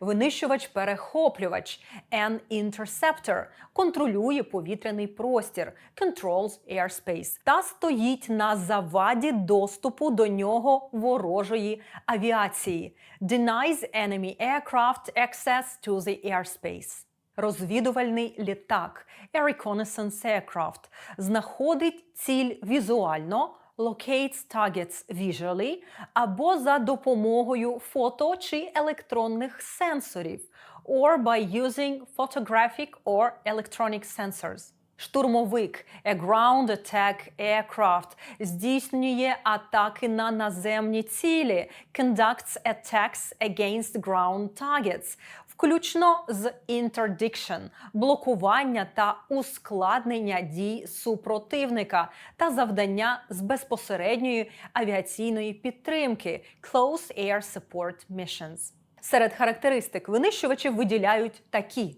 Майже всі вони мають зброю, встановлену під або над крилами weapons mounted under or on top of the wings. Впуск двигуна або двигунів engine or engines intake розташовано збоку або під фюзеляжем on the side or under the fuselage of the aircraft. Most fighters are smaller, менші than other types of aircraft. Вони можуть мати one or two tails. Горизонтальний або ж хвостовий стабілізатор the horizontal stabilizer та руль висоти, чи як його називають стерно висоти або кермо висоти the elevator розташовані on the fuselage. Maximum crew зазвичай two pilots. Нещодавно у нас вийшов урок, присвячений характеристикам F-16. Щоб дізнатися більше корисної авіалексики, переходьте за посиланням та вивчайте.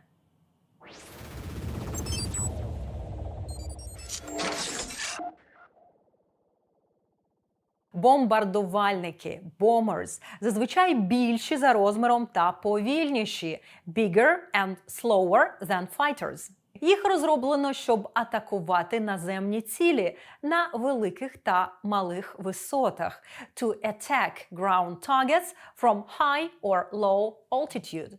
І вони можуть нести ядерні або звичайні боєприпаси – to deliver nuclear and conventional munitions. All bombers мають weapons mounted under the wings або в бомбовому відсіку. Його ще називають збройним відсіком – a bomb bay. Усі сучасні літаки-бомбардувальники мають реактивні двигуни – jet engines та є багатодвигунними – multi-engined. Переважно стратегічні бомбардувальники мають довші крила – longer wings, якщо порівняти їх з іншими літаками, та довгі хвости – long tails. Кабіна в цього типу літаків більша – a cabin area is larger, а the fuselage is longer and thinner – довший та тонший than on other types of aircraft. До речі, щоб порівнювати різні типи літаків англійською,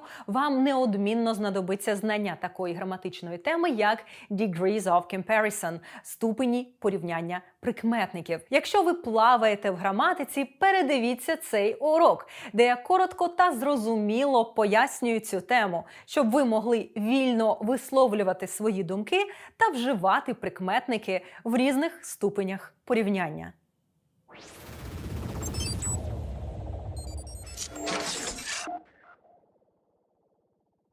Транспортні літаки (transport aircraft) використовуються для перевезення матеріал, озброєння військової техніки, військового майна, матеріальних засобів, vehicles or personnel. На відміну від інших типів авіації, вони можуть літати з імпровізованих літовищ – can operate from makeshift airfields.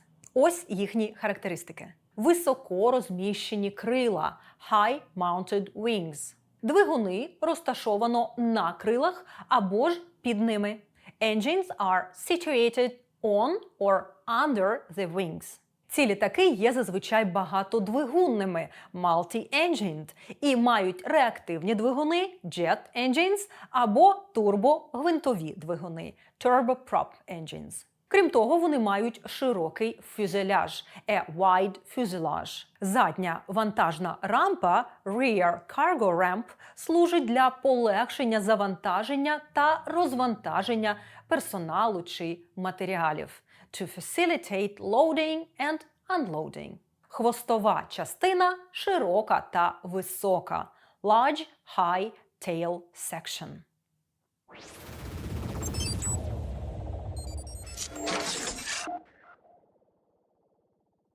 авіаційна система раннього попередження та управління AWACS Aircraft.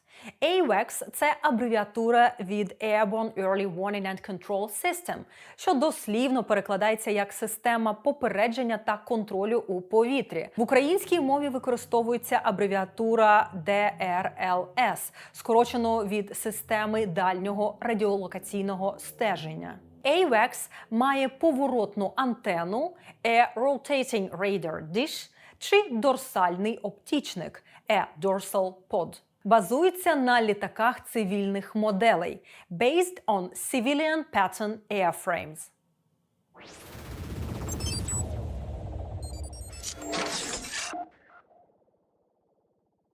Літаки радіоелектронної боротьби Electronic Warfare Aircraft. Літаки радіоелектронної боротьби, інакше кажучи, РЕБи, чи, як їх називають, літаки радіоелектронної протидії або радіоелектронного придушення Electronic Countermeasure ECM, часто схожі на штурмові. Їхня задача – глушити комунікацію ворога та його радари повітряної оборони – to jam enemy communications and air defense radars. Реби зазвичай мають подвісний контейнер з електронікою an electronics pod та сенсори sensors на хвості або під крилами.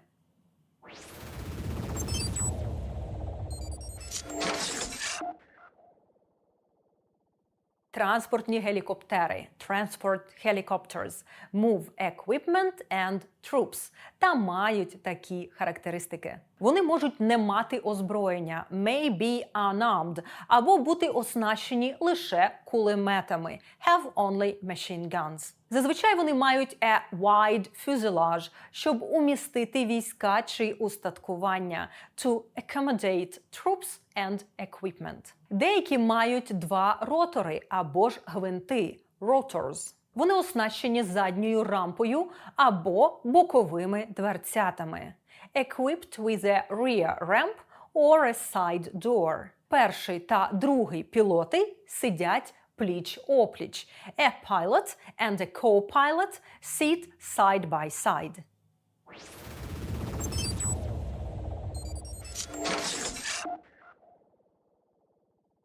Штурмові гелікоптери attack helicopters беруть участь у патрулюванні conduct patrol, супроводженні escort, контрударах чи контрнаступах counter-attack, а також у глибоких рейдах deep raid operations. Вони мають такі характеристики: long, thin fuselage, підвісні контейнери зі зброєю weapon pods, розташовані обабіч фюзеляжу або на невеличких крильцях, що звуться winglets. Вони мають гармати або кулемети cannons or machine guns, які розташовуються на передній нижній частині гелікоптера. Цю частину в англійській мові називають a nose – передня частина з кабіною, або a chin – передня нижня частина під кабіною. І часто в поворотній пусковій установці in a turret. Стрілець a gunner та пілот a pilot зазвичай сидять тандемом, seated in tandem. Отже, друзі, в цьому уроці ми з вами розібрали достатньо спеціалізованої лексики, пов'язаної з авіацією, але не розкрили тему UAVs – Unmanned Aerial Vehicles – безпілотних літальних апаратів. Детальніше про UAVs, а простіше про дрони. Я, Олена Чекрижова, вчителька, планую поговорити з вами в наступних уроках на каналі Армійська англійська. А щоб це стало можливим, і ми з командою могли і далі працювати над цим курсом, створювати доступний освітній контент з англійської мови для українських військових, ви можете нас підтримати своєю вподобайкою, підпискою, коментарем, рекомендацією або ж гривнею. Звісно, якщо у вас є така можливість і бажання. Інформація про всі наші реквізити, а також посилання на всі уроки, які я згадувала сьогодні, в описі до цього відео.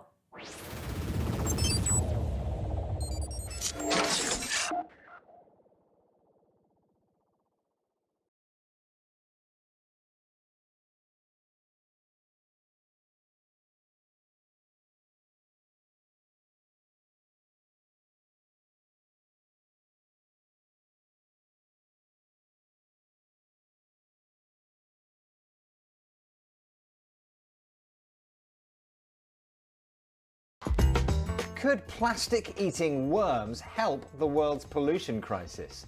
This is News Review from BBC Learning English. I'm Neil. And I'm Beth.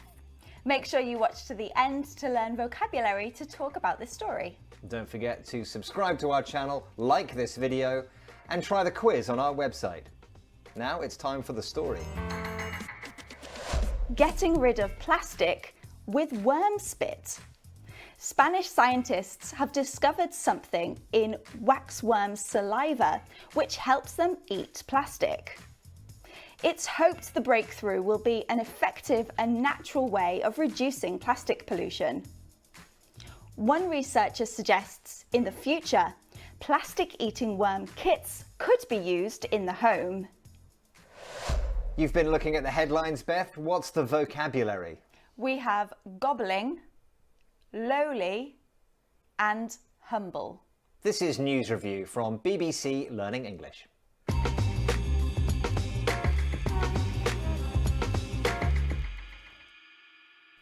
Let's have a look at our first headline. This one is from France 24. Plastic gobbling enzymes in worm spit may help ease pollution. And so the headline is saying something useful has been found in the spit of a certain kind of worm. And it's the enzyme in the spit. Enzymes are things that help chemical processes happen more quickly. In this case, destroying plastic. But the word that we're interested in is gobbling. And gobbling is a word connected to the noise a turkey makes. Yes, you're right. So when a turkey gets its food, it eats very quickly and loudly, and we say this is gobble. So the headline writer has turned this into an adjective, just like the noise gobble gobble, and then we've got a new word, plastic gobbling. Gobble is a funny word in English because it sounds like the thing it is describing, and we have a lot of words like that. For example, what noise does a cat make? Meow. Okay, so the noise is like that, and the word to describe that is meow. What about chickens? Cluck cluck.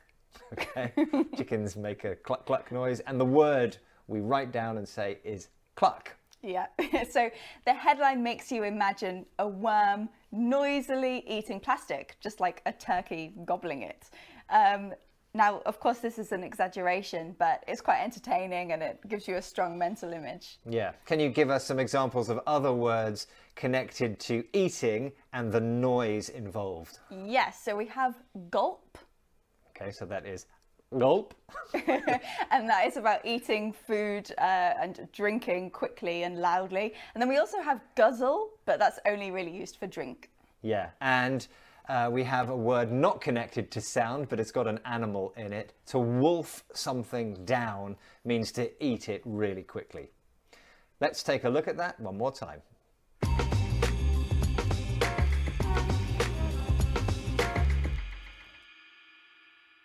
Let's take a look at our next headline. This one is from Reuters. Lowly waxworm saliva may boost fight against plastic pollution. The headline is saying that the saliva, that's the spit, another word for spit, of this certain kind of worm might boost, that means help, the attempt to reduce plastic. But the word we're looking at is lowly. What can you tell us about lowly? Well, there's a clue in this word lowly, low, and it means low in position or importance. So, for example, Neil, when I started in my career, I wasn't presenting News Review for the BBC. I was in a lowly position. Okay, so you mean that you feel that the job you were doing wasn't as important as the one you're doing now. It was lower. Exactly. Okay. Yeah.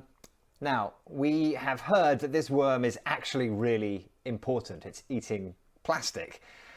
So why are we calling it lowly? Well, waxworms aren't really high up in the animal kingdom. They're a little bit dirty. Most people think of them as pests and they don't really like them. And so the headline writer uses the word lowly because even though this worm doesn't seem that important, it's actually doing a really important job.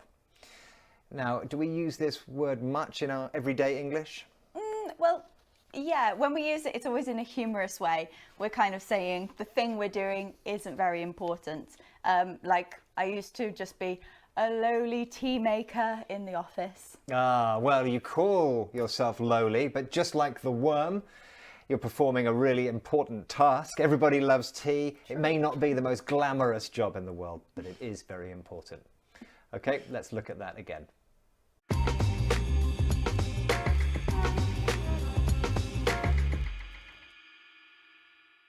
Let's take a look at our next headline. This one is from the BBC. Humble worm saliva can break down tough plastic. And so the headline is saying the saliva of this type of worm, this wax worm, can break down, which means destroy, certain types of plastic, tough plastics, ones that are difficult to break down, difficult to destroy. We have another adjective that we're looking at, which is humble. What can you tell us about humble?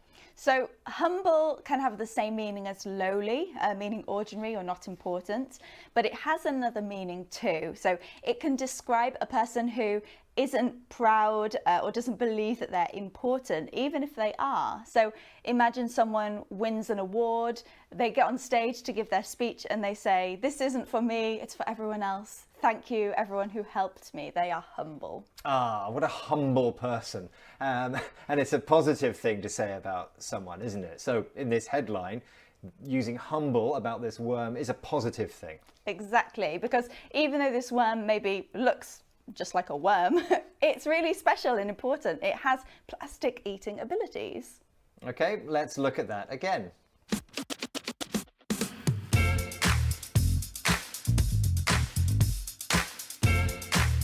We've had gobbling, eating quickly and loudly, like a turkey. Lowly, low in position and importance. And humble, not proud, but often important. Don't forget, there's a quiz on our website at bbclearningenglish.com. Thank you for joining us, and goodbye. Bye.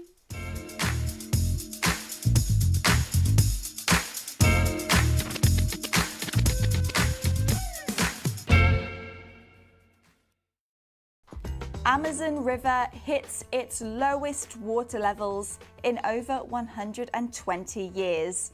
This is News Review from BBC Learning English. I'm Beth. And I'm Phil. Make sure you watch to the end to learn the vocabulary that you need to talk about this story. And don't forget to subscribe to our channel, like this video, and try the quiz on our website. Now, today's story. Water levels in the Amazon River are at their lowest since records began 121 years ago. It's because of a shortage of rain caused by the natural El Niño effect, but Brazilian scientists say that climate change is also to blame. A state of emergency has been declared in Manaus and 20 other cities. You've been looking at the headlines. What's the vocabulary? We have drought, overwhelm, and taints. This is News Review from BBC Learning English.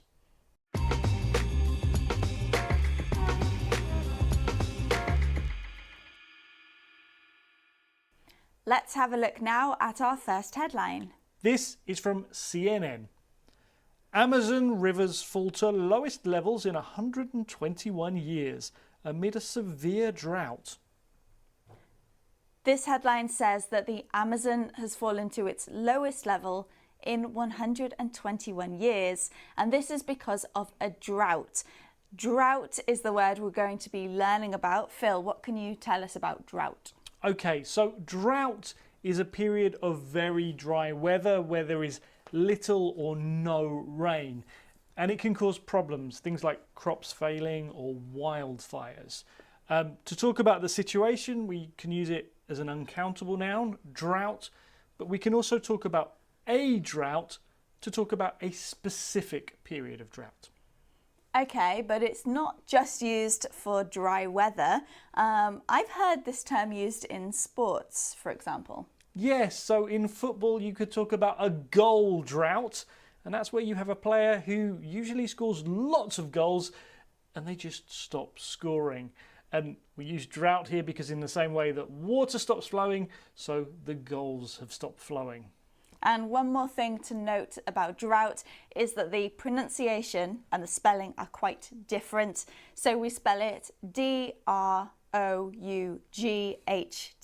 but it's pronounced drought. Okay, let's look at that again.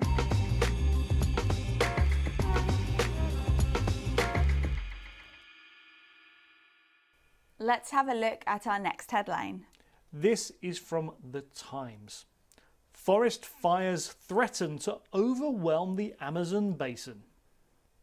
The headline says that there are forest fires in the Amazon basin. That's because the drought is making everything dry. Now, the word we're interested in is the verb overwhelm. This has lots of different meanings, Phil, but it's quite literal here, isn't it? Yes, it is. The forest fires could suddenly and completely cover the area. They could overwhelm it. But we can actually use it in different ways as well. Yes, we can use overwhelm to talk about work or emotions, can't we? Can you give us some other examples? Yes, so we can use it as a passive or we can use it as an adjective. So if, for example, you say that you're overwhelmed with work, that means you've got too much and you can't cope with it. If you watch a film that's very emotional, you could say it's overwhelming if it makes you cry a lot. Well, hopefully this episode of News Review hasn't overwhelmed you, although Phil, your presenting has been very moving. Okay, let's look at that again.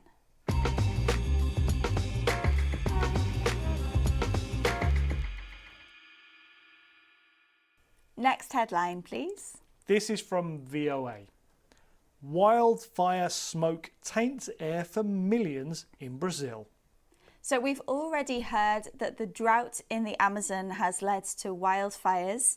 This headline says that the smoke from the fire taints the air, and we are looking at the word taint. Now, Phil, doesn't this mean turning something good bad? Yes, the smoke taints the air and we don't want smoke in the air. We can use it more generally to talk about turning something good into something bad, and actually we often use it by turning it into the adjective tainted. That's right. And other things can be tainted, like you said. For example, a relationship. Maybe someone in a relationship does a bad thing, the other person can't trust them, so the relationship is ruined, it's tainted. We can also use it to talk about people's reputations. Think of a politician caught up in a scandal. It can taint their reputation with the public. Okay, let's look at that again.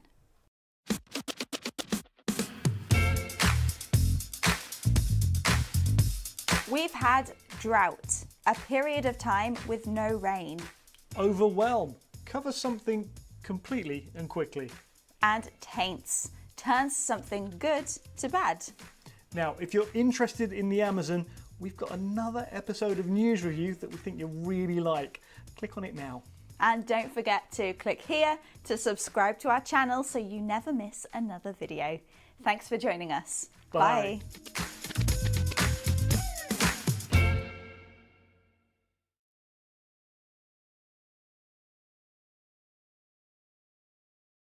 Як називати англійською основні особливості винищувача F-16? Яка лексика потрібна для опису технічних характеристик цього літака? Що таке Overhaul Works та як воно впливає на швидкість отримання Україною бойових соколів? Я Олена Чекрижова, вчителька. Це армійська англійська, перший в Україні ютуб-канал із мовної підготовки для українського війська. І сьогодні я хочу поговорити з вами про F-16 – довгоочікуваний винищувач, який підсилить наші оборонні та контрнаступальні здатності та допоможе нам знищувати окупантів у більшій кількості.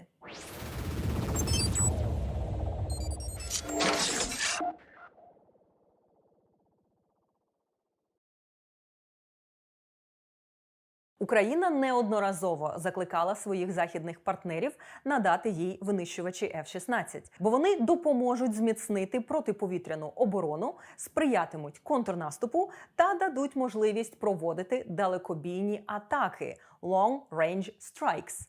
Нідерланди та Данія вже оголосили, що передадуть Україні винищувачі після успішного завершення підготовки українських пілотів. І я підозрюю, що для цієї підготовки їм неодмінно знадобляться знання англійської. Прем'єр-міністр Норвегії також заявив, що його країна надасть Україні F-16. Розберімося, що ж особливого в цьому літаку і як говорити про ці особливості in English.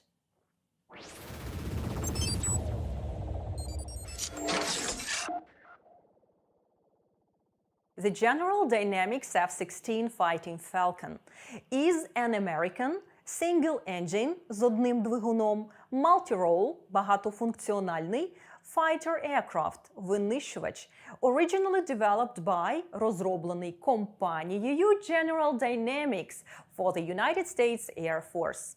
Він є highly maneuverable та з 1979 року, коли він entered service, був прийнятий на озброєння, підтвердив свою ефективність in air-to-air combat and air-to-surface attacks. До речі, у нас є урок, присвячений типам військової авіації. Там багато корисної лексики, рекомендую вам його передивитися. А ще ми з командою готуємо відео з теми Aircraft Recognition – розпізнавання авіаційної техніки. Перевірте, чи ви підписані на наш канал, поставте дзвіночок і не пропускайте майбутні уроки. Офіційна назва F-16 – це Fighting Falcon – бойовий сокіл.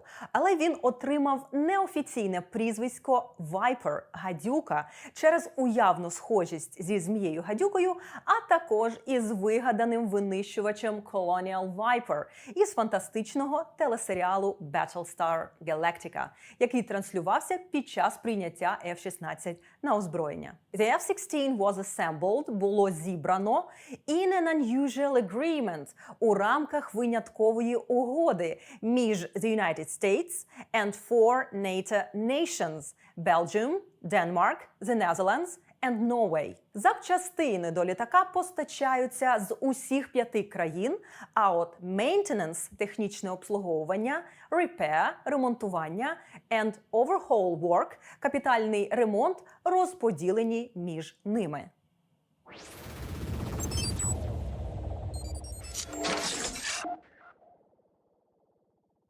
Key features – ключові особливості of F-16 include a frameless bubble canopy – безкаркасний краплеподібний ліхтар, що розташований over the cockpit – над кабіною пілота for good visibility – для гарної видимості. Side-mounted control stick – бічний джойстик to ease control while maneuvering – для полегшення керування під час маневрування. An ejection seat – катапультне крісло. It can recline – воно може відхилятися на 30 degrees from vertical, щоб зменшити вплив перевантажень на пілота. Система керування fly-by-wire, яка допомагає стабілізувати керування польотом. F-16 має внутрішню гармату M61 Vulcan Cannon and 11 hard points – 11 вузлів підвіски озброєння. F-16 були у вішліст України протягом тривалого часу, бо через свою destructive power цей літак здатний to carry bombs, rockets and missiles – транспортувати бомби, ракети та реактивні снаряди. Він є fully compatible – повністю сумісний із широким спектром сучасних західних боєприпасів. Ви можете подивитися на характеристики новітнього F-16 Block 7072. Та ми не будемо мати справу із цифрами, бо я на них мало розуміюся і боюсь заплутатись. Натомість розберемо ключові слова для опису характеристик літака. Length – довжина, споріднений прикметник – long. Height – висота, прикметник – high. Speed – це швидкість. Wingspan – розмах крил. Empty weight – маса пустого повітряного судна. Load factor – коефіцієнт навантаження. Engine thrust – тяга двигуна. Service life – технічний ресурс, термін служби, тривалість експлуатації. Але Україні передадуть не Block 7072. Чому? Справа в тому, що перш ніж передати Україні літаки F-16, наші international partners повинні будуть провести їх капітальний ремонт – overhaul works. Тому що ці літаки є stored, знаходяться на зберіганні. Не всі з них перебувають у льотному стані і не всі в боєздатному. Капітальний ремонт може зайняти місяці, і є декілька варіантів, які саме aircraft зможуть стати the best short-term solution, а які a longer-term solution. Про це ви можете дізнатися у відповідних експертних джерелах. А у нас тут курс англійської, тому перевіримо знання деякої ключової лексики, яку я дала вам в цьому уроці. Кабіна пілота – це an aircraft cockpit. Безкаркасний краплеподібний ліхтар – це a frameless bubble canopy. Повітряний бій – air-to-air combat. Розмах крила – wingspan. Катапультне крісло – an ejection seat. Капітальний ремонт, перебирання механізму – це overhaul works. А робити капітальний ремонт – це to overhaul. Технічне обслуговування – maintenance. А обслуговувати – to maintain. Бічний джойстик – side-mounted control stick. Довжина – length. Висота – height. Вузол підвіски озброєння – це a hard point. Маю надію, що ці знання знадобляться майбутнім пілотам F-16. І не тільки їм, а всім, хто вивчає військову англійську. Я Олена Чекрижова, вчителька на каналі Армійська англійська. Чекаю на F-16, які значно підсилять наші Збройні сили. А також чекаю на ваші підписки, коментарі, вподобайки та поширення. Вони значно підсилять наш проєкт із мовної підготовки для українських Збройних сил. Бо, щоб оперувати зброєю та технікою західного зразка і співпрацювати із силами НАТО, силам оборони України необхідно опанувати мову західного зразка і відповідати мовному стандарту НАТО. На це ми і націлюємось.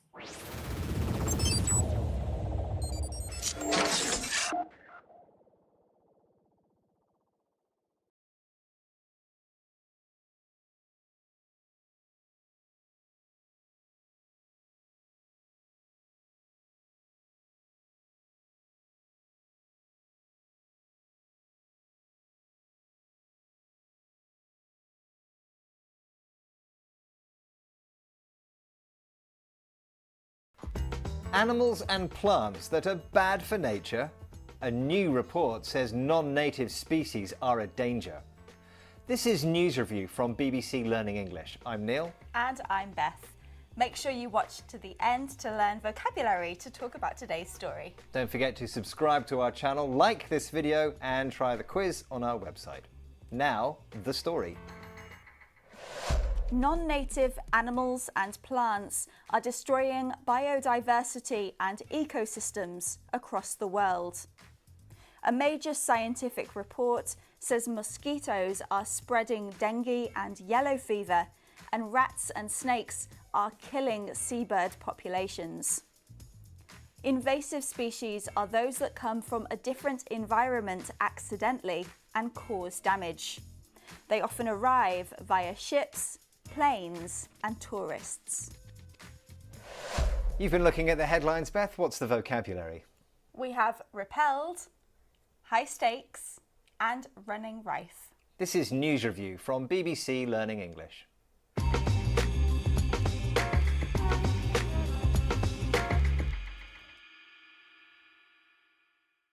Let's look at our first headline.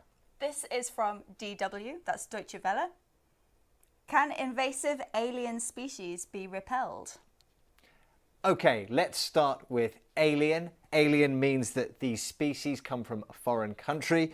They are invasive and they spread quickly and they cause damage. But we are looking at repelled. Now, this word, Beth, repelled, reminds me of the thing I use when I go to some countries on holiday. Yes, now that is useful to think about. It's insect repellent. You spray it on you or put cream on, and it keeps insects like mosquitoes away from you. Now, we're looking at repelled, and the verb is repel. Yes, and to repel, the verb means to force something away from you. And the headline writer is asking whether these alien species can be forced away. Can they be repelled? That's right. Now, things can also repel you. They make you want to stay away from them. And that includes people. If you find someone unpleasant, then they can repel you. I think Beth's saying that I repel her. Okay, let's look at that again.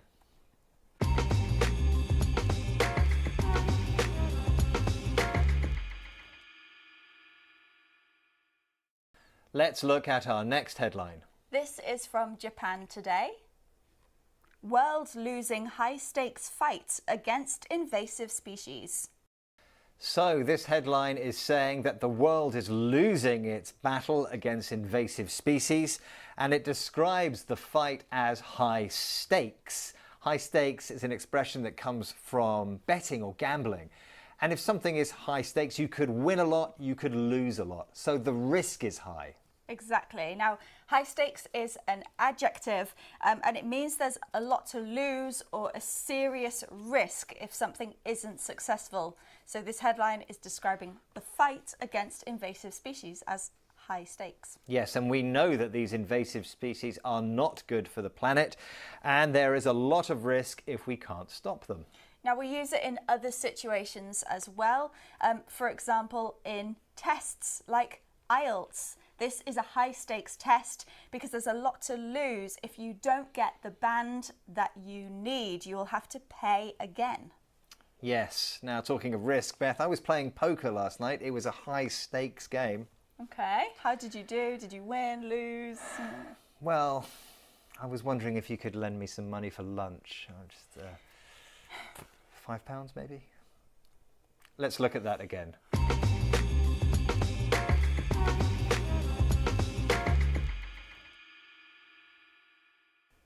Let's have our next headline, please.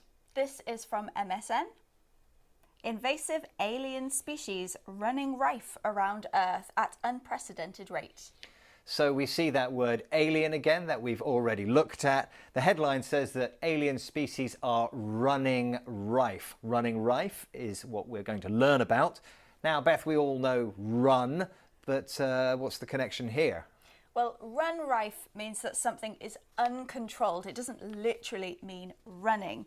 And this idea of speed is important. So invasive species are spreading very quickly in an uncontrolled way, almost like they're running. Yes, and we can use this to talk about people as well. So, for example, criminals might run rife in a certain area. It means there's a lot of crime, it's spreading fast, nobody can control it. Or children might run rife at a party. The kids are out of control. Okay, let's look at that again.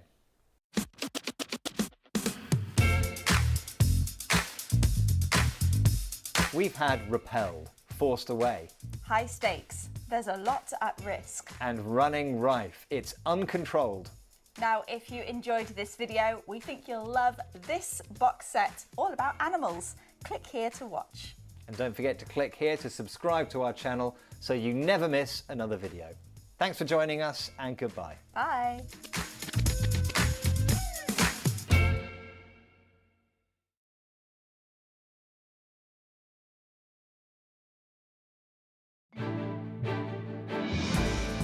In Brussels, the European Union reaches an agreement on new rules for controlling migration.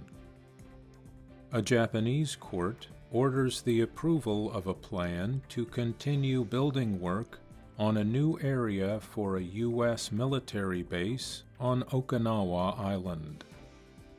The Supreme Court in the U.S. state of Colorado bars former President Donald Trump from appearing on the state's primary ballot under the U.S. Constitution's Insurrection Clause.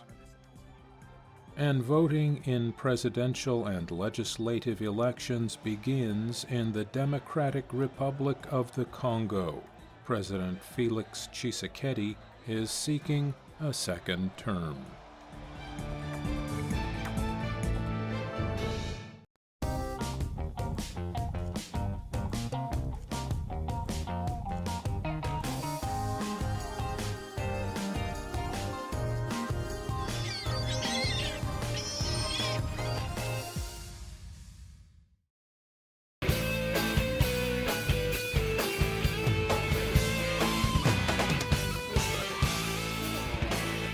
Pete, hi. Hi, we're here. Hi, Anna. Hi, Marcia. Hi. How are you two? I am great. You know, Pete, I am new to DC. The city is big. Yeah, but you learn a little more every day. How's the new apartment? The new apartment is great. Let's get coffee. Anna, do you have a pen? Yes, I have a pen in my bag. I have a...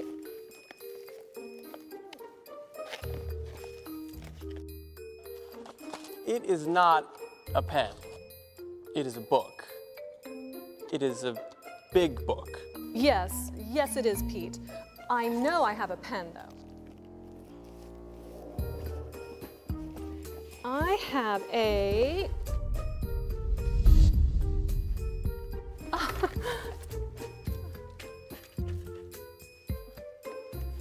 It is not a pen, Anna. A toy? I have a... And it is a pillow. Do you have a pen? Yes, I have a pen. Now you try it.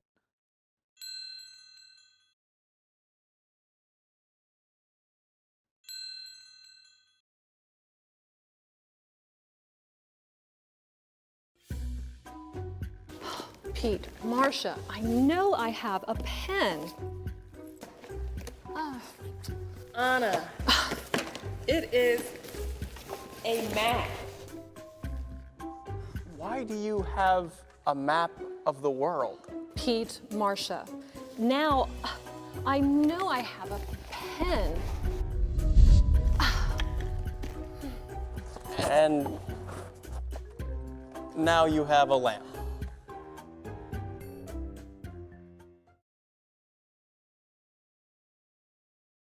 It is not a pen. It is a map. Now you try it.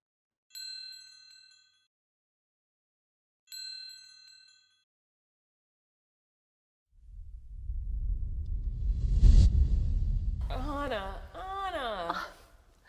I have a pen. Let's get coffee.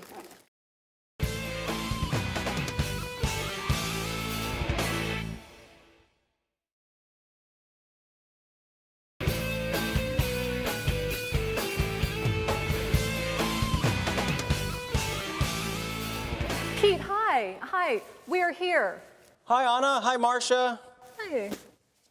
How are you two? I am great. You know, Pete, I am new to DC. The city is big. Yeah, but you learn a little more every day.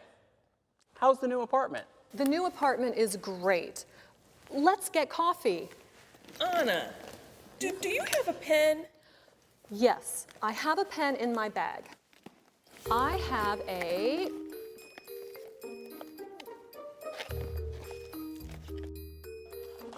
It is not a pen. It is a book. It is a big book. Yes, it is, Pete. I know I have a pen, though. I have a...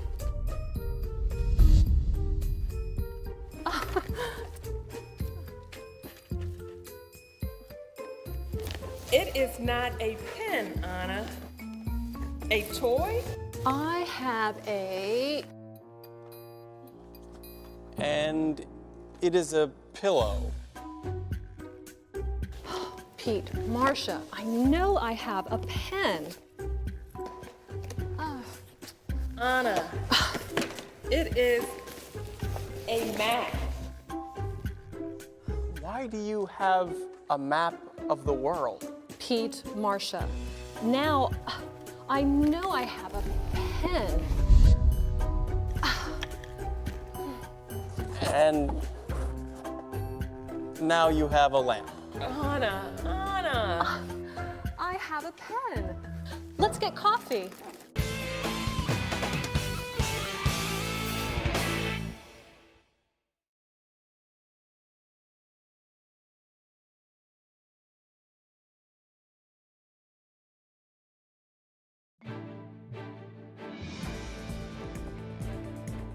Israel's military intensifies attacks around Gaza's second-largest city, Khan Yunis, and urges civilians to leave the area.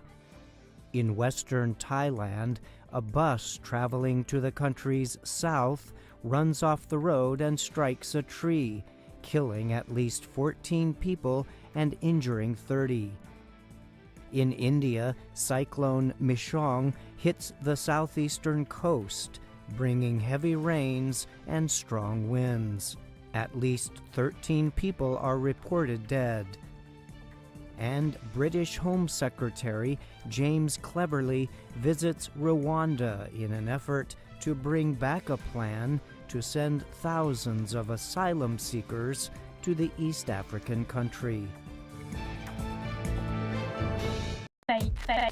Fake news. Hello, this is Fake News, Fact and Fiction from BBC Learning English. I'm Hugo. And I'm Sam. In the programme today, we'll hear from expert Samantha Bradshaw on the dangers of fake news. And I'll be giving you some information about information. We'll also hear a story about what happened when fake news was spread in a small town in Mexico. Now, Sam, how are you today? I'm fine. Thanks, Hugo. How are you? I am very well, and I'm looking forward to your vocabulary slot later. Okay. I am today going to be talking about the word information. I can hardly wait. Yeah, I think that might be fake sincerity there. No, honestly, I'm really looking forward to it. Okay, well, we'll see if you feel the same way afterwards. Here is everything you could ever want to know about the word information. Maybe not everything, but as much as I could fit in. What is information? Information is knowledge. It's facts and details about a particular subject. Grammatically, information is an uncountable noun. So we talk about bits of information or pieces of information, but not informations. Information has a number of very closely related grammatical variations. The verb to inform is quite formal and means to tell someone something. And the adjective, informative, is used to describe information that is useful and interesting. Information also appears in at least two initialisms, IT, information technology, and FYI, for your information.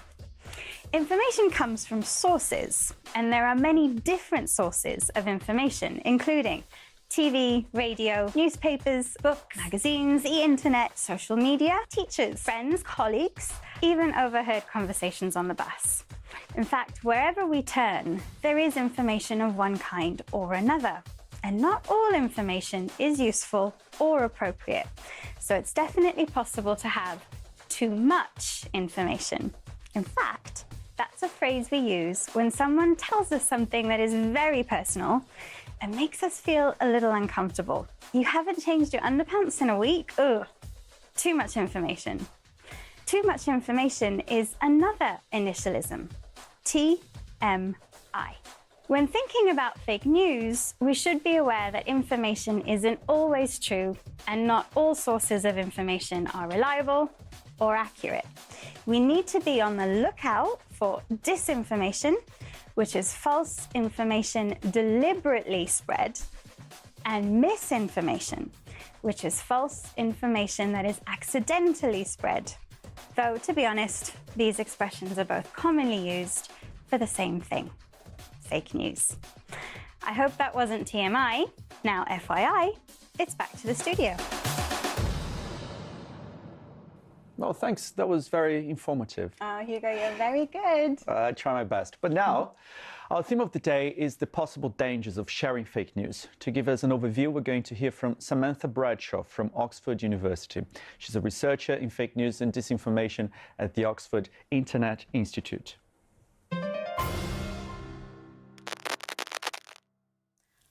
Fake news can have real human consequences when it spreads from the online world to the offline world, particularly because of the speed at which this disinformation can spread. Often, unlike in the past, where there were many checks to the information that was being put out to the public, there aren't as many checks with social media, and viral stories containing fake news or other forms of disinformation have real-life consequences for people. For example, if we look at India or Mexico, disinformation and fake news have led to people actually being killed. If we look at the medical world with vaccines, a lot of the anti-vax movement narratives and the fake news about vaccinating children have caused real-life children not to get vaccinated and then die of sickness later. So there are real consequences to fake news and to these rumors that spread online. So Samantha was talking a lot about consequences there. Yes, some tragic consequences in that case. So consequences are the result of things that happen, or in the case of vaccinations, don't happen, and the result is usually bad. Yeah, and she mentioned a story in Mexico when people were killed as a result of fake news. And I remember that because we covered that story here at the BBC. I tracked down one of the producers who worked on the story, Raha Kansara, to find out more of the details.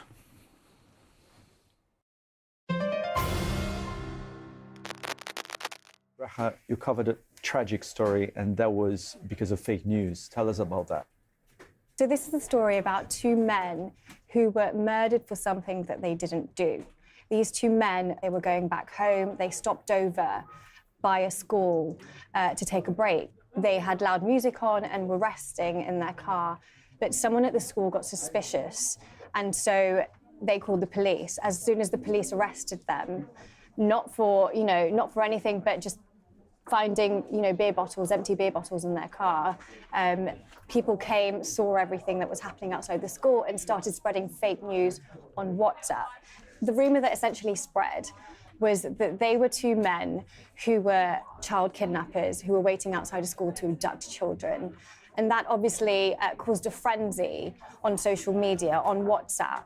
And that turned into something bigger when they were arrested, because this went from WhatsApp to Facebook, gathered on Facebook to call out on people to come outside of the police station and basically take the law into their own hands. They were dragged from the police station to a town hall, doused in petrol, and then lit on fire. Lynchings aren't a new thing, but what is new is the way that this whole thing was filmed on Facebook. Mm-hmm. It really shows the danger, because it went from WhatsApp to Facebook, and then it was a very small town in Mexico, so in a matter of hours, everybody was talking about it. And what struck you the most when covering the story? The fact that people so easily believe things without, fact-checking or double-sourcing things, it has grave consequences, and this was one of them. Has there been any change in terms of legislation in Mexico, like public perception, even like public behavior when they see something that is not true? There are people talking about misinformation, more particularly over here, disinformation, the fact that people can turn lies into actual news. And this is something that Mexico is dealing with, not just with lynchings, but also with elections and just in general fake news in the country. And so you have platforms like Lo Que Sigue that has had to come about just to combat fake news in the country. Rahab, thank you very much indeed. Thank you. A terrible story, Sam. Yeah, really, really tragic. Yeah, we know this has happened not just in Mexico, but in other countries as well, like in India and Myanmar. Yeah, and it just goes to show that we have to be really, really careful when we're sharing information online. And most of us only share cute cat videos, probably, but there are consequences to things like gossip that are shared. It seems a little bit insensitive to talk about vocabulary after such a tragic story, but Reha did use a really interesting journalistic term there. So could you explain to us what double sourcing means, please? So it is making sure that you have two independent sources confirming the same information. But you also have to make sure that these sources are not confirming, the news using the same source themselves. Right. Now, if you are an avid news consumer and want some advice on what to consider before you share anything on social media, here's Reha again with her top tip. The best tip that I can give people who are consuming news non-stop is that you need to, if you see something, you need to find a way to verify it. That means if you see something in the news, check another media organization's coverage of that news to see whether they are following the same line. If you see something on WhatsApp that isn't news, but people are spreading, question why they're spreading it, what's their agenda. If there is something involved in it that shows that it could have a reliable source of news, then go to that source and find out what's happening. It's a great tip there, not just for journalists, but for everybody. It's very important to verify before sharing. Absolutely. And to verify simply means to check that something is true. Okay, well, almost done for today. Before we go, Sam, remind us of today's key vocabulary. Of course, very happy to. So today I was talking about different forms of the word information. Information itself is an uncountable noun, and when it comes to fake news, you can talk about disinformation, which is deliberately fake information, and then there's also misinformation, which is accidentally fake information. So for example, if you're sharing something that you didn't know was fake, that's misinformation. But you might hear misinformation and disinformation being used interchangeably. The adjective for something that is interesting and useful is informative. In the program, we also talked about the word consequences, which are the negative results of something. And we also heard the word double sourcing, which is checking a news story is true by seeing if two independent sources are reporting the same thing. And if you do, that you may be able to verify the story and you may be able to confirm that it is indeed true. Thank you, Sam. And that's all from us today. Share safely. Goodbye. Bye.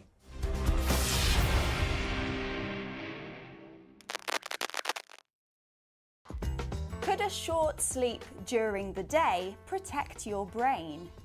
This is News Review from BBC Learning English. I'm Beth. And I'm Phil. Make sure you watch to the end to learn all the vocabulary that you need to talk about this story. And don't forget to subscribe to our channel, like this video, and try the quiz on our website. Now, today's story. Our brains get smaller as we get older. But this doesn't happen as fast in people who take regular short sleeps during the day. That's according to a new study. Researchers suggest that these naps might reduce the risk of developing conditions like Alzheimer's in later life. You've been looking at the headlines. What's the vocabulary?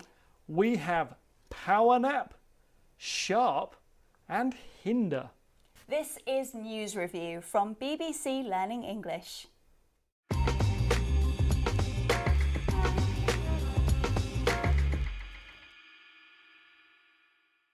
Let's have a look at our first headline. This is from iNews. Power naps linked to greater brain capacity, scientists say.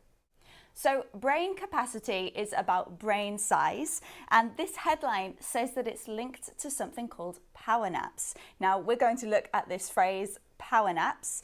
But Phil, the word nap, isn't that a short sleep that babies have? Well, anyone can have a nap, but we're looking at power naps. Now, these are short sleeps, usually during the working day, in order to be able to do your job better. And in fact, maybe I should have a power nap after recording this. Well, that might be good for your brain. That's what this headline is saying. But there are other types of nap, aren't there? Yes, you might have heard of a cat nap, which is kind of similar, but it's not associated with work. And we have other words to talk about sleep, like snooze or to nod off, and many others. Okay, well, before our audience nods off, let's look at that again.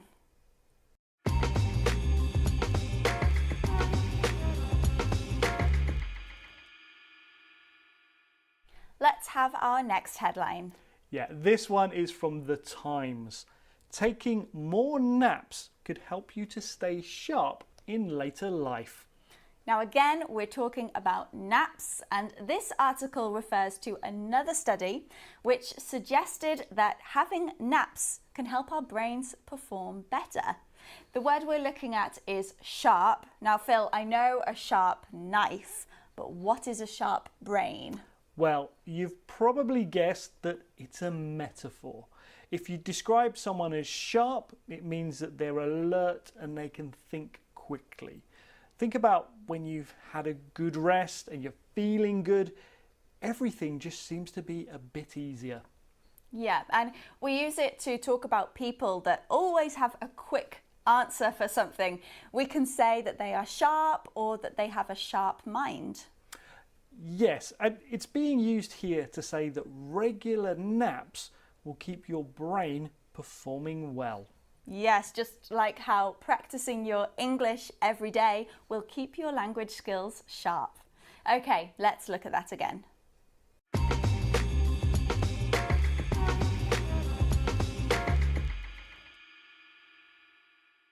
Okay, next headline, please. This one is from the Daily Express. Naps could help or hinder your health depending on their length, study suggests.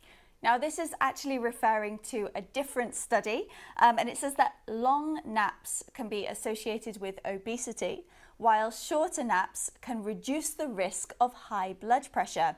We are looking at the word hinder, and this is often used with the word help, isn't it? It is, but it means the opposite. To hinder means to make things harder or worse. Now, here we're looking at health. So the headline is saying that some naps, shorter ones, are helpful, while others, longer ones, are unhelpful. That's right. And hinder is not that common in spoken English, but it is often used with the word help. And that's because of those two H's, hinder and help. So, for example, if something turns out to be less useful than you expected it to be, it might actually hinder rather than help you. I could also say that having to work hinders me being able to take naps regularly. That's right. Okay, let's look at that again.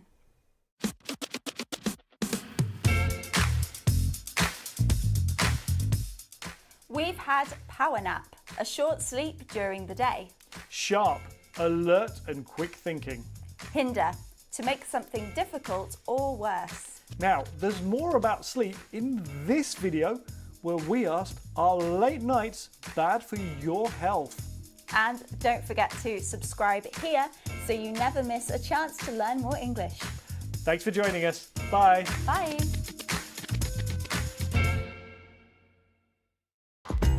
A new era for humankind. NASA smashes asteroid. This is News Review from BBC Learning English. I'm Neil. And I'm Beth. Make sure you watch to the end to learn vocabulary to talk about today's story. Don't forget to subscribe to our channel, like this video, and try the quiz on our website. Now it's time for the story. Protecting our Earth from space rocks. NASA has successfully crashed a DART spacecraft into an asteroid as part of a defense test. It's hoped scientists will learn more about pushing dangerous asteroids off course.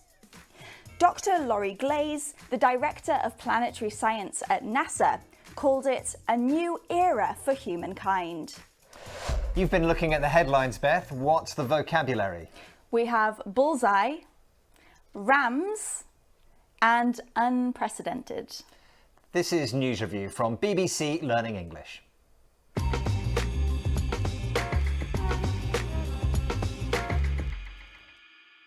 Let's have a look at our first headline.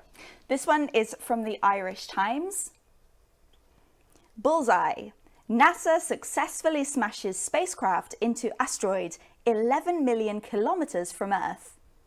And so the meaning of this headline is that NASA have smashed a spacecraft into an asteroid. An asteroid is a really big rock floating in space, and to smash something means to hit it really, really hard. But the word we are concentrating on is bullseye, and it's a word from sport, isn't it? Yes. Now, the spacecraft was called DART, and darts is a game or a sport where you throw a small arrow, called a dart, into the center target, which is called a bullseye. Now, if you hit that, you get a lot of points, and when you hit it, you say... Bullseye! And so the headline writer is saying that NASA hit this asteroid exactly in the right place, and they're using the word bullseye because the spacecraft is called DART, so it's a bit of a joke. But can we use the word beyond sport? Well, we often say it when we get the exact result that we wanted. It's a bit similar to yes or I did it, but it's only really used for sports and games normally. Right, okay, so if I take this piece of paper and I try to hit the camera lens right in the middle, I can say bullseye! Okay, let's have a look at that again.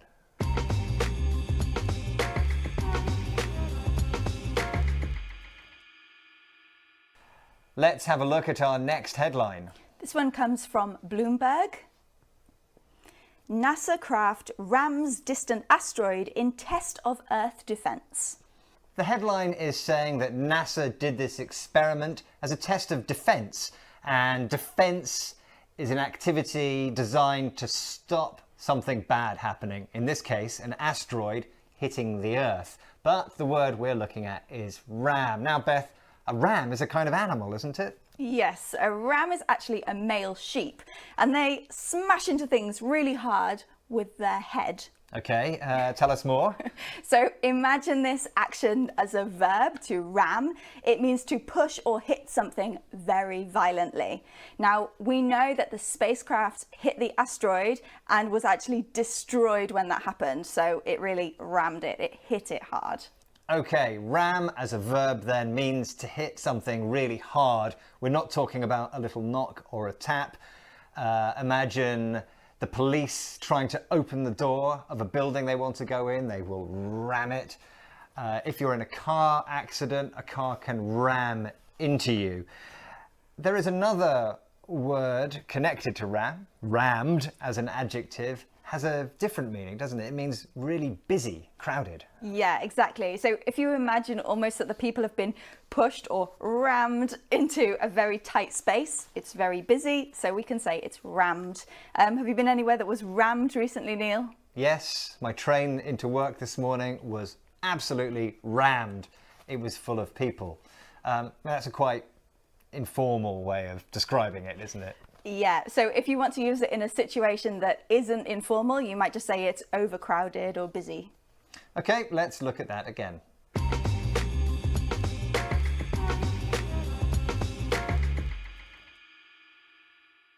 Our next headline, please. This one comes from CBC. We have impact. NASA slams spacecraft into asteroid in unprecedented test. The headline says that NASA slammed a spacecraft into an asteroid. Slammed is another word like smashed and rammed that we've heard already, meaning hit very hard. But we are looking at the word unprecedented. We are, and unprecedented is an adjective. It means something that hasn't happened before or something that we haven't known until now. And so the headline describes the test as unprecedented. They've never done this before. They haven't tried to push an asteroid off its course ever before. Now, this word unprecedented, it's used a lot, isn't it? Yeah, we see it all the time in the news. I mean, the news is all about new events. So recently we've heard about unprecedented levels of rainfall. We've also heard about unprecedented rises in prices of gas, for example. Yeah, and those are all very serious things. And so unprecedented is often used for more kind of formal situations. For example, my son, if he did an exam at school, he got a really high mark, I wouldn't say, "Oh, Beth, my son got an unprecedented mark in his exam." No, you definitely wouldn't. You'd just say maybe it's the best result he's ever had.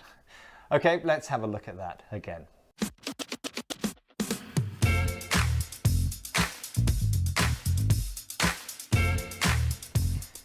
We've had bullseye. I hit the target. Rams, crashes into something violently. And unprecedented. This has never happened before.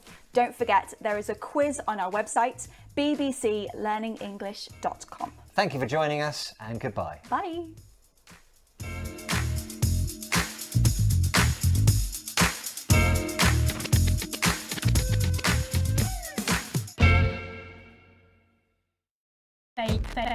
Fake news. Fake news. Hi, I'm Hugo. And I'm Sam. And this is Fake News, Fact and Fiction from BBC Learning English. In the program today, we'll look at the topic of critical thinking with the special guest, Dr. Steven Novella. Being able to evaluate the information that we have access to critically is now probably the most important skill any individual can have. We'll hear more from Dr. Novella later. First, Sam, do you have some vocabulary for us? Yes, I do. So today I'm going to be talking about spin, cherry picking, bias, and the phrase critical thinking itself. Let's have a look. See that? It's a ball. To turn it quickly is to spin it. Now, if we put the truth on this ball, then spin it, can you still see the truth?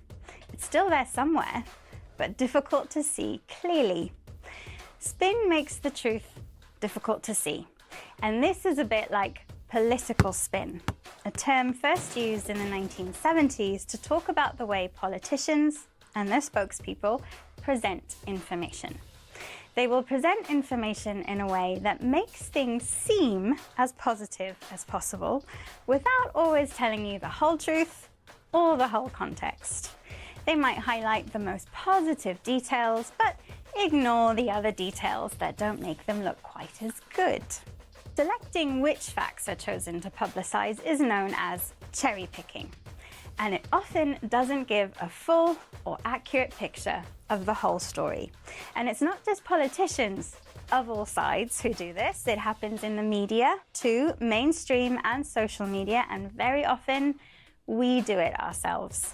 To explain why, I'm going to need another ball, like a bowling ball. Bowling balls don't roll straight. They curve to the left or right when they're rolled. One reason for this is that their weight is not centered. They have what is called a bias. Bias is the same word we use to describe an opinion that is not impartial, one that is not based fairly on facts, but which may turn one way or another because of personal feelings, political preferences, or ideology.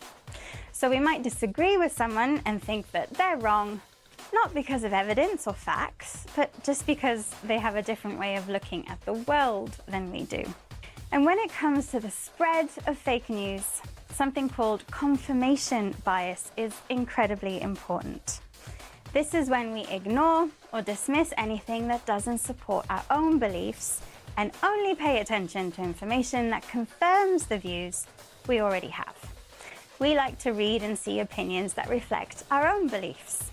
We might want to share something that we really agree with, something that makes us really angry or upset, and not stop to think whether it's actually true.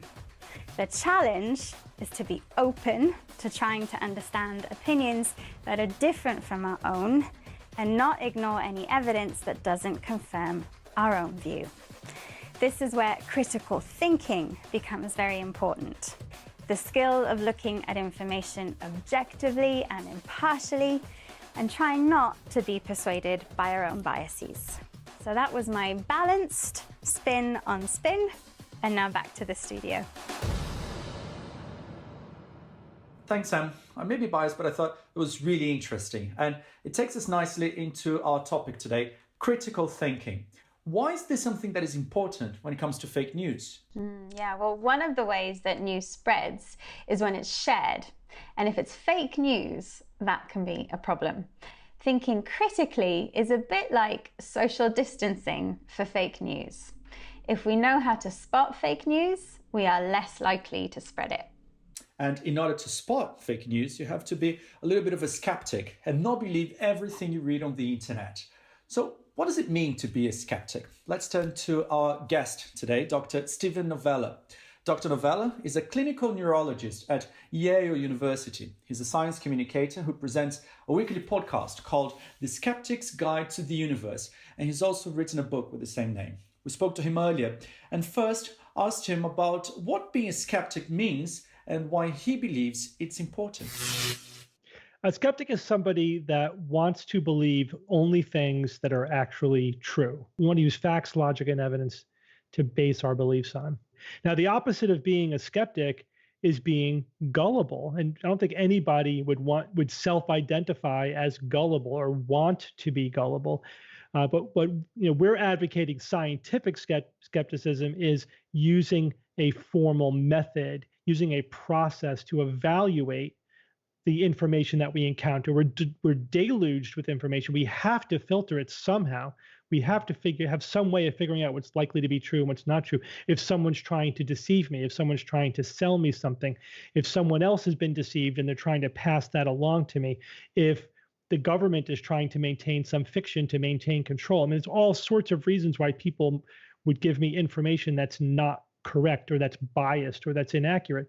And sometimes people just make honest mistakes. We're flawed. Our brains are flawed. Our memories are terrible. We sort of construct an approximation of reality as best we can, but it's never totally accurate.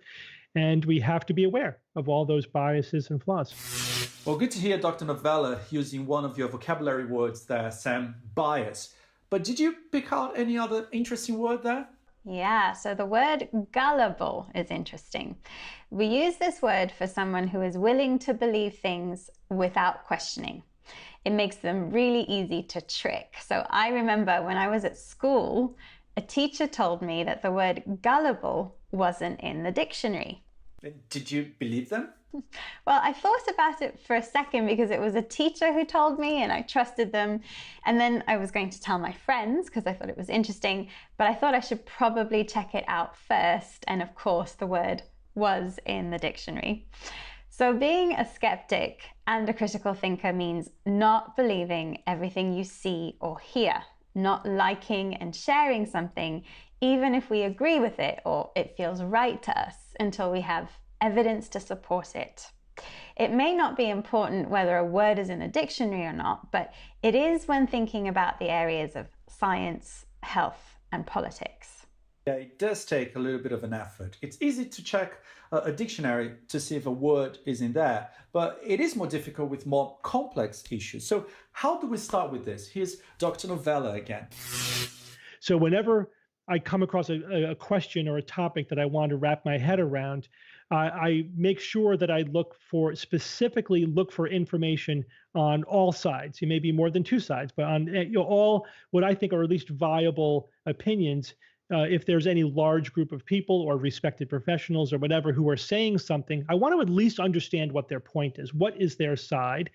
And until you sort of sort through the back and forth of different arguments, you don't really have a good sense of who has the better position. And if I follow a good process, I look for as many differing opinions as I can, keep a genuinely open mind, don't prejudge the conclusion, and then see, okay, who has the better evidence? And when you do that habitually, you do that all the time, you get pretty good at it. Just like anything, you do it all the time and you'll get better at it. It still takes work to wrap your head around any complex issue, but you have a fighting chance if you do that process. It seems to have some similarity with what journalists do, looking for different sources and analyzing the evidence. And it's important to look not only at different sources, but also at different points of view. Of course, this isn't something you need to do for everything. Some things are easy to check and some things are not that controversial. But when it comes to science, medicine and health, for example, there are many claims that we might like to believe, but which may not be accurate. So it's a good idea to develop some of those research skills if you want to be a critical thinker. This is something that Dr. Novella thinks is essential for students and adults to develop, but it's not the only thing. So here's a look at what else he thinks is important. I do think that we need to teach critical thinking as a core skill set to all children and adults, and what's called media literacy. I think media literacy is more important than it ever was. It's only going to get even more important. So people need to understand not just scientific literacy, but critical thinking and media literacy. That is the currency now of the modern world. We all have access to massive amounts of information. I mean, it's unbelievable when you think about it. At the touch of your fingers, you have access to the collective knowledge of humanity. It's amazing. And so the real currency is in being able to find the information that you want and evaluate it critically. Being able to evaluate the information that we have access to critically is now probably the most important skill any individual can have. And that's what now I think like the science communicators are shifting towards. Like that's what we have to teach people. They can find the facts online. We need to teach them how to know it when they find it. So Sam, as well as critical thinking, what else does Dr. Novella think is an essential skill? Well, that would be media literacy, which is an understanding of how the media and social media works and how it's being used for good and for bad. And it's also about being aware of where you get your information from, people on social media, blogs, and websites you follow. So Sam, can you just please recap today's vocabulary for us? Absolutely. So we started off with spin, which is a way to present information in a positive way, as positive as possible, even if it's not actually particularly good news. Cherry-picking details is to choose only the information that agrees with your views and ignore any inconvenient facts. A bias is a belief that something is good or bad, which isn't based on evidence, but is based on prejudices or our own beliefs and our own ideology. Critical thinking is the skill of evaluating and judging how accurate something is objectively, without bias, without spin, and without cherry-picking data. A skeptic is someone who wants to use logic and evidence and not emotion when judging how accurate something is. The adjective gullible is used for people who aren't skeptical, who easily believe what they're told and what they read. And finally, media literacy is an awareness of our modern media environment and an understanding of how media and social media works and how fake news and disinformation can spread. Thank you very much, Sam. I think you deserve a rest after that. And thank you for watching. Until next time, goodbye. Bye.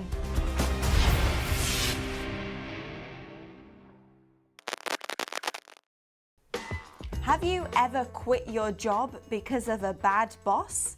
New research says you're not alone. This is News Review from BBC Learning English. I'm Beth. And I'm Phil. Make sure you watch to the end to learn the vocabulary that you need to talk about this story. And don't forget to subscribe to our channel, like this video, and try the quiz on our website. Now, today's story. Bad bosses make people quit. Almost a third of British workers in a recent study say that they've left a job because of their manager. Nearly a fifth of people say that their managers were ineffective. Unhappiness with management means workers are less likely to be motivated and less likely to stay. The survey also shows that most bosses are accidental managers, having never been taught how to run a team. You've been looking at the headlines, Phil. What's the vocabulary? We have prompted, formal, and attrition. This is News Review from BBC Learning English.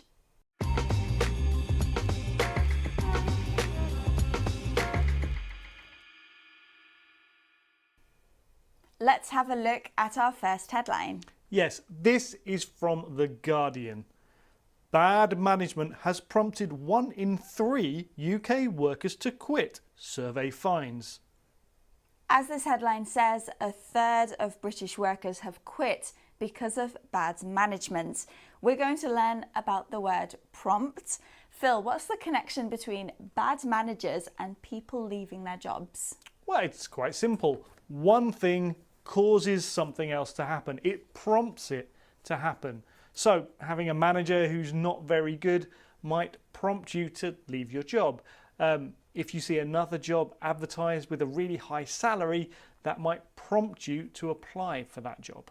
Yeah, that's one meaning. And I remember when I was studying for exams, I used prompt cards. I would write information on them to try and help me remember. Yes, we call them prompt cards because they prompt you to do something. They prompt you to remember. In fact, you could say they prompt your memory. And actually, Beth, what's that you've got in your hand? It's my script. You have one too. And if I forget what I'm going to say, I can look down and it prompts me. Okay, let's look at that again. And remember to make some notes to prompt your memory in the future.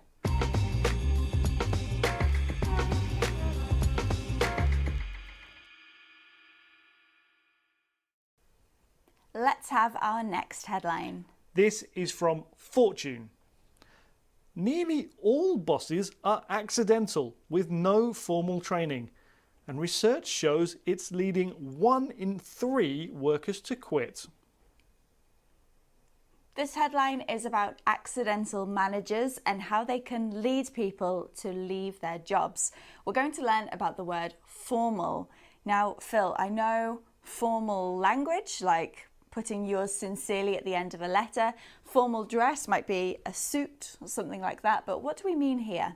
Well, we're talking about formal training, but it's related to all those examples you've just given. If you're using formal language, there are rules and you have to follow them. If you want to dress formally, then you need to follow the rules. And formal training is officially organised, so there are rules to follow, and there's probably an exam at the end of it as well. Okay, so my university degree and my teaching qualifications were formal training. I had to follow the rules, do exams and assignments. But can we have informal training like we have informal language and informal dress? Yeah, of course. Think about all of the things that you've learnt without having to do a course. Maybe you taught yourself, or maybe you asked someone to help you. Beth, is there anything that you've learnt to do informally? I suppose I learnt to sing, I learnt to cook. That's all informal training. I suppose you could say that learning English on our website is informal training. Okay, let's look at that again.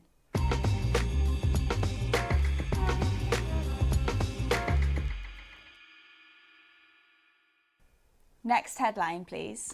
This is from Personnel Today. Accidental managers are driving attrition.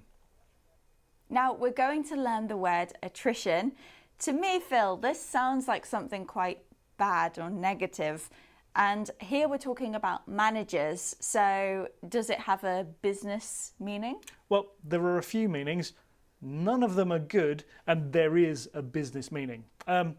Beth, what would happen to a company if lots of people left and they didn't get replaced?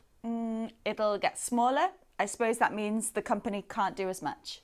And that's the meaning that we're using in this headline. The business meaning of attrition is that companies get smaller as people leave and they're not replaced.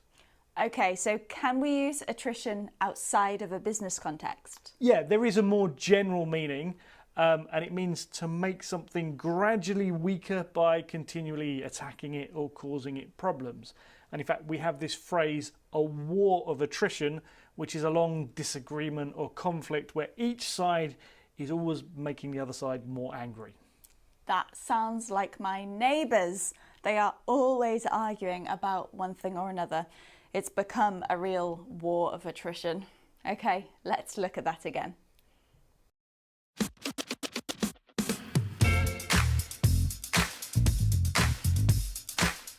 We've had prompted, made something happen.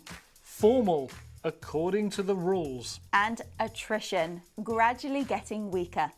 Now, if you're interested in problems at work, check out this episode of 6 Minute English all about being unhappy at work. Click here to watch. And don't forget to subscribe to our channel by clicking here so you never miss another video.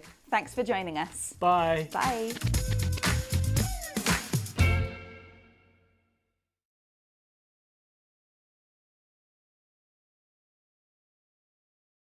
Як називати англійською military units and formations у Збройних силах України? Як правильно a squad або a section? Які слова та вислови потрібні, щоб розповісти про різні підрозділи, їхній склад, підпорядкування та особливості? Я Олена Чекрижова, вчителька. Це армійська англійська. Ютуб-канал, що наближає українське військо до мовних стандартів НАТО. І сьогодні розберемося, як називати англійською військові підрозділи наших Збройних сил.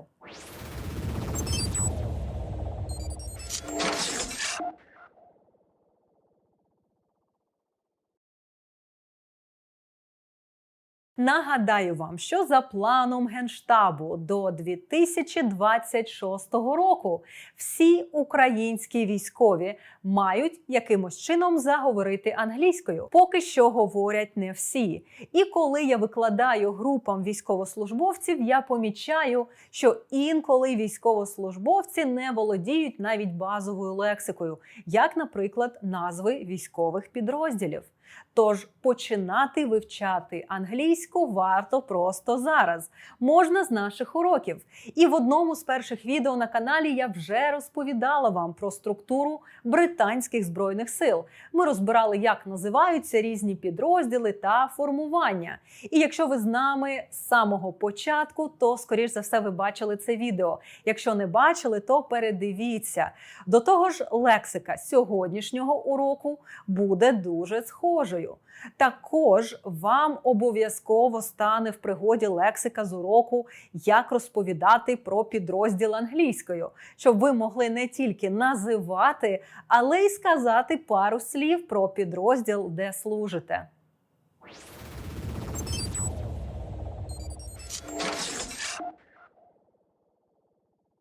Ключовим словом сьогодні буде слово «unit».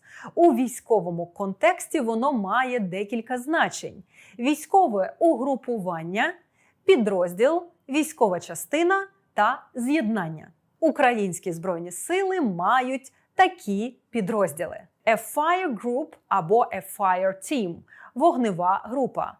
Consists of 2 to 4 soldiers – складається з 2-4 військових. A fire group або a fire team – це the smallest regular tactical unit within a squad or section. Це найменший позаштатний тактичний підрозділ у складі відділення. That doesn't have a regular commander, що не має штатного командира. Командира групи можна назвати a leader. Відділення a squad – американська назва, a section – британська назва. Consists of 9 to 15 soldiers – налічує від 9 до 15 військових. A squad or a section is the smallest regular tactical unit that has a regular commander. Є найменшим штатним тактичним підрозділом, що має штатного командира. A squad or a section is usually part of a platoon. Зазвичай входить до складу взводу. But can exist beyond a platoon. Але може існувати й поза межами взводу. Командиром відділення зазвичай є сержант, sergeant. У танкових військах та авіації відділенню відповідає екіпаж танка, літака або вертольота – tank, plane or helicopter crew. В артилерії це обслуга гармати – gun crew. A platoon – взвод – consists of 2 to 4 sections. A platoon is the main combined arms tactical unit in the infantry of the land forces. Є основним загальновійськовим тактичним підрозділом у піхоті сухопутних військ.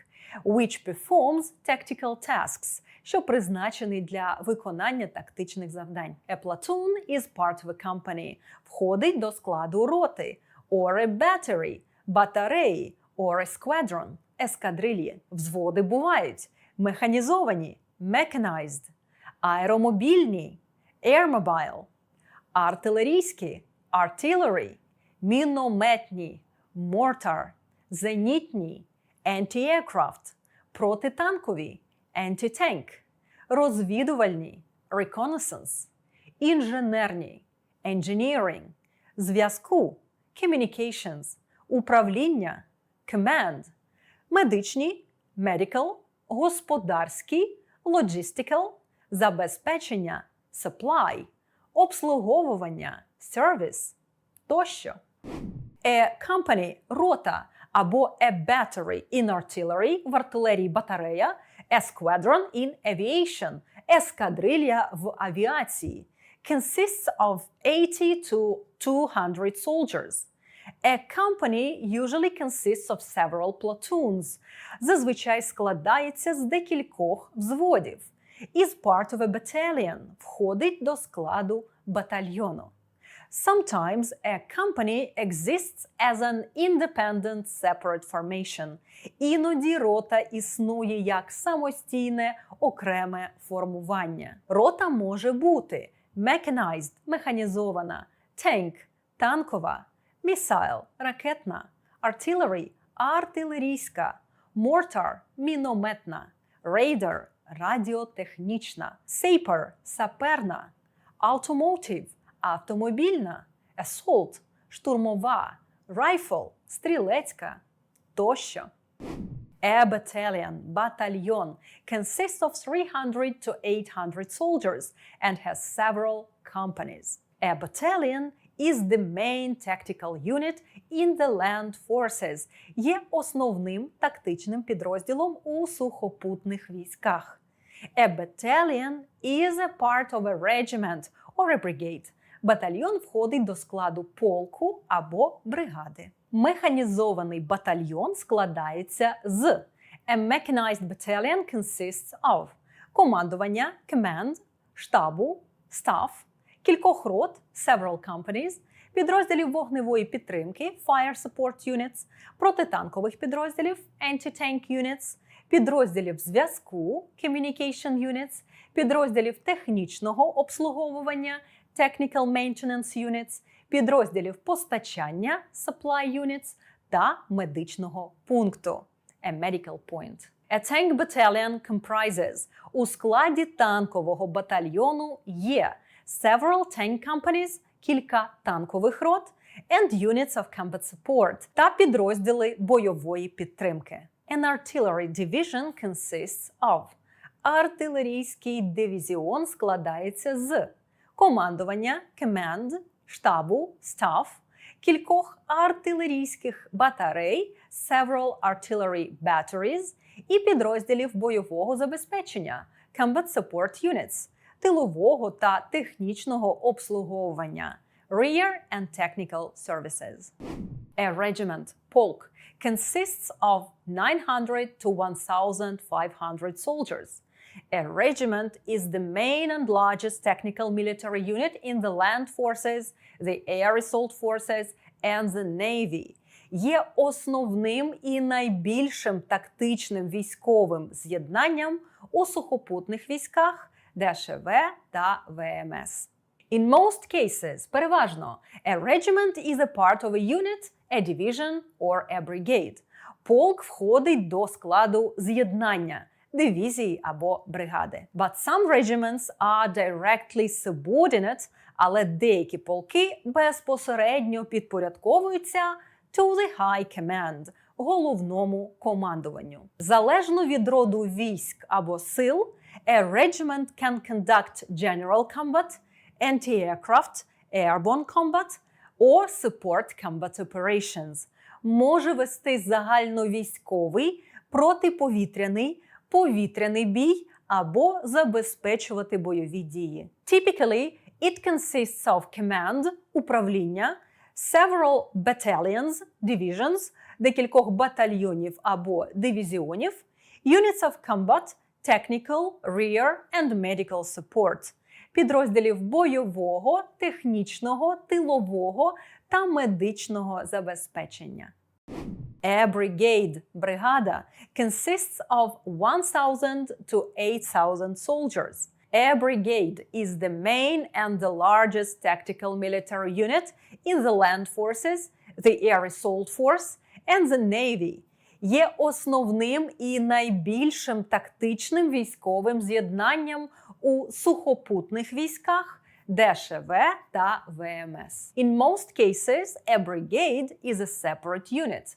У більшості випадків бригада становить окрему одиницю subordinate to an operational command, що підпорядковується оперативному командуванню. A brigade is designed to perform tactical tasks, призначена для виконання тактичних завдань as part of army corps or independently, у складі армійських корпусів або самостійно, in cooperation with units and elements of other branches of the military and special forces, у взаємодії зі з'єднаннями та частинами інших родів військ і спеціальних військ, with aviation, з авіацією, and in coastal directions, на приморських напрямках, with naval forces, із силами флоту. In the land forces, у сухопутних військах, a brigade consists of headquarters, штабу, command, управління, several battalions, divisions of the basic branches of the military, з декількох батальйонів, дивізіонів основних родів військ, special forces units and rear units, підрозділів спеціальних військ і тилових підрозділів. Згадаю в цьому уроці також корпус, a corps. A corps is a combined arms operational tactical unit or a union. Загальновійськове оперативно-тактичне з'єднання чи об'єднання of permanent or temporary troops. Військ постійного або тимчасового складу. In wartime, a corps acts as a part of the army or independently. У воєнний час діє в складі армії або самостійно. Зверніть увагу на написання та вимову слова corps. Не путайте його з corpse – мертве тіло, corpus – корпус, збірка або core – ядро, серцевина. Множина від core – cores – пишеться так само, але вимовляється із закінченням cores. Повторюємо основні поняття цього уроку. Вогнева група англійською – це a fire team. Відділення – section або squad. Взвод – platoon. Рота – company. Батальйон – battalion. Полк – regiment. Бригада – brigade. Корпус – corps, штаб – headquarters, з'єднання, підрозділ, військова частина – unit, тилові підрозділи – rear units. Отже, друзі, сьогодні ми розібрали назви, склад, чисельність та особливості військових формувань та підрозділів Збройних сил України. Ця інформація вам точно знадобиться. І не тільки вам, а й вашим колегам і знайомим. І всім українським військовим, які вивчають Military English. Поділіться з ними цим відео, а також порекомендуйте наш канал. І самі не забудьте підписатися. Щоб отримувати більше корисного контенту з військової англійської, приєднуйтесь до нашого інстаграму та телеграму. А матеріали для уроку у вигляді файлів будуть доступні для тих, хто є нашими меценатами і підтримує наш проєкт регулярними благодійними внесками. Якщо ви вважаєте, що те, що ми робимо, корисно, підтримайте нас, щоб ми могли продовжувати робити те, що робимо. Посилання в описі до відео. Це армійська англійська. Перший YouTube-канал з мовної підготовки для українського війська. Я Олена Чекрижова, вчителька, і я переконана, що дуже скоро у кожному відділенні, взводі, роті, батальйоні, бригаді заговорять in English.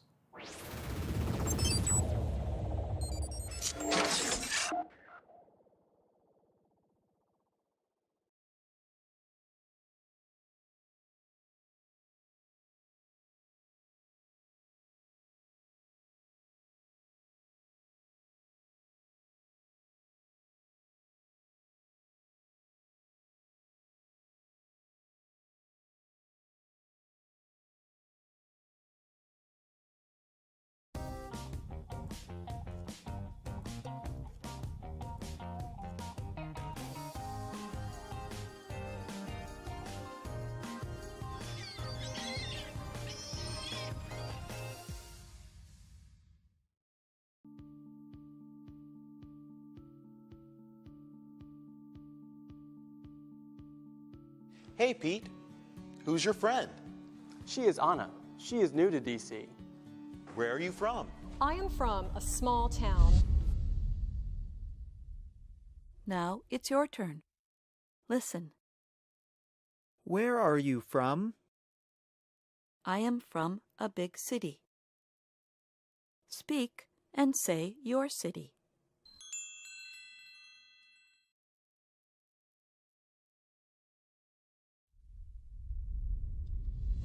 Welcome to DC. Thank you.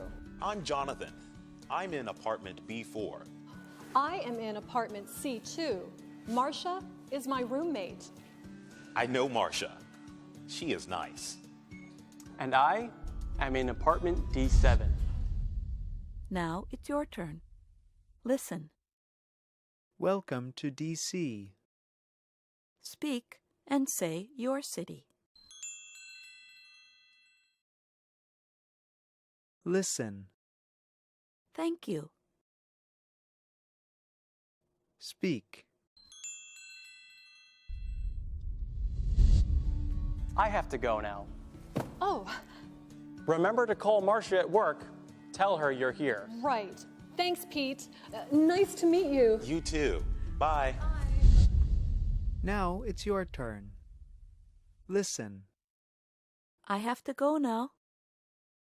Speak.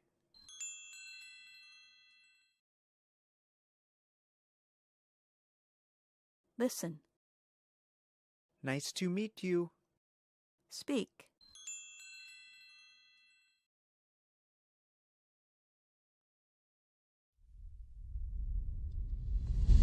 Apartment C2, here I come.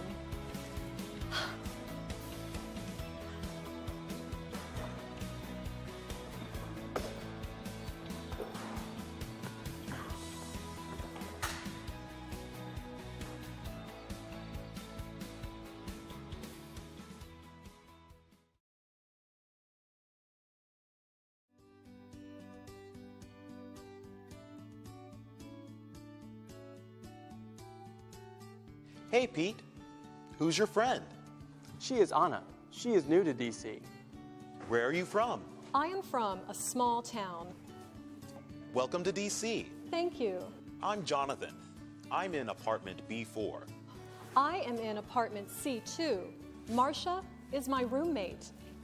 I know Marcia. She is nice. And I am in apartment D7. I have to go now. Oh, Remember to call Marcia at work. Tell her you're here. right. Thanks, Pete. Nice to meet you. You too. Bye. Apartment C2, here I come.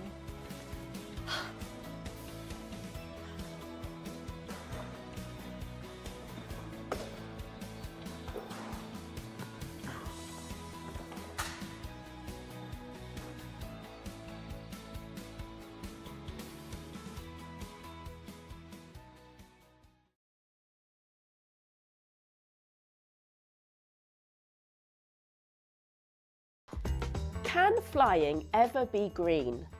Scientists say no. This is News Review from BBC Learning English. I'm Shan. And I'm Phil. Make sure you watch to the end to learn the vocabulary you need to talk about this story. And remember, subscribe to our channel, like this video, and try the quiz on the website. Now for today's story. Environmentally friendly flying is not likely to happen soon. That's according to scientists from the Royal Society. The UK government's target is completely sustainable flying by 2050. But researchers found that more than half of all British farmland would be needed to grow the plants to make the biofuel. You've been looking at the headlines. What's the vocabulary? We have use up, not in easy reach, and pour cold water on. This is News Review from BBC Learning English.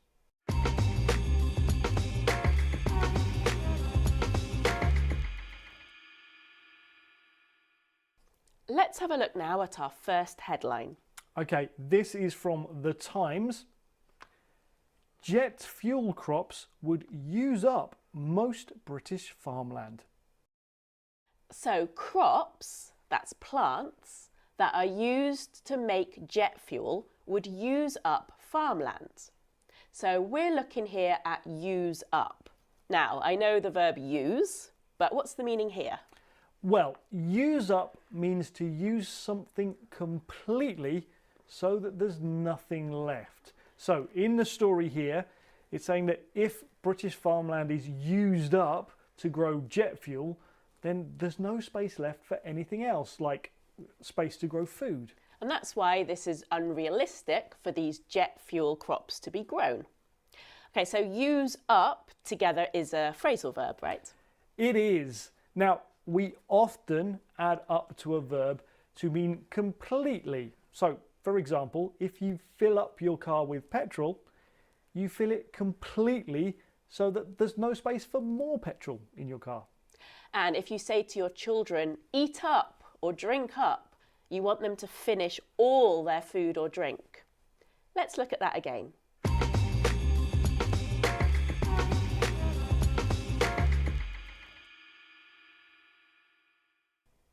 Okay, let's have our next headline. This is from the BBC. Green flights not in easy reach, warn scientists. Okay, so we're looking at this expression in reach. And note in the headline, it's in the negative and uses not. Okay, so Phil, I know the verb reach, so I reach for my water bottle if I need a drink. But in this headline, it's in reach, so it's not a verb, is it? No, it's not. It's a phrase, and we often use it with the verb be, and it means to have something close to you. So, Sean, your water bottle is in reach. You can reach it. It's close to you. Okay, so we can use it with physical things, like my water bottle, but we can also use it metaphorically. So in the headline, they say that green flights are not in easy reach, meaning that green flights will not happen yet. It's not easy to have them. Yes, and we often use it like this, metaphorically. So, for example, if you've got 1 month left until the end of the school year, we can say that the end of the school year is in reach. Or if I'm a professional sports person and I have an injury, then the Olympics are not in easy reach. Let's have a look at that again.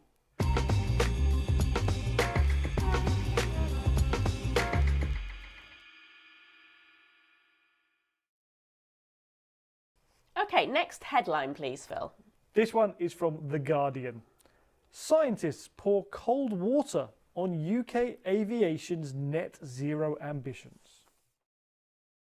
Okay, so here we're talking about net zero, which means limiting harmful gases. And the expression we're looking at is pour cold water on. So, Phil, if I pour cold water on you, how do you feel? I don't think I'd like it. But this is an idiom and it's metaphorical. You can pour cold water on a plan or an idea, and if you do that, it means that you're very negative about it. In fact, so negative that other people might lose their enthusiasm for the plan or the idea. Okay, so scientists criticised this plan to fly more sustainably. But can we use this expression in everyday English? Definitely. So, Sean, think about if your kids are arranging or planning a really big house party. I think you might pour cold water on that idea. Definitely. And if you're thinking about cheating in an exam and your friends think it's a bad idea, then they will pour cold water on it and you'll lose enthusiasm for this idea. Let's look at that again.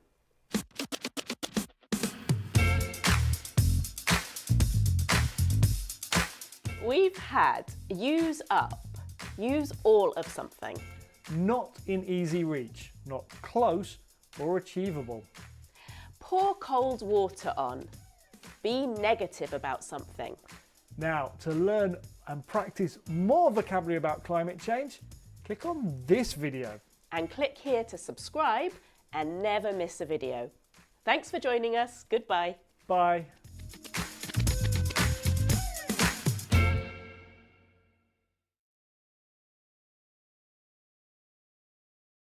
Чим military pack відрізняється від assault pack? І які ще типи рюкзаків бувають?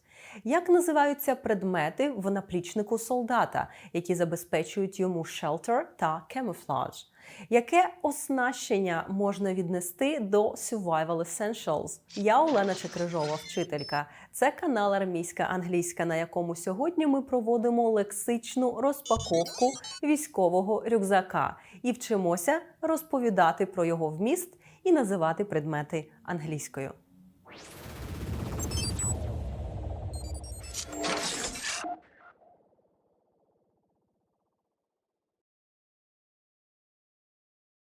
У попередніх відео ми з вами вже говорили про форму та одяг військового, а також детально розбирали назви та функції захисного спорядження. А сьогодні наша тема – військовий рюкзак та його вміст. Будемо вивчати, як описати англійською ті речі, які ви з собою носите. Під час підготовки до цього уроку я провела невелике опитування серед військових моїх студентів та друзів і зробила висновок, що окрім загального традиційного переліку необхідних речей, вони мають в своїх рюкзаках різне. А вже ж, наповнення залежить від роду військ, типу підрозділу, посади, характеру завдання, ситуації та обставин, сезону, персональних вподобань і потреб та багатьох інших чинників. Але є базовий набір, що міститься в наплічнику військового найчастіше. Саме про нього і поговоримо. Кажуть, що ще за часів давнього Риму солдати носили з собою сумки, зроблені зі шкіри, у яких переносили їжу, зброю та інші предмети. Довгий час солдати не мали рюкзаків у тому вигляді, як зараз, а носили невеликі сумки або ранці, бо більшість essential items, необхідних речей, які були їм потрібні, переміщувались на повозках on a wagon, які слідували за військом. Коли було винайдено вогнепальну зброю, firearms, у солдатів з'явилася необхідність мати при собою не тільки rifles and muskets, а також ammunition and cleaning equipment. І, відповідно, необхідність носити більше оснащення самостійно. Перші військові рюкзаки, які з'явилися в Америці всередині 18-го сторіччя, було виготовлено з листового металу – sheet metal. І вони мали wooden backing. Зрозуміло, що вони були не дуже зручні. Тож солдати часто загортали свої речі в ковдру і носили на плечі. Тому the first military backpack і називався rucksack від німецького спина та слова sack – сумка, мішок. Наприкінці Другої світової війни з'явився так званий field pack, який мав два відділення – one to store rations or equipment and the other for weaponry. З того часу моделі та матеріали для військових рюкзаків невпинно покращувались та удосконалювались. Було створено сотні різних модифікацій, і в сучасних арміях є вимоги до рюкзаків, які можуть носити військовослужбовці in terms of size – розміру, shape – форми, durability – міцності and color – кольору. Розгляньмо, які варіанти військових сумок та рюкзаків є зараз. A duffel bag – речовий мішок. A tube-shaped cloth bag. A bum bag або a butt bag – сумка на пояс. Molly rucksack – рюкзак з системою Моллі. A combat sustainment pack – додатковий тактичний рюкзак. Невеликий рюкзак, що підходить для різних завдань. An assault pack – штурмовий рюкзак. A mission pack – рюкзак на одне завдання, на 2-3 дні. An Alice pack – all-purpose lightweight individual carrying equipment – рюкзак за типом універсального, полегшеного, індивідуального, розвантажувального обладнання. A Bergen – великий військовий рюкзак, понад 50 літрів, що використовують військові Британії. An attachable pouch – підсумок. A survival kit – набір для виживання. Увага! Різниця між military backpacks та assault packs в тому, що military backpacks – рюкзаки для перенесення всіх речей для довгого періоду часу, а assault packs призначені для коротших періодів або навіть завдань на один день. Тоді як military pack може вміщувати до 96 літрів, assault packs містять лише around 20 liters. І перш ніж ми перейдемо до розбору вмісту, ви маєте підписатися на цей канал, якщо дивитесь наше відео, а також перевірити, чи поставили ви лайк та дзвіночок, щоб отримувати всі сповіщення про оновлення на каналі. Необхідна в рюкзаку їжа, food – це a field ration – сухпайок. Можна зустріти також назви combat ration, food packet, ration pack, battle ration, meal ready to eat, MRE, або IMP – individual meal pack. Також це усілякі protein bars та energy drinks, які ви так любите. Щоб нагрівати їжу, в рюкзаку є a flameless ration heater – безполуменевий нагрівач. У наплічнику військового неодмінно містяться речі, що забезпечують роботу зброї та зв'язок – weapons and communication. GPS unit, satellite phone, a compass, a map, binoculars, an extra battery – додаткова батарея або powerbank, a radio або a walkie-talkie – радіостанція або рація, a gun cleaning kit – набір для чищення зброї, magazine pouches – підсумки для магазинів, ammo pouches, a signal mirror – сигнальне дзеркало, night vision gear, NVGs – night vision goggles, а також усілякі інші речі, необхідні для зв'язку, знаходження, знешкодження та знищення ворога. Survival essentials – це, по-перше, a first aid kit – аптечка, a tourniquet – турнікет, а також оснащення, що забезпечує гідрацію, hydration packs – гідраційні пакети, a hydration bladder – питна система для рюкзака, a flask – фляга, також її називають a canteen, a sleeping bag – спальний мішок, an emergency blanket – термоковдра, matches – сірники, a hand or foot heating pad – зігрівальні елементи для рук чи ніг, a headlamp або a head torch – налобний ліхтарик, a tactical flashlight – тактичний ліхтарик. У рюкзаку можуть бути різні матеріали для спорудження shelter – укриття та camouflaging – маскування, a tarp – брезентовий тент, a tent – намет, duct tape – скотч і зустрічка, a rope – мотузка, a bungee cord – еластичний шнур з гачками, a rain jacket – дощовик. Маскувальна фарба для обличчя – це Camouflage Face Paint, CFP. Extra Clothing – додатковий набір одягу. Sunscreen – крем для засмаги. Лопатка – це an entrenching tool або e-tool. Personal items – a knife. A multi-tool – є два варіанти написання цього слова. A mug – кружка. A ziplock bag – зіплок-пакет, поліетиленовий пакет на застібці, або a waterproof bag для мап та предметів, які не можна мочити. Що я пропустила? Напишіть мені в коментарях. Кожен ваш коментар служить для підтримки та просування нашого освітнього контенту. Ну і мені приємно. А ще обов'язково порекомендуйте армійську англійську вашим знайомим, які вивчають або планують вивчати англійську. Вони будуть вдячні вам за це. Може, не просто зараз, але будуть. Бо дуже скоро English стане обов'язковою вимогою для військовослужбовців України.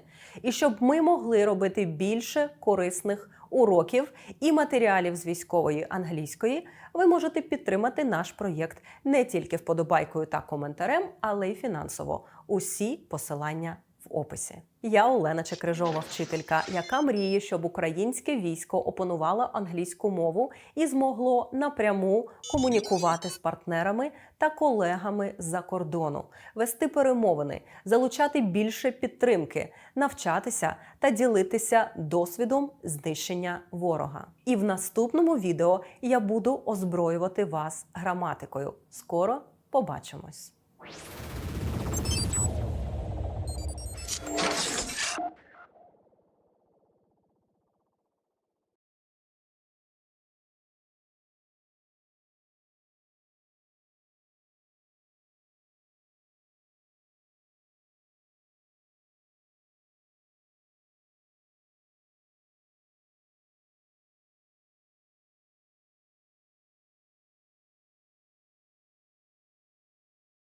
Fake news. Hello and welcome to Fake News, Fact and Fiction from BBC Learning English. I'm Hugo. And I'm Sam. In the program today, we'll look at some of the reasons people share fake news. We'll hear from disinformation researcher Samantha Bradshaw. One reason why people share fake news that they know is fake has to do with this thing that we call identity signaling. Identity signaling. Have you heard of that, Sam? Not until I saw the script for this program, actually. Also, make sure you keep watching to find out what identity signaling is and how it's a part of the spread of fake news. Before we get to that, we have some key vocabulary which you're going to tell us about. Sam, what do you have for us today? Yes, so today I am talking about agenda, actors, and motives. If you have to go to meetings, and who doesn't love a good meeting? I hate them. They're such a waste of time. You will probably be familiar with agendas. An agenda is a list of things that are going to be discussed at the meeting. But there is another meaning of the word agenda that is important in the area of fake news. If an individual or organization or a government has an agenda, it means that there is something they want to achieve.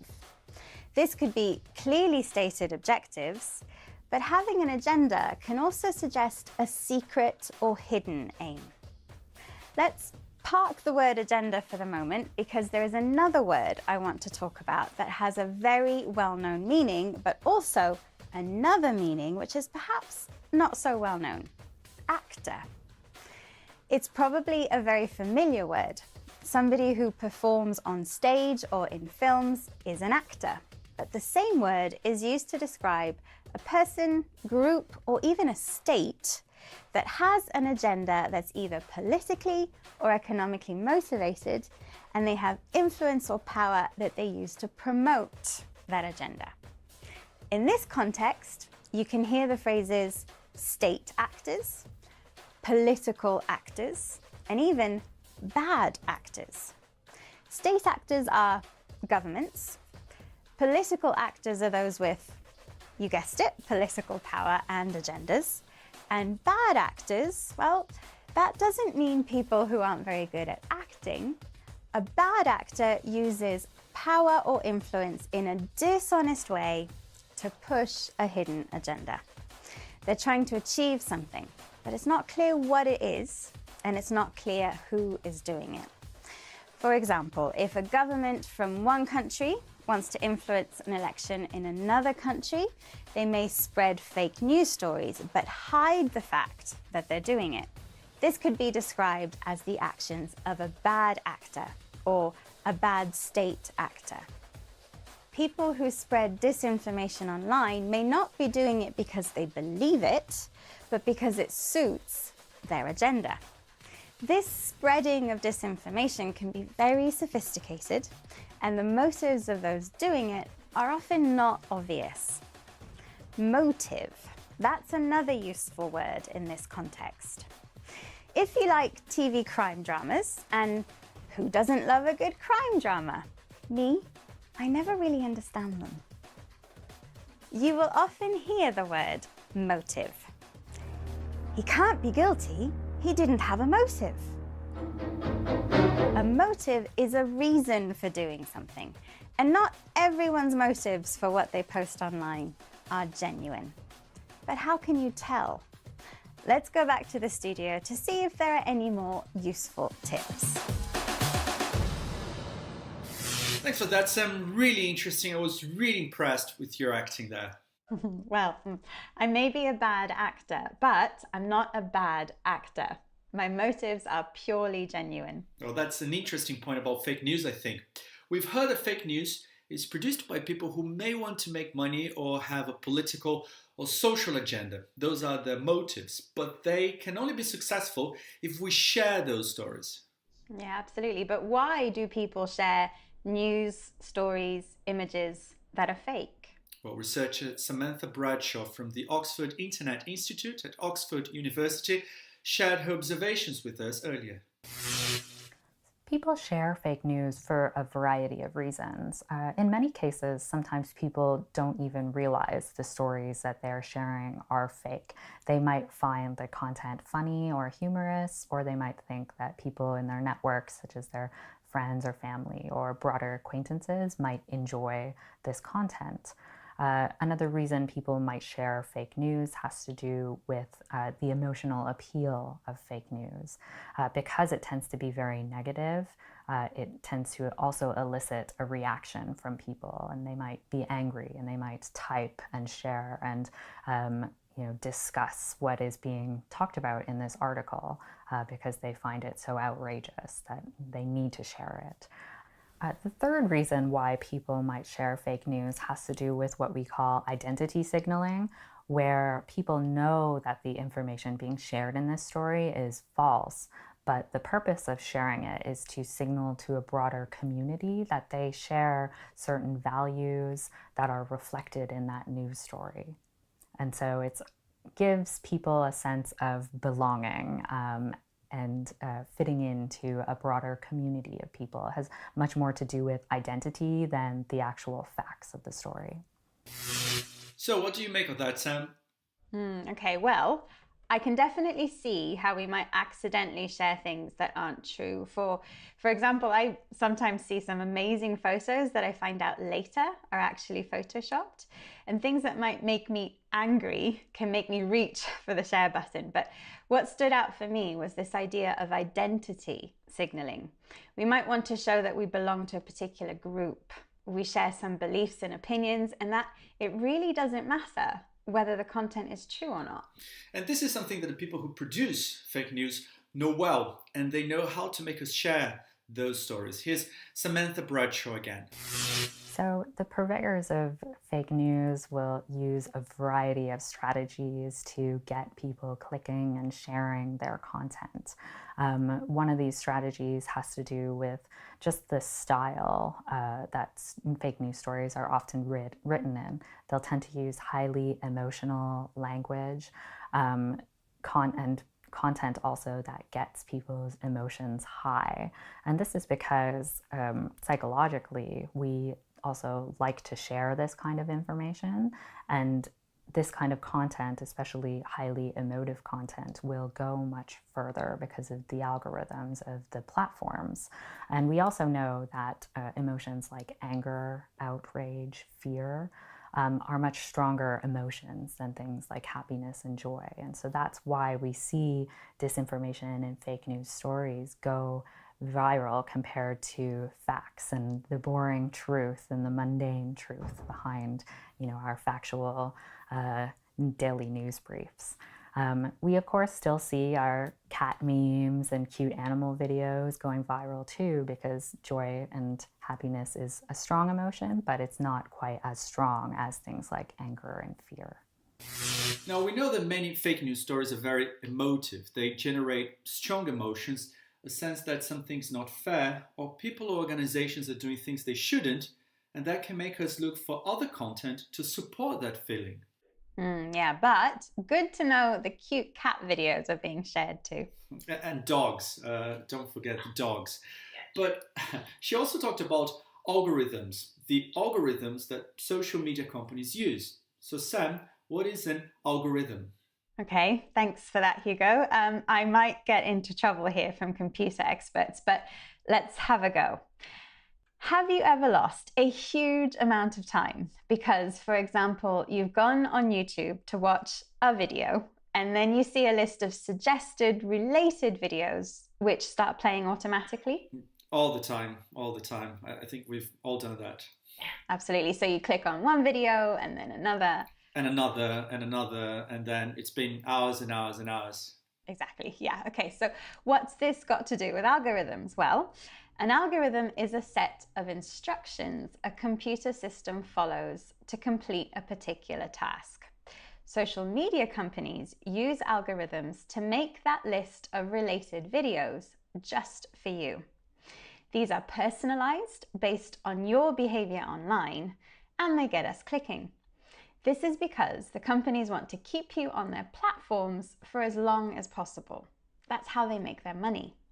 The longer you're on their site, the more links you click, the more advertisements you see, and the more cash they collect.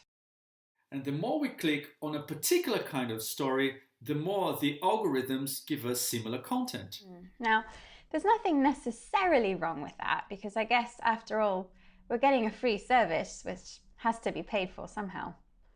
But it does mean that we usually don't see things that we don't like, that we don't agree with. And this can make us feel that our view, our opinion, is the right one, which everyone shares. Which is why I think it's a good idea to try and look for different opinions, so we don't end up thinking that everyone thinks the way we do. So does that mean after watching all your cat videos, you search for dog videos for a little bit of balance? I love cats and dogs equally, actually, but that's not exactly what I was thinking here. I'm just pulling your leg there. Sam, please remind us of today's vocabulary. Certainly, Hugo. So we started with agenda, which is a plan of things to be done, and if it's a hidden agenda, it means the reason for someone's actions might be secret or hidden. Then there was the word actor. In the context of fake news, an actor is someone with an agenda that uses power and influence to try and promote that agenda. A motive is a reason for doing something. And like hidden agendas, sometimes the motives for a particular action on the internet are not always clear and transparent. Samantha Bradshaw talked about identity signaling. This is the description of behavior online when people share things without being interested in whether they're true or not. What's important is not how true it is, but that it demonstrates that they think in the same way or share the same beliefs as the group. And finally, algorithm. An algorithm is a set of software instructions that, for example, can produce a personalized list of recommended videos based on what an individual has searched for or watched in the past. Thank you, Sam. That was very comprehensive. That's all from us today. We look forward to your company again soon. Goodbye and stay safe. Bye-bye.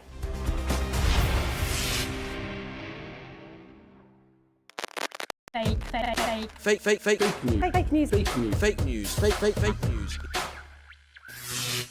Hello, I'm Hugo. And I'm Sam. Welcome to Fake News, Fact and Fiction from BBC Learning English. In this series, we're looking at a topic that's on the tip of everyone's tongues, fake news. Yes, fake news. We'll find out what it is and what it isn't. We'll look at where it comes from and how it can be dangerous. And we'll also show you how you can become a fake news detective with tips and suggestions for developing your critical thinking skills. We're starting today with the look at the word fake itself. What does it actually mean and how do we use it? Over to you, Sam. Okay, well, actually, thank you, Hugo. I want to show you something I prepared earlier, so it's really over to me, Sam. So what do we know about the word fake? The word fake is first recorded in the late 18th century. It's slang used by criminals in London with meanings connected to their illegal activities. Today, it can be an adjective, a noun, or a verb, and is used when talking about things that are not real, not genuine, but are designed to make people think that they are real or are genuine. So where do we see this word? The news is full of stories of fakes. Fake works of art, fake concert tickets, fake documents, and fake qualifications, to name only a few. In some places, you can buy fake designer goods, either knowingly or unknowingly. However, those looking for a bargain could end up with dangerous fake goods or even fake medicines. All these kinds of fakes can be called counterfeit. Being fake isn't always for criminal reasons, though. People and how they act can be called fake too, like smiling, laughing, being injured, and even Yes. not confident but want to ace that job interview, fake it till you make it. And sometimes what is fake is more ethical. For example, if you wear fur, is it real or fake? Fake fur is regarded to be more ethical, so much so that real fur is sometimes labeled as fake. So knowing what is real and what is fake and what is fake can be tricky. How do we choose what to buy, where to go, even where to stay? Many of us look at reviews online, but even then we have to watch out for fakes. The digital world of social media and the internet are places where it can be very difficult to tell what is fake and what is real. And that brings us to perhaps the most common phrase associated with the word fake these days. Fake news. Fake news. Fake news. Fake news. Fake news. Do you hear what I'm saying? There's something different here. Yes, so obviously those were fake ears. And that's a fake laugh, but it's a comedy classic, fake ears, really just to demonstrate that not everything fake is bad. And can I say that laugh was a counterfeit laugh? That's a really good question, actually, but no. So we use the word counterfeit to describe real objects, real things that are fake. So for example, documents, money, paintings, jewelry, they can all be counterfeit, but a laugh, no matter how fake or false, is not counterfeit, no. And have you had any experience with fake things? So I did have a friend who was setting up his own business, and he did ask me to write him a fake review online. What happened? No comment. What about you? I haven't bought anything fake or counterfeit, but I think we've seen, fake T-shirts, fake shoes, bags, really pretty common. much everywhere, right? But now let's turn to fake news itself. Yeah, so the words fake and news, as we know, have existed separately for a very long time. But as a journalist, Hugo, when did you start seeing them together, being used as a thing?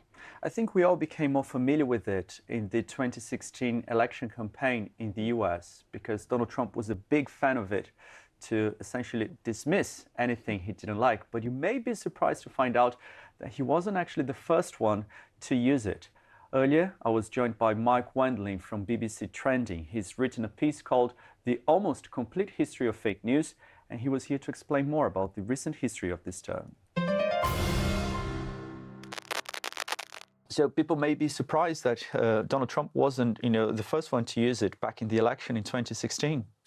No, actually, it was his opponent, Hillary Clinton, who was the first person to utter the words fake news.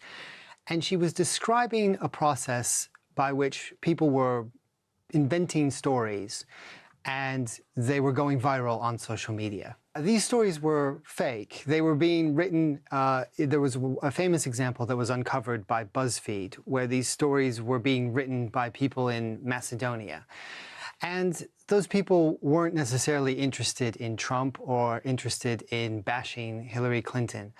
What they were interested in was money. Through Facebook, they could draw people into their websites and then make money off of advertising. And that's why they wrote these sensationalized, completely made up stories that we now have come to know as fake news. And misinformation, fake news has existed for many, many years, right? But now the difference is social media and how easy it is to, spread this kind of disinformation. That's right. There's always been mistakes, propaganda, spin, or just lies by political candidates. That has always existed. This is a new type of information and a new type of how information spreads online. And what that means is that it can be spread faster than ever before by people who might be anonymous or might be thousands of kilometers away.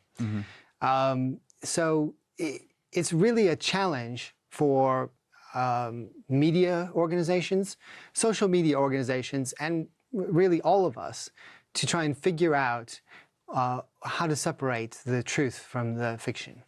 And you can find out more about Mike's work on the BBC Trending blog, on the BBC News website, and also on the BBC World Service. Mike, thanks for joining us. Thank you.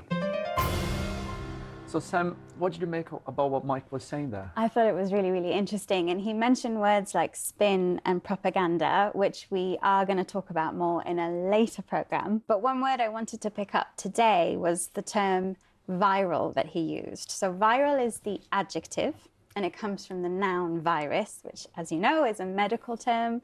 And as you also know, a virus can spread really, really quickly. So when we use something viral, when we use the term viral, to go viral online, it basically means it spreads really, really quickly across the internet. No, we all know about it. Very interesting. Now, before we wrap up for today, Sam, remind us about the word fake. Okay, absolutely. So fake means not real, it is not genuine, and grammatically the word fake can be a verb. So you can fake a smile, you can fake a laugh, as Hugo did before. You can also fake being confident. It can also be a noun, so a picture is a fake. The diamond ring my grandmother left me was a fake, for example. And it is commonly used as an adjective. So I was talking earlier about the fake review, which I, of course, didn't write. And also, if you're unlucky, you might buy fake tickets for a concert or things like that. If we're talking about fake objects like documents, money, or copies of well-known brands, for example, you can also use the word counterfeit. Thank you, Sam.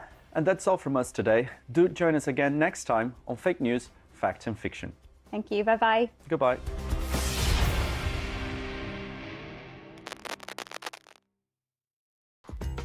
No more plant-based steaks, at least not in France. This is News Review from BBC Learning English. I'm Neil. And I'm Beth. Make sure you watch to the end to learn vocabulary to talk about this story. Don't forget to subscribe to our channel, like this video, and try the quiz on our website. Now the story. Plant-based food can no longer have meat-based names in France. The French government have published a list of words, such as steak and ribs, that will not be allowed on labels for meat-free products. Farmers in the country have argued that using these words for non-meat products could confuse customers. Similar measures are being discussed in other countries. You've been looking at the headlines, Beth. What's the vocabulary? We have meaty, salvo, and reignites. This is News Review from BBC Learning English.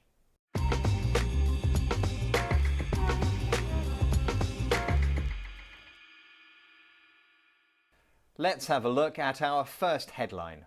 This is from The Guardian. No more cordon bleu. France prepares to ban vegetarian products from using meaty language. So, as the headline says, France is banning the way that certain foods, plant-based foods, are described. It's not banning the food itself. Now, we are looking at the adjective meaty. How exactly can language be meaty? Well, firstly, meaty can be used to describe food. If you are cooking or eating something meaty, then it either is actually meat or it has a strong flavour of meat. Although this headline is playing with the meaning of the word meaty, because the banned words could actually be used to describe actual meat. But meaty language is what we're looking at. Tell us more. Well, meaty can also have this meaning of complex or serious, and it's often used to describe books and films.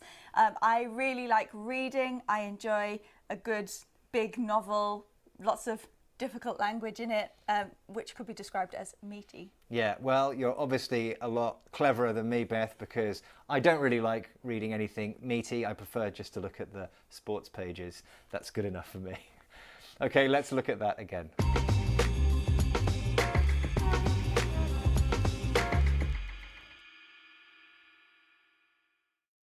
Let's have our next headline. This is from VOA News. France readies new salvo against meat substitutes labelling. We are learning about the word salvo. Beth, tell us more. There's a military origin, I think. There is, yep. So salvo is originally a military term and it means to fire all the guns at once. Imagine an old warship and all of the cannons shoot at the same time. Well, that is the literal meaning, but we are learning a metaphorical meaning, which is attack. And here it's a legal attack. It's not a physical attack. The French government has tried this in the past and is getting ready to try it again. That's right. Now, we can also use the expression launch a salvo to describe criticising someone. Last night, very late, the neighbours in the flat above me were being really loud. So when I saw them this morning, I launched a salvo of angry words in their direction. Okay, that sounds a bit scary. I must remember never to make any noise near you, Beth. I'm not sure if I could handle a salvo of angry words from you. Let's look at that again.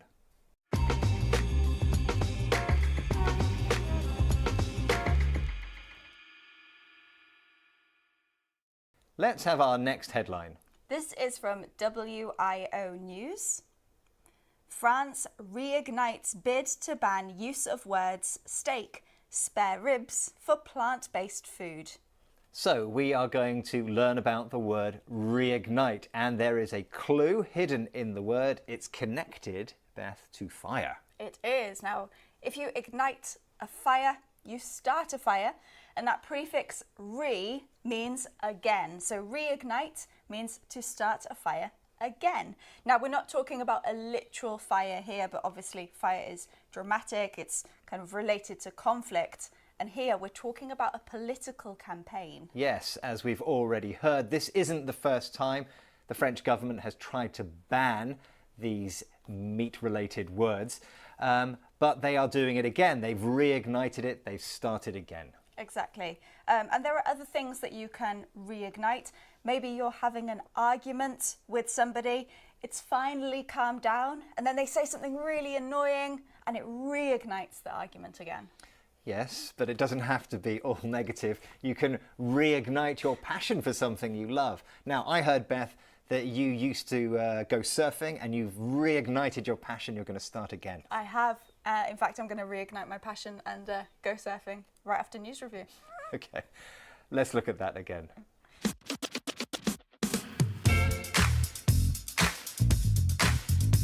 We've had meaty, interesting or complex. Salvo, an attack or criticism. And reignite, start up again. Now, if you've enjoyed this episode, we think you'll love this 6 Minutes English, where we asked, would you eat less meat if it would help the environment? Don't forget to click here to subscribe to our channel so you never miss another video. Thanks for joining us and goodbye. Bye.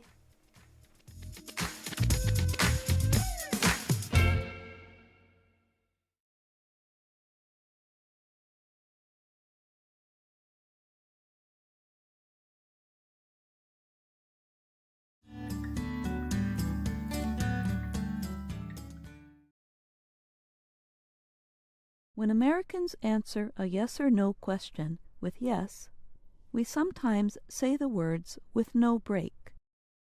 The sounds blend together. Here's an example.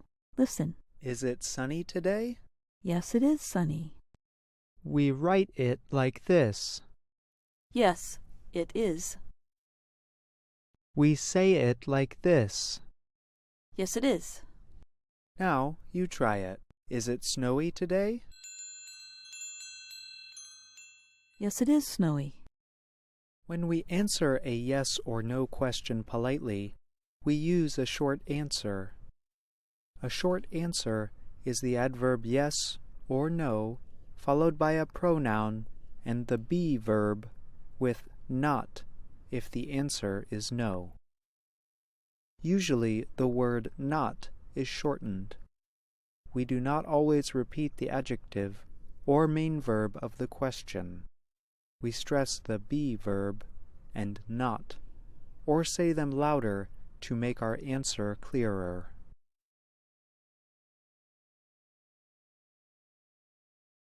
Here are some examples.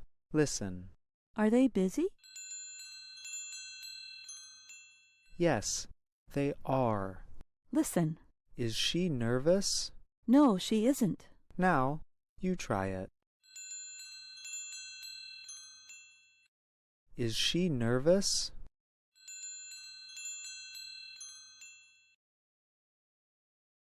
Listen. Are you working? No, I'm not. Now, you try it. Ask a yes-no question.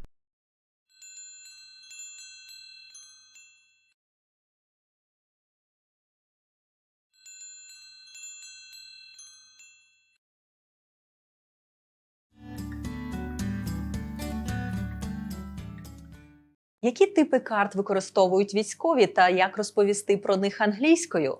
Що таке MGRS і чому важливо запам'ятати цю абревіатуру? Як сказати англійською курс, довжина, широта, масштаб, орієнтир на місцевості та інші терміни з топографії, які військові використовують для планування та виконання операцій та завдань? Я Олена Чекрижова, вчителька. Це канал Армійська англійська, де ми займаємося мовною підготовкою українських військових. І в цьому уроці ми розглядаємо основні топографічні терміни і корисну лексику з цієї теми.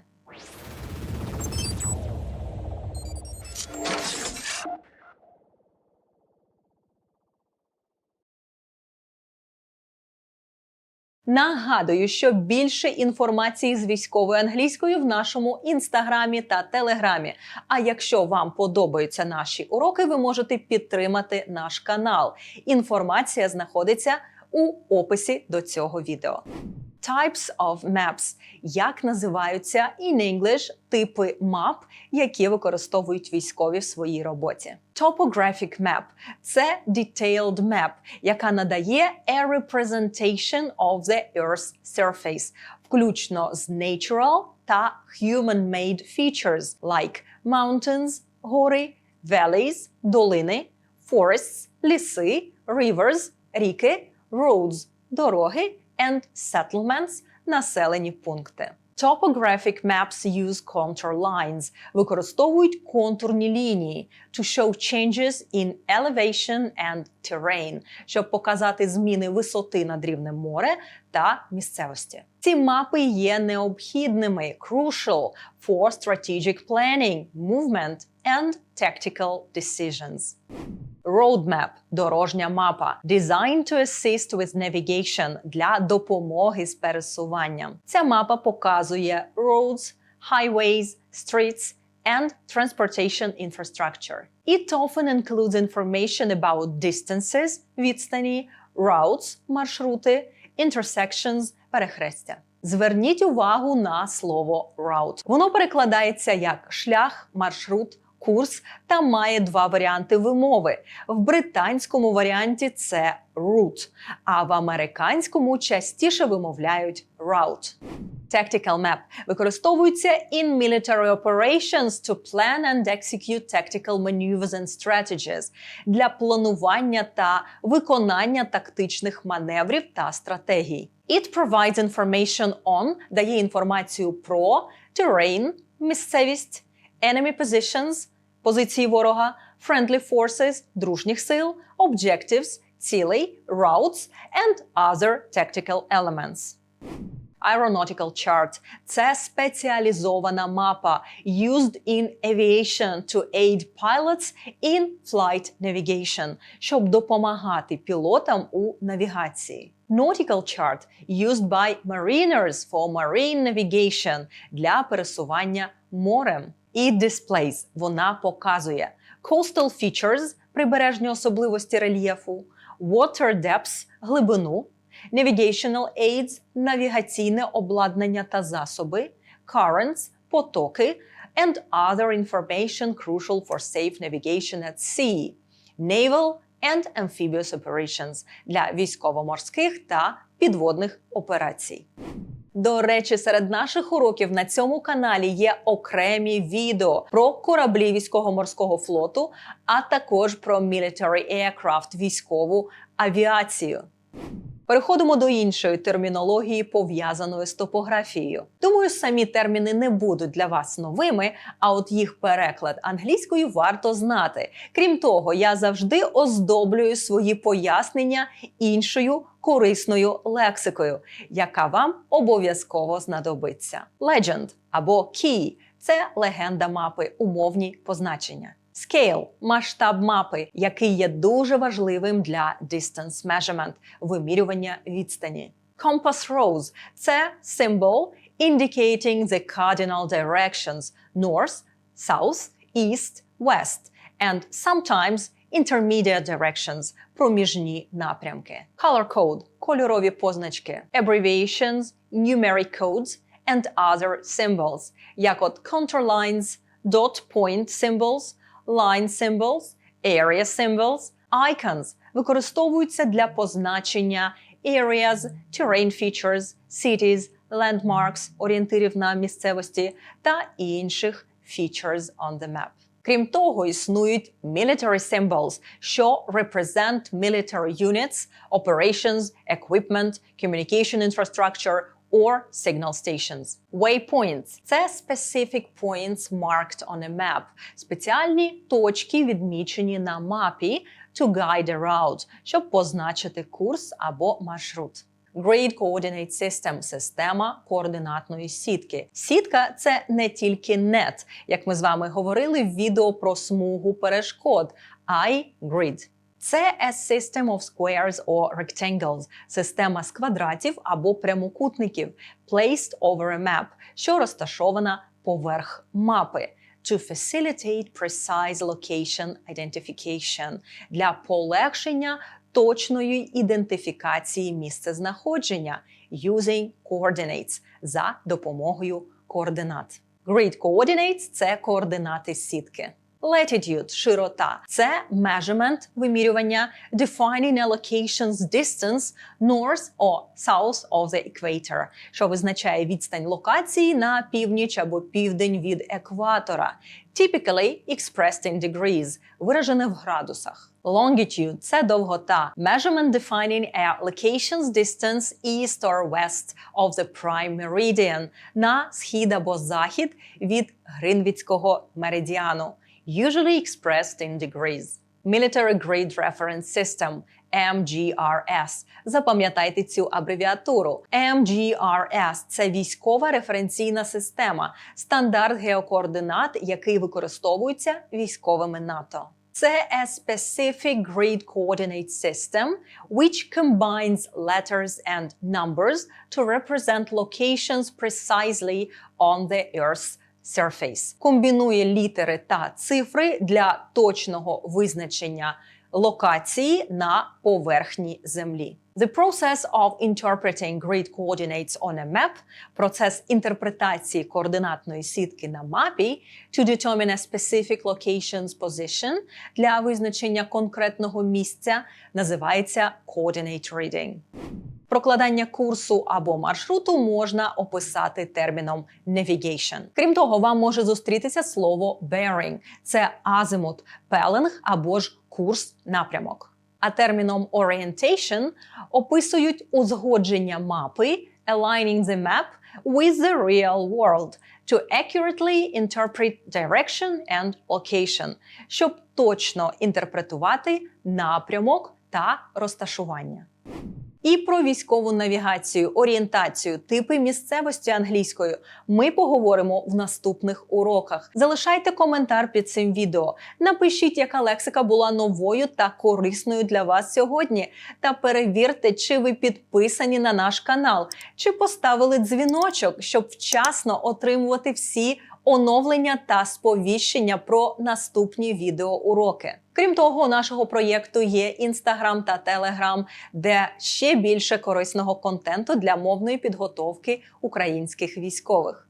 Долучайтесь, вивчайте та поширюйте. А я Олена Чекрижова, вчителька, і ми дуже скоро зустрінемось з вами на тій же широті та довготі, тут, на каналі Армійська англійська.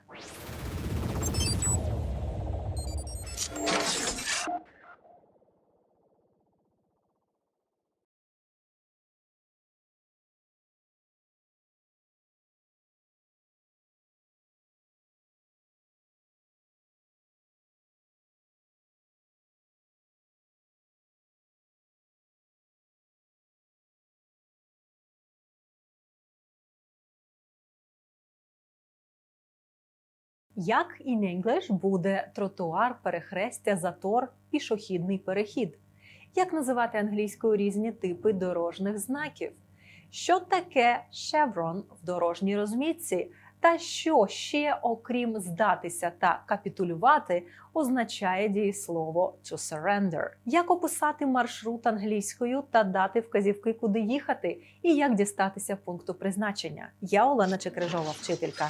Це канал Армійська англійська. І сьогодні ми говоримо про driving – керування автівкою, а зокрема про traffic, road signs та routes – дорожній рух, знаки та маршрути.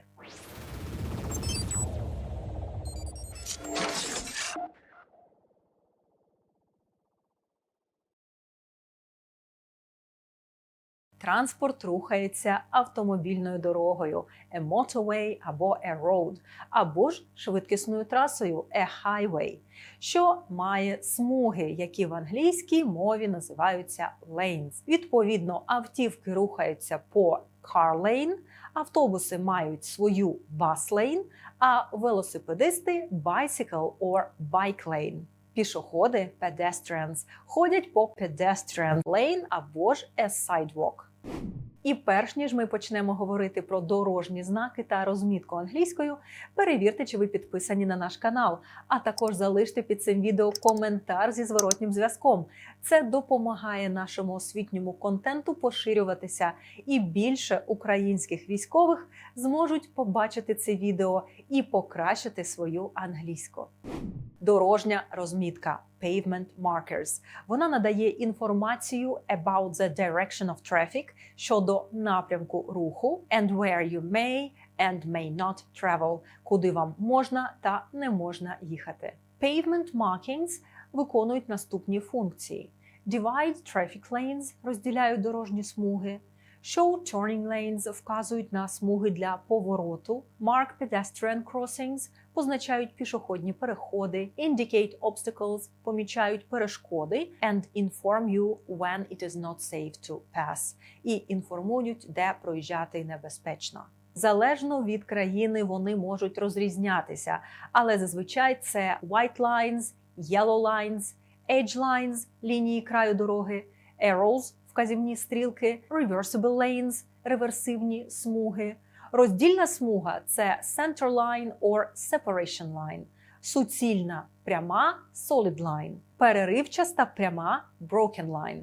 Raised pavement markers – це попереджувальні елементи, що виступають над поверхнею дороги. Rumble strips – це смужки, які видають своєрідний гуркіт rumble та відчуваються водіями, якщо на них наїхати. Дорожня розмітка, яку називають chevron, скеровує рух транспорту в необхідну смугу або використовується для розділення транспортних потоків у протилежних напрямках. Тож шеврони є не лише у військових, а й на дорозі.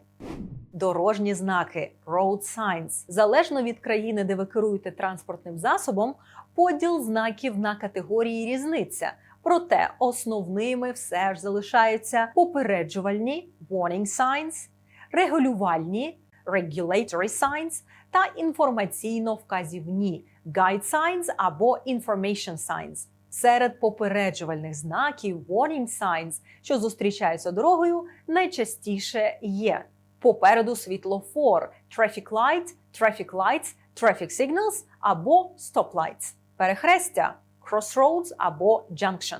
Затори – traffic queues, тоді як в розмовній мові ви частіше всього почуєте фразу traffic jams. Інші назви затору – це blockage, bottleneck, congestion, gridlock, logjam або roadblock. Пішохідний перехід – це pedestrian crossing, zebra crossing або zebra crossing.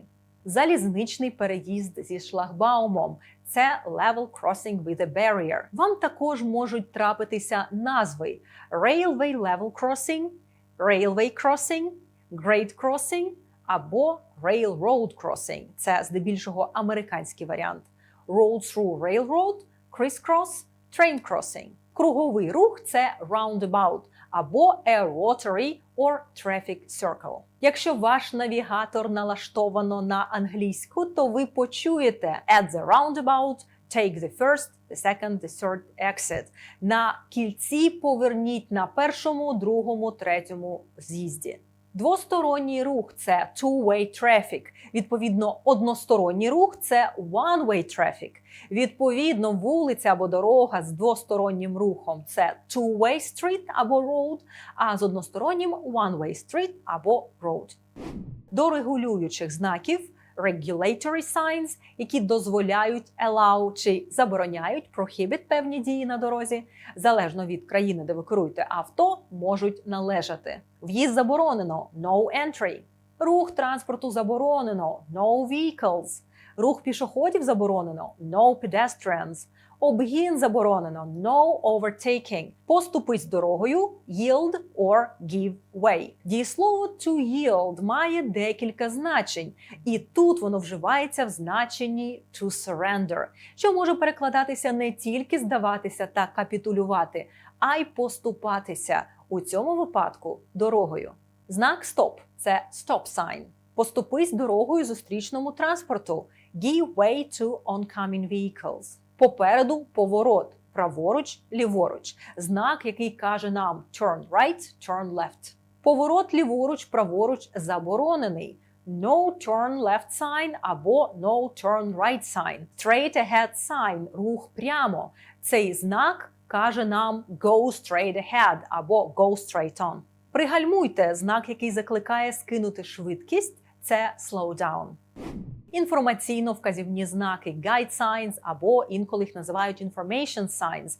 Вони вказують на destination – пункт призначення, distance – відстань, direction – напрямок руху, а також дають інформацію щодо дорожніх умов та сервісів на дорозі. Наприклад, автозаправна станція – gas station в американській англійській. Там ви можете придбати gasoline або petrol for your vehicle. А в британській англійській заправку називають petrol station.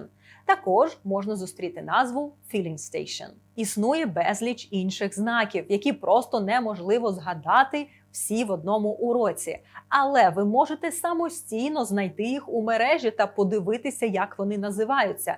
Якщо вам раптом доведеться давати інструкції з пересування іноземцю, або їхати за інструкціями іноземця, або ж кермувати автівкою за кордоном. Перейдімо до наступного пункту – прокладання маршруту, бо одна з вимог стандарту з військової англійської – вміння описувати in English маршрут руху, давати вказівки щодо пересування автівкою. Ви маєте вміти давати бодай прості інструкції та вміти розповісти, як дістатися певного місця, а також зрозуміти інструкції, які вам можуть дати іноземці. У граматичному плані нам в цьому допоможе imperative mood – наказовий спосіб, про який ми говорили в одному з попередніх відео, а також prepositions of movement та prepositions of place – прийменники руху та прийменники місця, які ми розбирали в попередніх уроках. А от на лексику, на слова та фрази, з якими ці прийменники узгоджуються, прошу вас звернути увагу. Go straight on. Рухайтесь прямо. Go straight ahead. Рухайтесь прямо. Continue driving. Продовжуйте рух. Turn right at the crossroads. Поверніть праворуч на перехресті. Turn left at the crossroads. Поверніть ліворуч на перехресті. At the roundabout, take the second exit. На кільці поверніть на другий з'їзд. Go along the street past the bank. Їдьте вздовж вулиці повз банк. Go until you reach the train station. Їдьте, доки не дістанетесь з залізничного вокзалу. Drive through the square. Проїдьте через площу. Go over the bridge. Переїдьте міст. The post office is at the corner of the street. Пошта знаходиться на розі вулиці. The city council will be on your left. Міська рада буде ліворуч від вас. The drugstore will be on your right. Аптека буде справа від вас. The hospital is just across the street.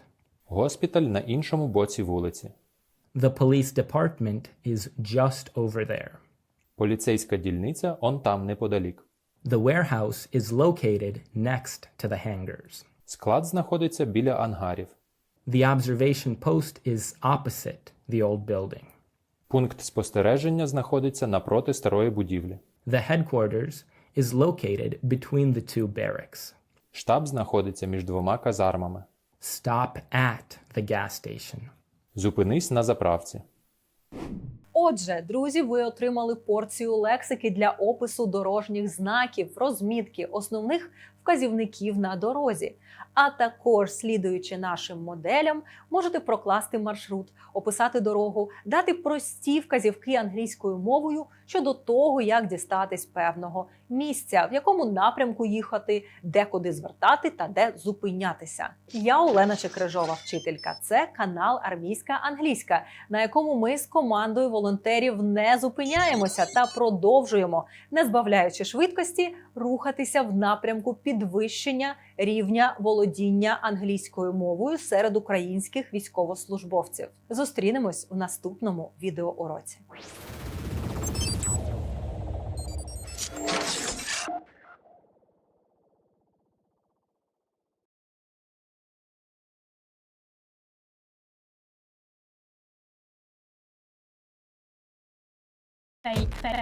Fake news. Hello, I'm Hugo. And I'm Sam. And this is Fake News, Fact and Fiction from BBC Learning English. In the program today, we're talking about images, and we meet viral image debunker Paulo Ordoveza. Things that you need to look out for when you're looking at a viral image. You want to look for any signs of manipulation, telltales that it's been edited. Before we get to that though, Sam, I'm looking forward to your vocabulary session. What are you going to be telling us about today? Well, today, Hugo, I am talking about the world of deceit and the words con, scam, phishing, and hoax.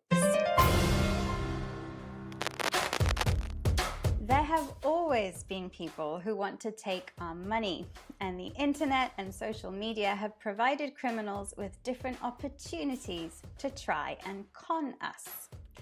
The verb to con means to deceive, to trick, or to cheat, and the noun a con describes the method of tricking. For example, on social media, you sometimes see competition with fantastic prizes like a car or a boat, and all you have to do is like the post and share it to have a chance of winning. Many of these competitions are cons. They're not real and are designed to get us to share personal information, which many people will do because they want to win the prize. But no one ever wins, and the people who run the con have collected lots of personal data. The word con dates back to the mid to late 19th century and is a shortened version of confidence man, which was the term for a person who was able to persuade people to give him money in return for a service that was never given and was not what was promised. This was known as a confidence trick or a con trick, and now just a con. A similar word for a con is a scam. Scam is a much newer word though, from the late 1960s, and in most cases it can be used in the same way as a con. Those online competitions are often scams, so be careful and beware of scammers, the people who are trying to trick you. A good piece of advice is, if it looks too good to be true, it probably is. A very modern type of scam is phishing. The term was coined in the 1990s and is a variation of the word phishing.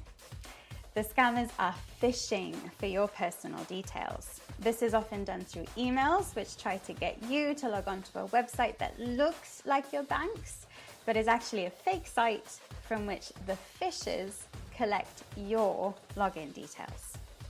Another type of scam that has been around for centuries but is also popular on the internet are hoaxes. A hoax is something that has been created to trick you into believing something that isn't true.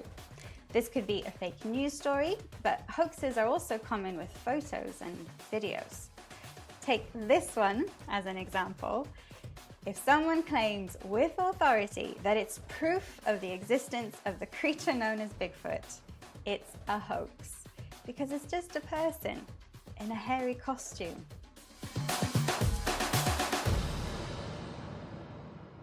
Thanks, Sam, and that leads us on nicely to today's topic about images. Yeah, so there's an old saying that the camera doesn't lie, but I'm not so sure we believe that anymore. Well, the camera can only record what it sees, so in that case, it can't lie. But what we are told we're seeing in the image is not necessarily what the image actually is. Yeah, so the camera doesn't lie, but people do. Yeah, well, that's a good way to put it. And of course, with the digital tools at our fingertips today, we can change, manipulate, or even create a completely digital image that looks like a real photograph. Yeah, but now we're not talking about just putting a nice filter on our social media selfies, are we? No, there are a few different ways images are used to tell a different story to the one that was photographed. One thing we see a lot is real images. They're not fake or photoshopped, but they are from a different time or place than the caption states. Yeah, so the caption on an image can also be misleading in the way it describes what is happening in the photo, particularly if it generates strong emotion. Yeah, well, here's an example. Look at this picture. And it might make you feel completely different emotions depending on how it's described. Amazing. I saw the police helping an injured protester. Terrible. I saw the police attacking an innocent protester. So what do you think, Sam? Do you think the different captions tell a different story? Definitely, yes. So those two captions elicit two completely different emotions. But which one is right? Without a wider context, we wouldn't know which one was correct. So that's not the only way images can be misleading. It's not just captions. Images can be cropped, manipulated and edited to add things that were never there, or take away things that were there. In fact, it's so easy to do this now that an aged relative of mine, who shall remain nameless, removed an in-law from a family photo and replaced her with a bush. That photo now hangs in the living room, and unless you really examined it closely, you wouldn't realize at all that someone was missing. I'm glad I'm not in your family, Sam. Now, most mainstream media organizations are very careful about the images they use and how they're described, particularly if those images have come from members of the public. So on social media, though, anyone can publish an image and say anything about it. And that's where people like today's guest come in. Paulo Odovesa is a viral image debunker. He's known as PicPedant on Twitter and spends his free time verifying images which seem to him to be not quite right. It's an activity he took up while working as a contractor at NASA. I spoke to him earlier and asked why he does it. Well, partly I'm just pedantic. I'm a stickler for accuracy, but partly it's also that I get annoyed at seeing digital art, seeing manipulated images passed off as real, and in a sense, it's unfair to the people who made them because you've robbed them of attribution, you've robbed them of context and credit, and I want to see justice done in that sense. But on a grander scale, it's also that small lies can later lead to bigger lies. I've seen cases of viral image purveyors who just grab stuff off Reddit, later be cited in bigger contexts, and the damage they can do is amplified significantly by the nature of social media. I've seen people go from historical photos and go into full-blown health conspiracies about the pandemic. I've seen nature photos lead to eco-fascism. So, it's the kind of thing I'd like to see nipped in the bud before it leads to grander, more harmful falsehoods.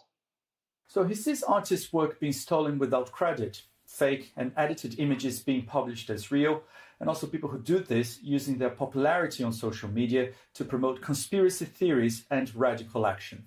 But how do we know that an image is fake, copied, or misleading? If you do this a lot, you can spot the signs easily. But for those of us with less experience, here are a few tips from PicPedant. For one thing, there's context. You want to see is this image too good to be true? Is it too lucky? Sometimes a photographer will get lucky, but sometimes that image is manipulated. Also think about what emotions these images are eliciting in you. What are they trying to make you feel or think or do What is the publisher's aim? Are they trying to make money? Are they trying to become more popular? Are they trying to manipulate your view of the world? And things that you need to look out for when you're looking at a viral image, you want to look for any signs of manipulation, telltales that it's been edited. Sometimes the edges are too blurry, sometimes the edges are too sharp. Sometimes the light sources are different and you'll see shadows in different directions. Sometimes the perspective will be wrong, or you'll see artifacts of Photoshop clone stamping, or you'll see repeating patterns that indicate that something has been copied. A few things to look out for there, some technical, some emotional. We've seen throughout this series that many examples of fake news are designed to generate strong emotions, and photos are no different. Yes, this doesn't mean that every emotional, interesting, or spectacular image is suspicious. The latest baby picture from your family is probably not fake, but with your critical thinking head on, when you see images that make you feel upset, angry, or outraged, it might be worth taking a deep breath and doing a bit of investigating before you think about sharing. And how do you investigate an image? Here's Paulo Odovesa again with a practical tip.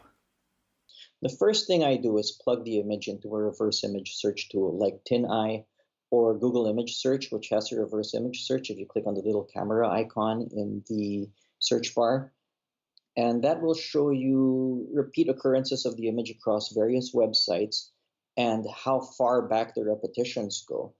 I have to warn you that the oldest or the largest image are not always necessarily the original image. So you have to be able to tell from context, from the site, if that is actually the photographer or the digital artist's original image. Also, if I found that if you search for the caption, if you do a phrase search by entering the caption in quotes into Google or DuckDuckGo as I use, you might find a Reddit post or some other social media post where the image was first posted or where the image first became popular. On certain photography sites, you might be able to find the metadata for the image, or the EXIF data as it's called. And that will tell you things like what camera was used to take the image, what lens they use, what lens angle, what f-stop, what exposure. But it will also tell you what software the image has been through. Now remember that Photoshop is not necessarily a sign that the image has been manipulated, or at least has been faked, because sometimes a photographer will take an image into Photoshop and do some minor enhancements.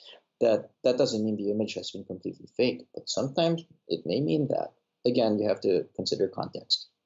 So search for the caption. That's a good tip. Yeah, that's also a good thing to do if you see a controversial meme. You know the ones. There's a photograph of a politician or another public figure and a quote next to their image, which is supposed to be something they said or was said about them. Put that quote into a search engine to see what comes up, and you'll be able to see if it's a real quote or something that's made up. That's very good advice. I do that all the time. And the other good suggestion is to do a reverse image search. Are you familiar with that, Sam? Yes, so that's where you search using an image rather than text to see if that same image has been used before on the internet. Shall we do a little demonstration? Yeah, let's do it. So let's take this image. Let's imagine someone has posted this picture online today with the caption, "The media isn't covering this, but there are violent demonstrations outside Parliament. Please share." Okay, so I'm using a site called TinEye, which is one of the ones Paolo mentioned. I drag the image into the box here, and then I let it do its thing. It then shows me all the examples of this image it has found. You can sort by date and see that this image has been present on the internet since at least 2012. So it can't be from something that happened today. The image is genuine, but the description is misleading. Thank you, Sam. Very useful tips there. Now, would you please remind us of today's vocabulary? Yes, of course. So I'm going to start by picking out a word that we've used a lot today, which is manipulate. To manipulate an image means to change it or edit it in some way to deliberately mislead. And as we've discussed, you can also manipulate emotions. Our guest Paolo said that he was pedantic, which I am about grammar, which means being very concerned that things are correct, often things that other people are not that worried about. And that he is a stickler for accuracy. When you are a stickler for something, you expect or demand a certain level of behavior. If you see this phrase, you will see it mostly with the noun accuracy or rules. Two words which mean nearly the same thing are con and scam. These are dishonest schemes designed to trick people and take their money. The people who carry out these schemes are con artists and scammers. Phishing is a type of scam. It's a trick designed to steal your banking information by getting you to log on to a fake website with your real details. And a hoax is a kind of deception, something designed to make you believe something that isn't true. Thank you, Sam. It's very easy to manipulate images today, and images can be used to manipulate our emotions. So be skeptical, be vigilant, and share safely. And remember that just because it's on the internet doesn't mean it's true. And if something seems too good to be true, it probably is. Goodbye. Goodbye.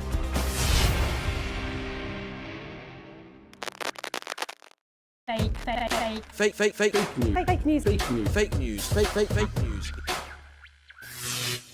Hello, I'm Hugo. And I'm Sam. Welcome to Fake News, Fact and Fiction from BBC Learning English. In this series, we're looking at a topic that's on the tip of everyone's tongues, fake news. Yes, fake news. We'll find out what it is and what it isn't. We'll look at where it comes from and how it can be dangerous. And we'll also show you how you can become a fake news detective with tips and suggestions for developing your critical thinking skills. We're starting today with the look at the word fake itself. What does it actually mean and how do we use it? Over to you, Sam. Okay, well, actually, thank you, Hugo. I want to show you something I prepared earlier, so it's really over to me, Sam. So what do we know about the word fake? The word fake is first recorded in the late 18th century.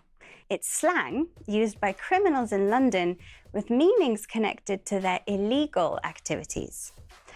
Today, it can be an adjective, a noun, or a verb, and is used when talking about things that are not real, not genuine, but are designed to make people think that they are real or are genuine.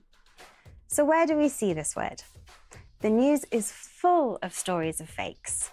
Fake works of art, fake concert tickets, fake documents, and fake qualifications, to name only a few. In some places, you can buy fake designer goods, either knowingly or unknowingly. However, those looking for a bargain could end up with dangerous fake goods or even fake medicines.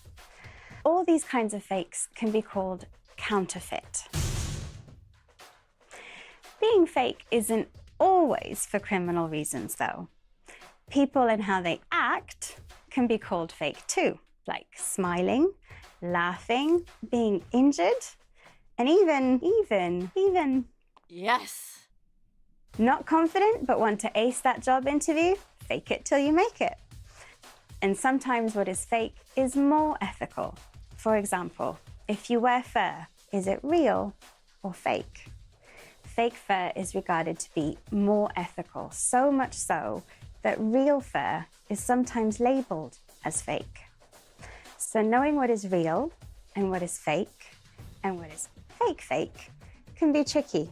How do we choose what to buy, where to go, even where to stay? Many of us look at reviews online, but even then we have to watch out for fakes. The digital world of social media and the internet are places where it can be very difficult to tell what is fake and what is real. And that brings us to perhaps the most common phrase associated with the word fake these days. Fake news. Fake news. Fake news. Fake news. Fake news. Do you hear what I'm saying? something different here. Yes, so obviously those were fake ears. And that's a fake laugh, but it's a comedy classic, fake ears, really just to demonstrate that not everything fake is bad. And can I say that laugh was a counterfeit laugh? That's a really good question, actually, but no. So we use the word counterfeit to describe real objects, real things that are fake. So for example, documents, money, paintings, jewelry, they can all be counterfeit, but a laugh, no matter how fake or false, is not counterfeit, no. And have you had any experience with fake things? So I did have a friend who was setting up his own business, and he did ask me to write him a fake review online. What happened? No comment. What about you? I haven't bought anything fake or counterfeit, but I think we've seen, fake T-shirts, fake shoes, bags, really pretty common. much everywhere, right? But now let's turn to fake news itself. Yeah, so the words fake and news, as we know, have existed separately for a very long time. But as a journalist, Hugo, when did you start seeing them together, being used as a thing? I think we all became more familiar with it in the 2016 election campaign in the US, because Donald Trump was a big fan of it to essentially dismiss anything he didn't like. But you may be surprised to find out that he wasn't actually the first one to use it. Earlier, I was joined by Mike Wendling from BBC Trending. He's written a piece called The Almost Complete History of Fake News, and he was here to explain more about the recent history of this term. So people may be surprised that Donald Trump wasn't, the first one to use it back in the election in 2016. No, actually, it was his opponent, Hillary Clinton, who was the first person to utter the words fake news. And she was describing a process by which people were inventing stories and they were going viral on social media. These stories were fake. They were being written, there was a famous example that was uncovered by BuzzFeed, where these stories were being written by people in Macedonia. And those people weren't necessarily interested in Trump or interested in bashing Hillary Clinton. What they were interested in was money. Through Facebook, they could draw people into their websites and then make money off of advertising. And that's why they wrote these sensationalized, completely made up stories that we now have come to know as fake news. And misinformation, fake news has existed for many, many years, right? But now the difference is social media and how easy it is to, spread this kind of disinformation. That's right. There's always been mistakes, propaganda, spin, or just lies by political candidates. That has always existed. This is a new type of information and a new type of how information spreads online. And what that means is that it can be spread faster than ever before by people who might be anonymous or might be thousands of kilometers away. So it's really a challenge for media organizations, social media organizations, and really all of us to try and figure out how to separate the truth from the fiction. And you can find out more about Mike's work on the BBC Trending blog, on the BBC News website, and also on the BBC World Service. Mike, thanks for joining us. Thank you. So Sam, what did you make about what Mike was saying there? I thought it was really, really interesting. And he mentioned words like spin and propaganda, which we are going to talk about more in a later program. But one word I wanted to pick up today was the term viral that he used. So viral is the adjective, and it comes from the noun virus, which, as you know, is a medical term. And as you also know, a virus can spread really, really quickly. So when we use something viral, when we use the term viral, to go viral online, it basically means it spreads really, really quickly across the internet. We all know about it. Very interesting. Now, before we wrap up for today, Sam, remind us about the word fake. Okay, absolutely. So fake means not real, it is not genuine, and grammatically the word fake can be a verb. So you can fake a smile, you can fake a laugh, as Hugo did before. You can also fake being confident. It can also be a noun, so a picture is a fake, the diamond ring my grandmother left me was a fake, for example, and it is commonly used as an adjective. So I was talking earlier about the fake review, which I, of course, didn't write. And also, if you're unlucky, you might buy fake tickets for a concert or things like that. If we're talking about fake objects like documents, money, or copies of well-known brands, for example, you can also use the word counterfeit. Thank you, Sam. And that's all from us today. Do join us again next time on Fake News, Fact and Fiction. Thank you. Bye-bye. Goodbye.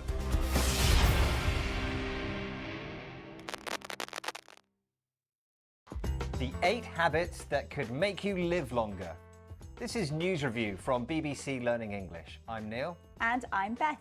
Make sure you watch to the end to learn vocabulary to talk about this story. Don't forget to subscribe to our channel, like this video, and try the quiz on our website. Now, the story. 8 healthy habits in middle age may increase your life by more than 20 years. According to research, you can lengthen your life by doing regular exercise, having a healthy diet, positive social relationships, and a regular sleep routine, and avoiding stress, smoking, opioid drugs, and too much alcohol. The study was carried out over 8 years, and more than 700,000 Americans took part in it. You've been looking at the headlines, Beth. What's the vocabulary? We have kicking habits, longevity, and adopting. This is News Review from BBC Learning English.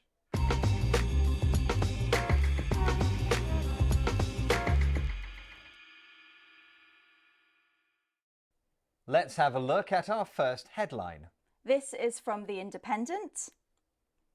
Kicking these 8 habits could help you live 20 years longer, scientists say. So, kicking these habits can help you live longer. A habit is something that you do regularly, sometimes a good thing, like exercise, sometimes a bad thing, like smoking. But you kick a football, you can kick something away, but kick a habit? Well, think of the literal action of kick. If you kick a football, then you move it out of your way, possibly quite quickly and violently. So if you kick a bad habit, like smoking or drinking too much alcohol, then you're metaphorically forcing it away from you. You're stopping the habit. Yeah, and we use kick and habit together very regularly, especially to talk about something that you really want to stop doing. Beth, have you kicked a habit, or is there one you really want to kick? Well, I'm trying to stop eating as much chocolate, but I haven't quite kicked the habit yet. What about you? I really want to kick the habit of checking my phone all the time. I do it so often and it's a really bad thing. I want to kick that habit. Let's look at that again.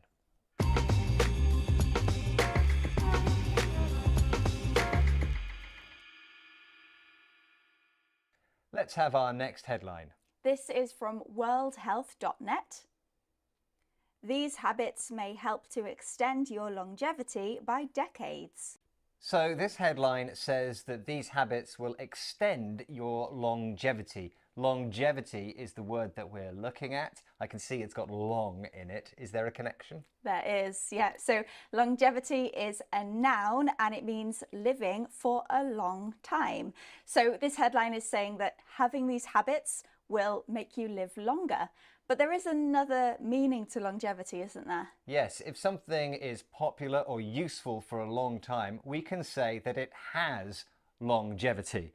Now, for example, flexible working could be important for longevity in a job, meaning that people will want to stay in their job longer if it's flexible.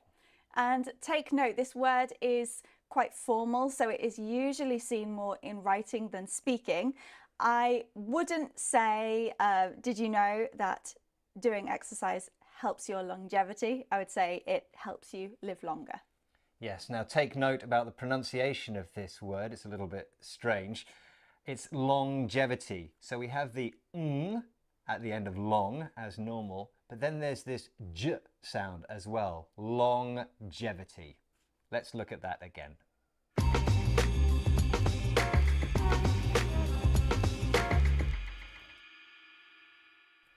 Let's have our next headline. This is from Perth Now. Adopting 8 simple healthy habits could help increase your lifespan by decades, a survey finds.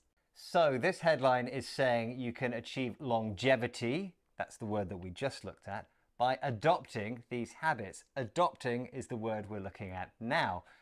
Now, Beth, there was a kitten living in our street and it didn't have a home, so we brought it into our home to live. We adopted it. Well, that's very cute. Adopt can be when you take responsibility for something, like your kitten.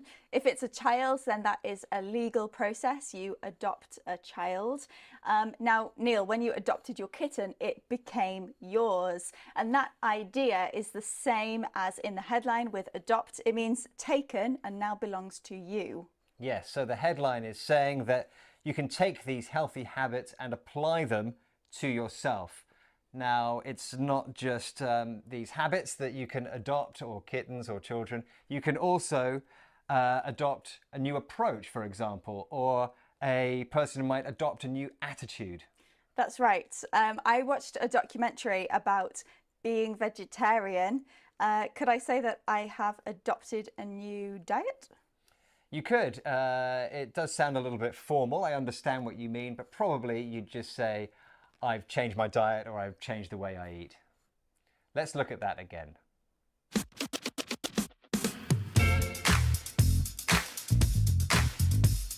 We've had kicking habits, stopping bad habits. Longevity, living or lasting a long time. And adopting, taking as your own.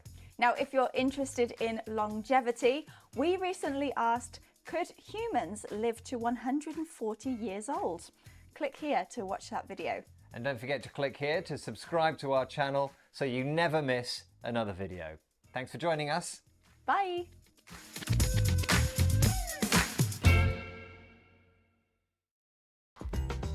Thousands evacuated in Iceland ahead of expected volcanic eruption.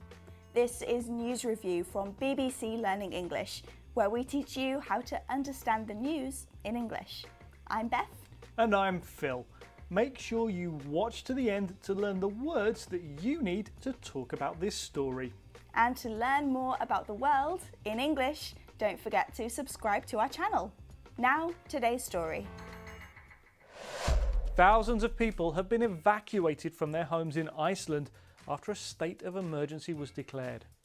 Cracks have appeared in roads after a series of earthquakes, and there are fears that the Fagradalsfjalla volcano will soon erupt.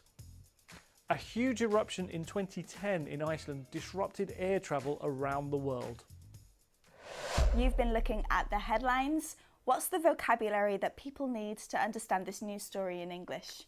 We have imminent, swarm, and frantic. This is News Review from BBC Learning English.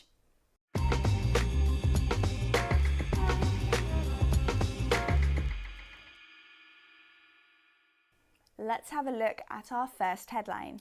This is from Sky News. Cracks appear in roads amid fears of imminent volcanic eruption. Now, this story tells us that roads have been damaged as worries grow about a potential volcanic eruption. We're going to look at the word imminent. Phil, is this related to bad things?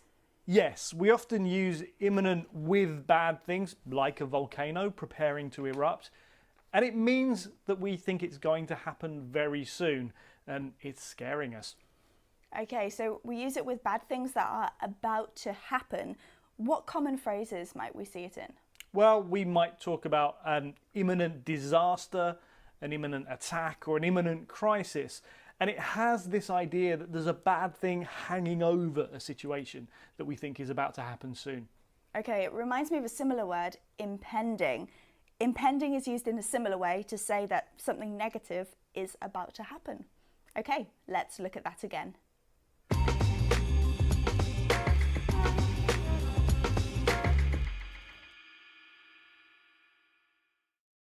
Next headline, please. This is from TTG Media. Iceland declares state of emergency amid intense swarm of earthquakes. Now, this is about the earthquakes which could be a sign that a volcanic eruption is imminent, we're going to learn about the word swarm. Now, swarm reminds me of insects. What has that got to do with volcanoes and earthquakes? Okay, so what is a swarm of insects? Well, it's a large group of insects that all fly together. For example, if you disturb a hive of bees, all the bees will come out. That's a swarm of bees. Okay, so there's a large number, and when seismologists, that's people who study earthquakes, talk about a swarm of earthquakes, they mean that there's a large number of them close together that appear in a short space of time. And that's often a sign of volcanic activity. Okay, so there are two things about the word swarm. One, it's a large number, and two, it's something negative. Now, we can also use swarm for people, but usually only when we think that they are a problem. Okay, yes. So if there are a lot of tourists, you might say there's a swarm of tourists because you think it's a problem. Celebrities might be chased by a swarm of journalists, which doesn't sound very pleasant. It doesn't. Okay, let's look at that again.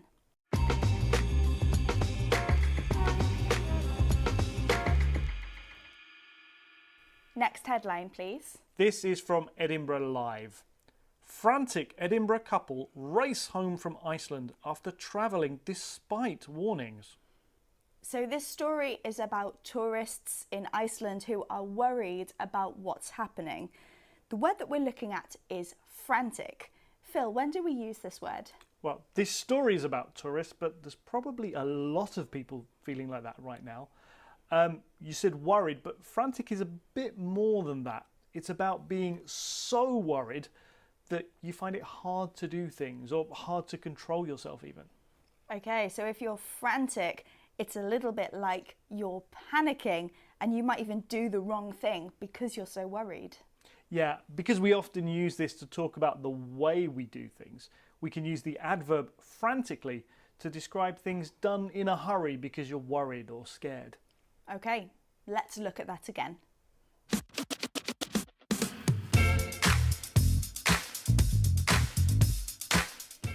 We've had imminent, about to happen.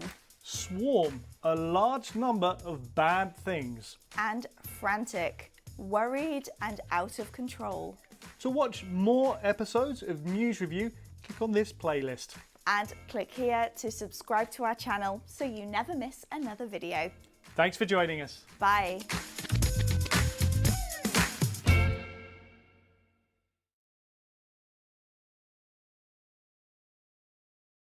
Fake news. Fake news. Hello, I'm Hugo. And I'm Sam. Welcome to Fake News, Fact and Fiction from BBC Learning English. In this series, we're looking at the fake news phenomenon, what it is, where it comes from, and how we can fight it.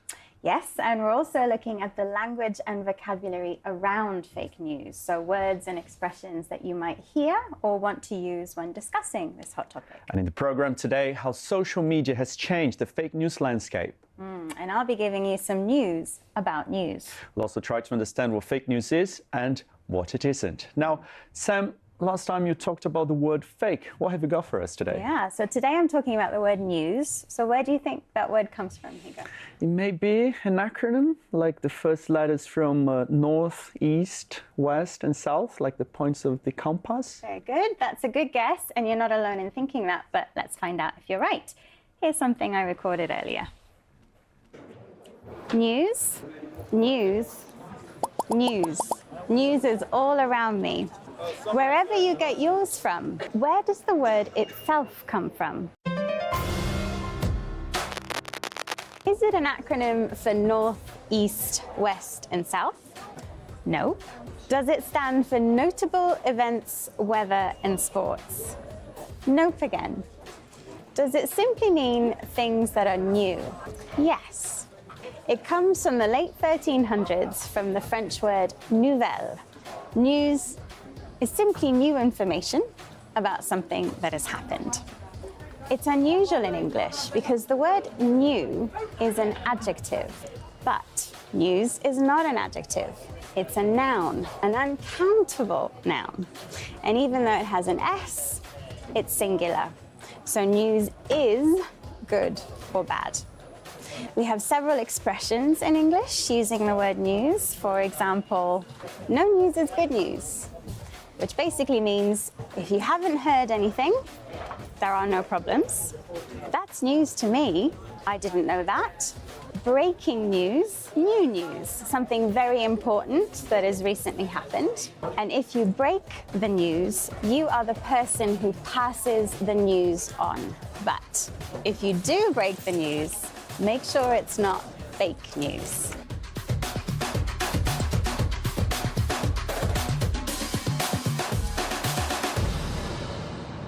That's really interesting, and a lot of that was news to me. Ah, very good, Hugo. I see what you did there. And what about you, Sam? What do you get your news from? Honestly, truly, I mostly get it from the BBC News app. That goes without saying. Obviously. Yeah. I also get my news from the BBC, but I find it really important to get news from different sources, because you can always get different voices and different takes on what is happening. So we know about the word fake and the word news. Put them together and you get fake news. But what does it actually mean? Here's the BBC's media editor, Amal Rajan. Fake news is lies and propaganda told for a political or commercial purpose, which deploys digital technology, social media, new networks to go viral, to reach around the world and influence millions of people very, very quickly.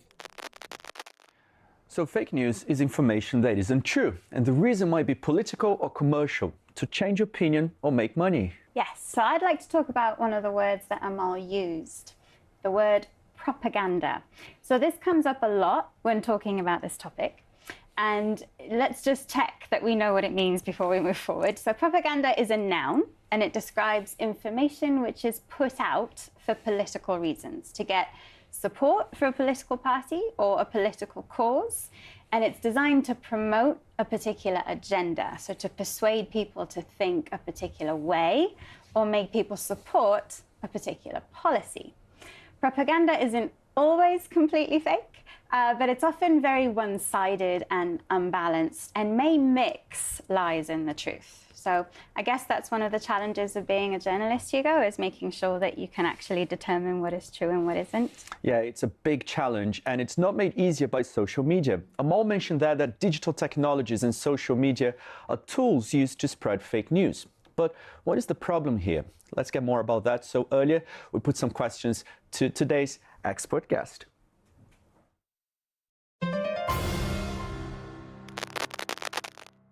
Hi, my name is Samantha Bradshaw. I'm a researcher at the Oxford Internet Institute, and I study how disinformation affects democracy.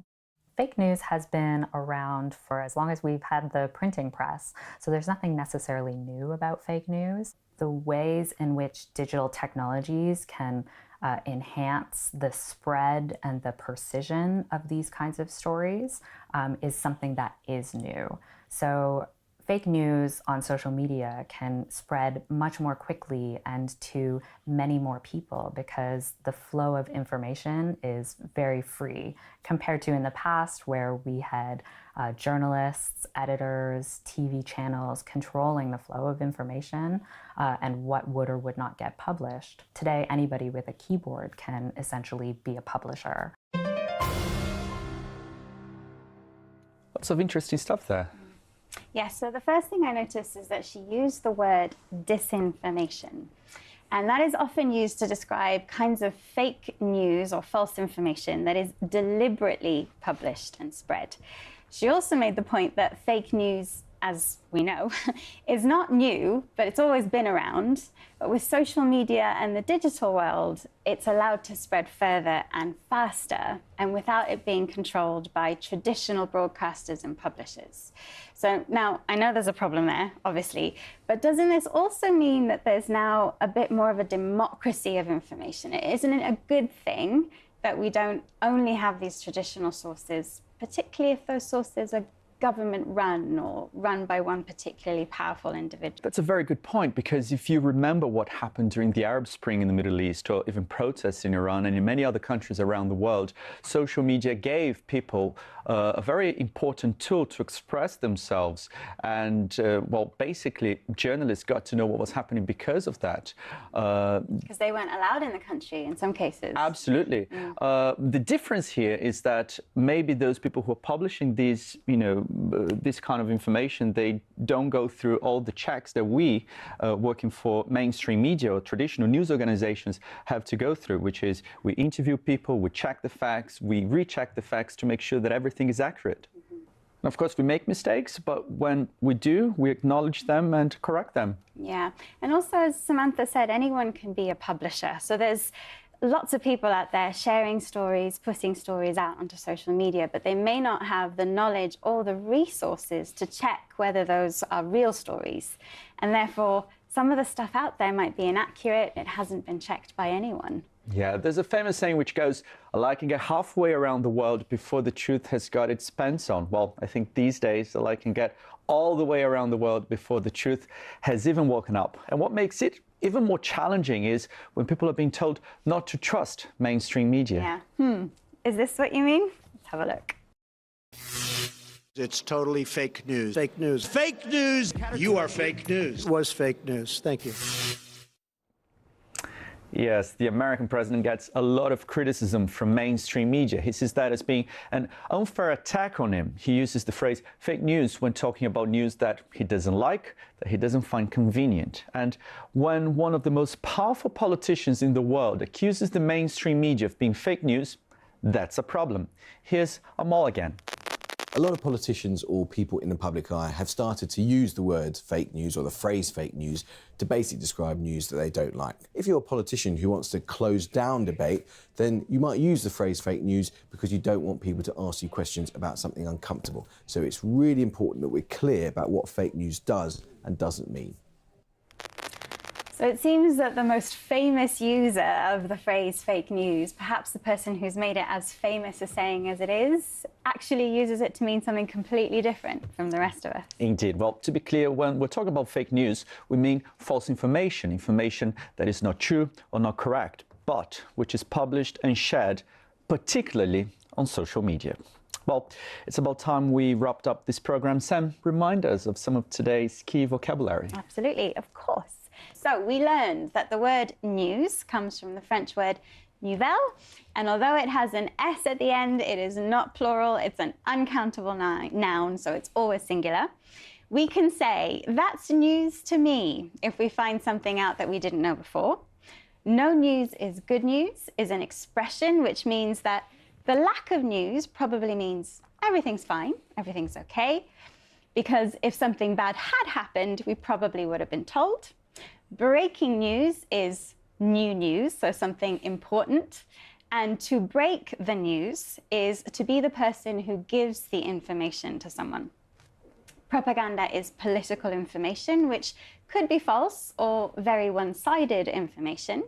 And then we also had disinformation, which is a term for false news, false stories that are spread deliberately. Mainstream media refers to traditional and established news broadcasters and publishers, just like the BBC, for example. Thank you, Sam. And thank you for watching. Do join us again next time for Fake News, Fact and Fiction. Goodbye. Bye-bye.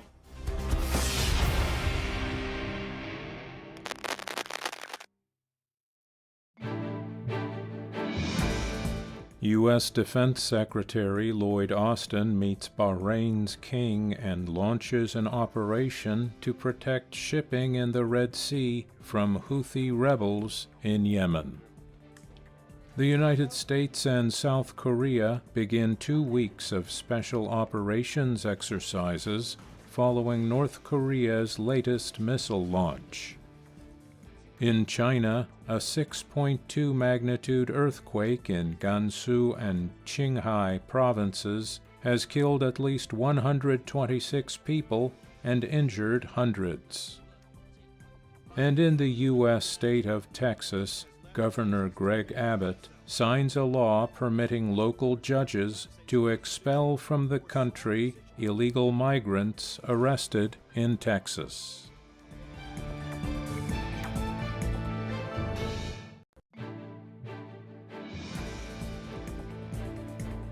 Speaking at the World Economic Forum in Davos, Switzerland, U.S. Secretary of State Antony Blinken describes what he sees happening in the Gaza Strip as gut-wrenching. In China, official government data shows the country's economy grew at a rate of 5.2% in 2023, beating a target of 5%. South Korean and Japanese nuclear diplomats meet in Seoul to discuss North Korea's threats and latest military activities. And in Zambia, officials say at least 363 people have died in a cholera outbreak that has sickened more than 9,500 people.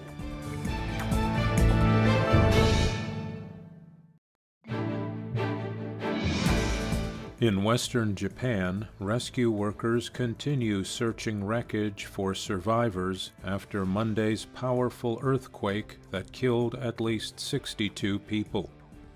Japanese transport officials and police carry out separate investigations into why two aircraft collided Tuesday on a runway at Tokyo's Haneda Airport.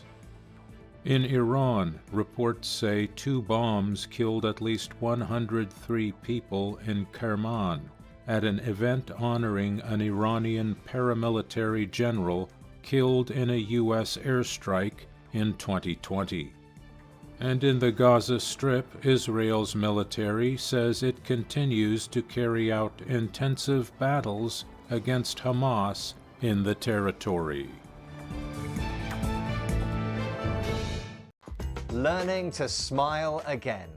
This is News Review from BBC Learning English. I'm Neil. And I'm Sian. Make sure you watch to the end to learn vocabulary about this story. Don't forget to subscribe to our channel, like this video, and try the quiz on our website. Now, the story. People in Japan have been taking lessons on how to smile again. The laws now changed, so you don't have to wear a mask anymore. But many people have complained that they've forgotten how to smile. Smile coaches have been helping people get used to smiling again.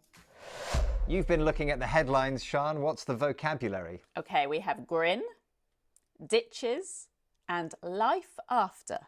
This is News Review from BBC Learning English.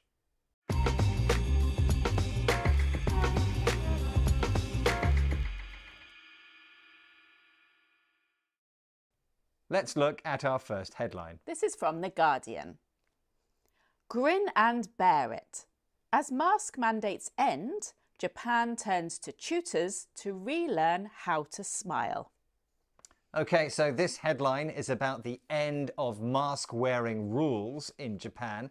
The word that we're looking at is grin. Now, Sian, grin, that's a type of smile, isn't it? It is, but it's not just any smile. It's a really big one like this. Okay, well, as you can see, Sian is grinning from ear to ear, which is a common expression. But we can also use it for the kind of smile when you've done something wrong. So we can say that a child has a cheeky grin, for example.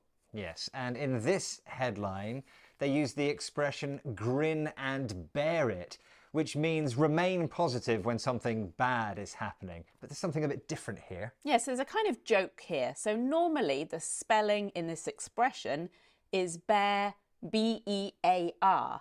So that means to deal with something. But here they've spelt it bear, B-A-R-E, which means not covered. So they're making a joke about going barefaced, so not having a mask on your face. That's right. Let's look at that again.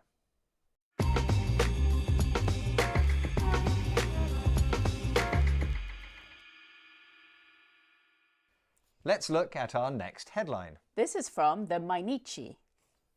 Smile practice seminars popular in Japan as country ditches masks. So this headline, like the first one, is about the ending of rules in Japan about wearing masks after COVID.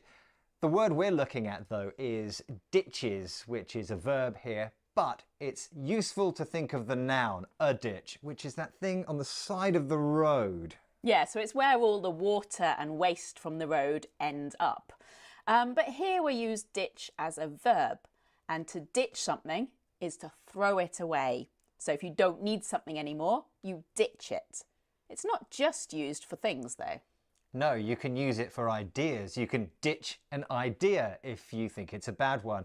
Or you can ditch plans if they're not going to work. I ditched my travel plans during the COVID pandemic. Or you can even ditch people. So if we talk about ending a relationship, you can say you ditch your boyfriend or girlfriend. Doesn't sound very nice, but we use it. Okay, let's look at that again.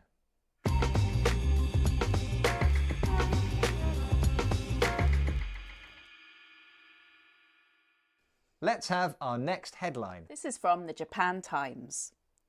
Remembering how to smile, Japan training sessions help prepare for life after masks. Yes, and we're going to look at this useful little phrase we use to talk about how things might be different in the future, life after. Yeah, so here it's life after masks, and it refers to how life will change for people in Japan when they stop wearing masks. Yes, and we use this a lot when we're talking about the future. So, for example, students have to prepare for life after university. Or a celebrity, a famous person, has to think about life after fame, when they're not famous anymore. Yeah, and it can also be used with people. So thinking about the future without an important leader or a famous person. For example, are Argentina ready for life after Messi? So he's going to retire one day. Let's look at that one more time.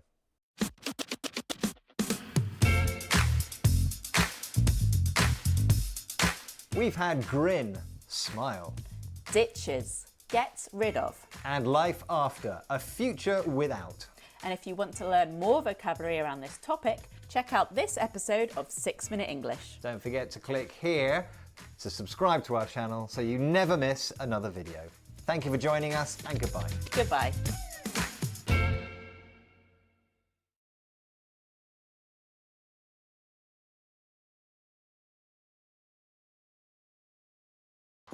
Irreversible change. Antarctica faces a climate emergency. This is News Review from BBC Learning English. I'm Neil. And I'm Beth. Make sure you watch to the end to learn vocabulary to talk about this story. Don't forget to subscribe to our channel, like this video, and try the quiz on our website. Now the story. Sea ice the size of Greenland is missing. This and collapsing ice shelves are just some of the problems Antarctica is facing due to climate change. Scientists have met this week to discuss how important the Southern Ocean is to the health of the whole planet. They say more funding is urgently needed. You've been looking at the headlines, Beth. What's the vocabulary? We have virtually, put on ice, and call for. This is News Review from BBC Learning English.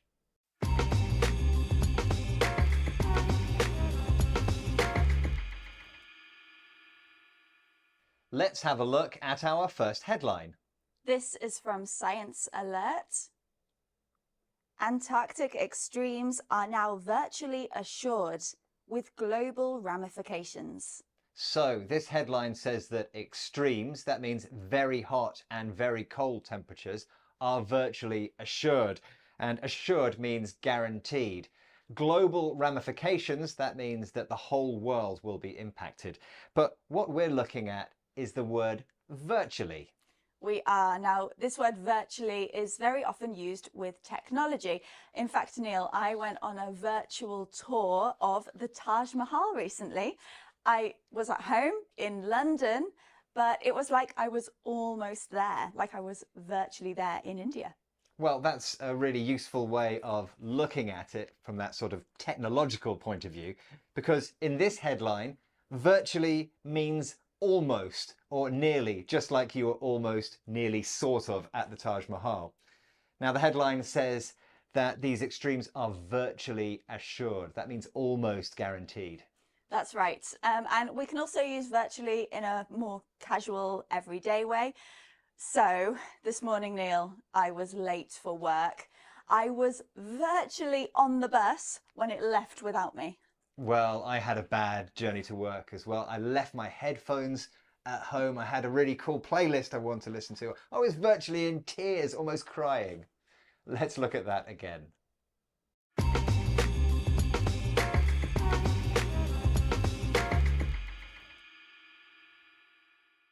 Let's have our next headline.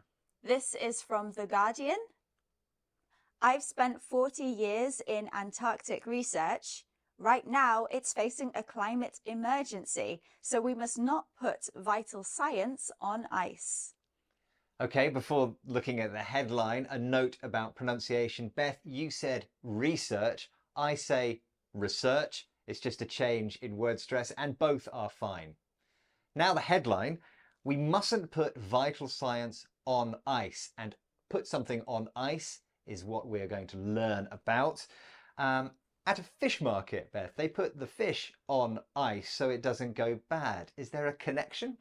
Kind of, yeah. So you put fish on ice to save it for later when you actually need to cook it. Now, the headline says you mustn't, or we mustn't put science on ice, meaning we shouldn't wait until we need the science, because actually we need it now. So put on ice means delay or postpone. Now, of course, this story is actually about ice, Antarctic ice, and so it's a kind of clever headline. You see that quite often. Can you tell us some other uses of put on ice? Yeah, so maybe at work, there's a project, you think it's going to go ahead, but then you don't have enough money, so the project is put on ice. Yeah, and I was thinking of moving house recently, but the timing is not good. So that plan, we have put it on ice. It means we'll save it for later and think about it again in the future. Let's look at that again.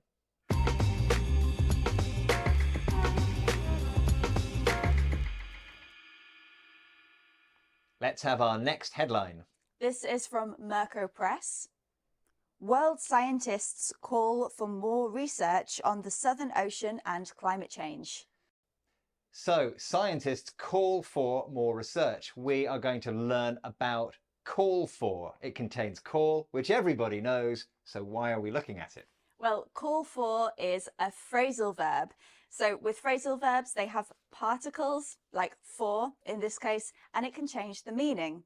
Call for means to publicly ask for something. So in this case, in the headline, scientists are writing, speaking, and asking governments and the world of science and the public for a change. Yeah, they are calling for action. Now, Beth, I am meeting a friend for dinner later, but I need to change the time. Do I call for a change of time? No, because you don't need everyone, you don't need the public to know that you're changing the time. So just let the restaurant know. So call for is quite formal. It's often used in headlines and reports. We don't really use it in everyday conversation. Okay, let's look at that one more time.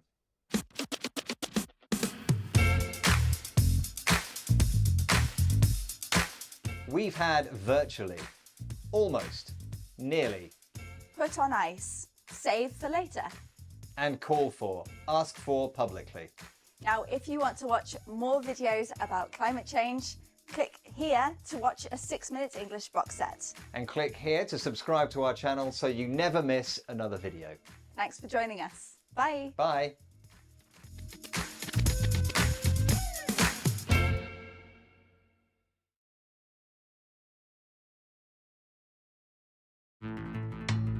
He gave the world iPhones and iPads and gained a reputation as a bully along the way. She makes delicious macaroons and changes the lives of young people in the process. It's really important to have people's voices heard. So even when they're challenging, and especially when they're challenging. If you have a vision, we look at how you can manage your self-belief alongside the need to take people with you.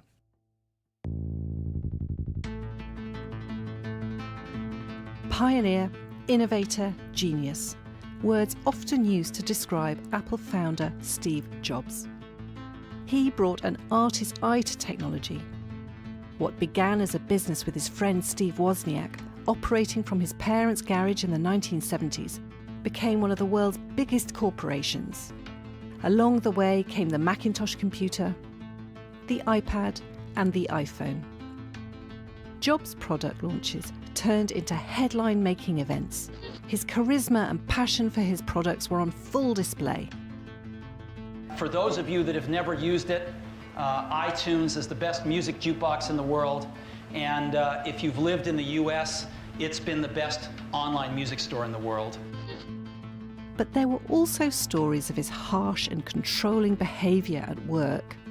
He would humiliate people in public, be offensive and rude, set near impossible tasks for his team. Some were able to stand up to him and gained his respect. But Apple lost many talented people because of his harsh leadership style.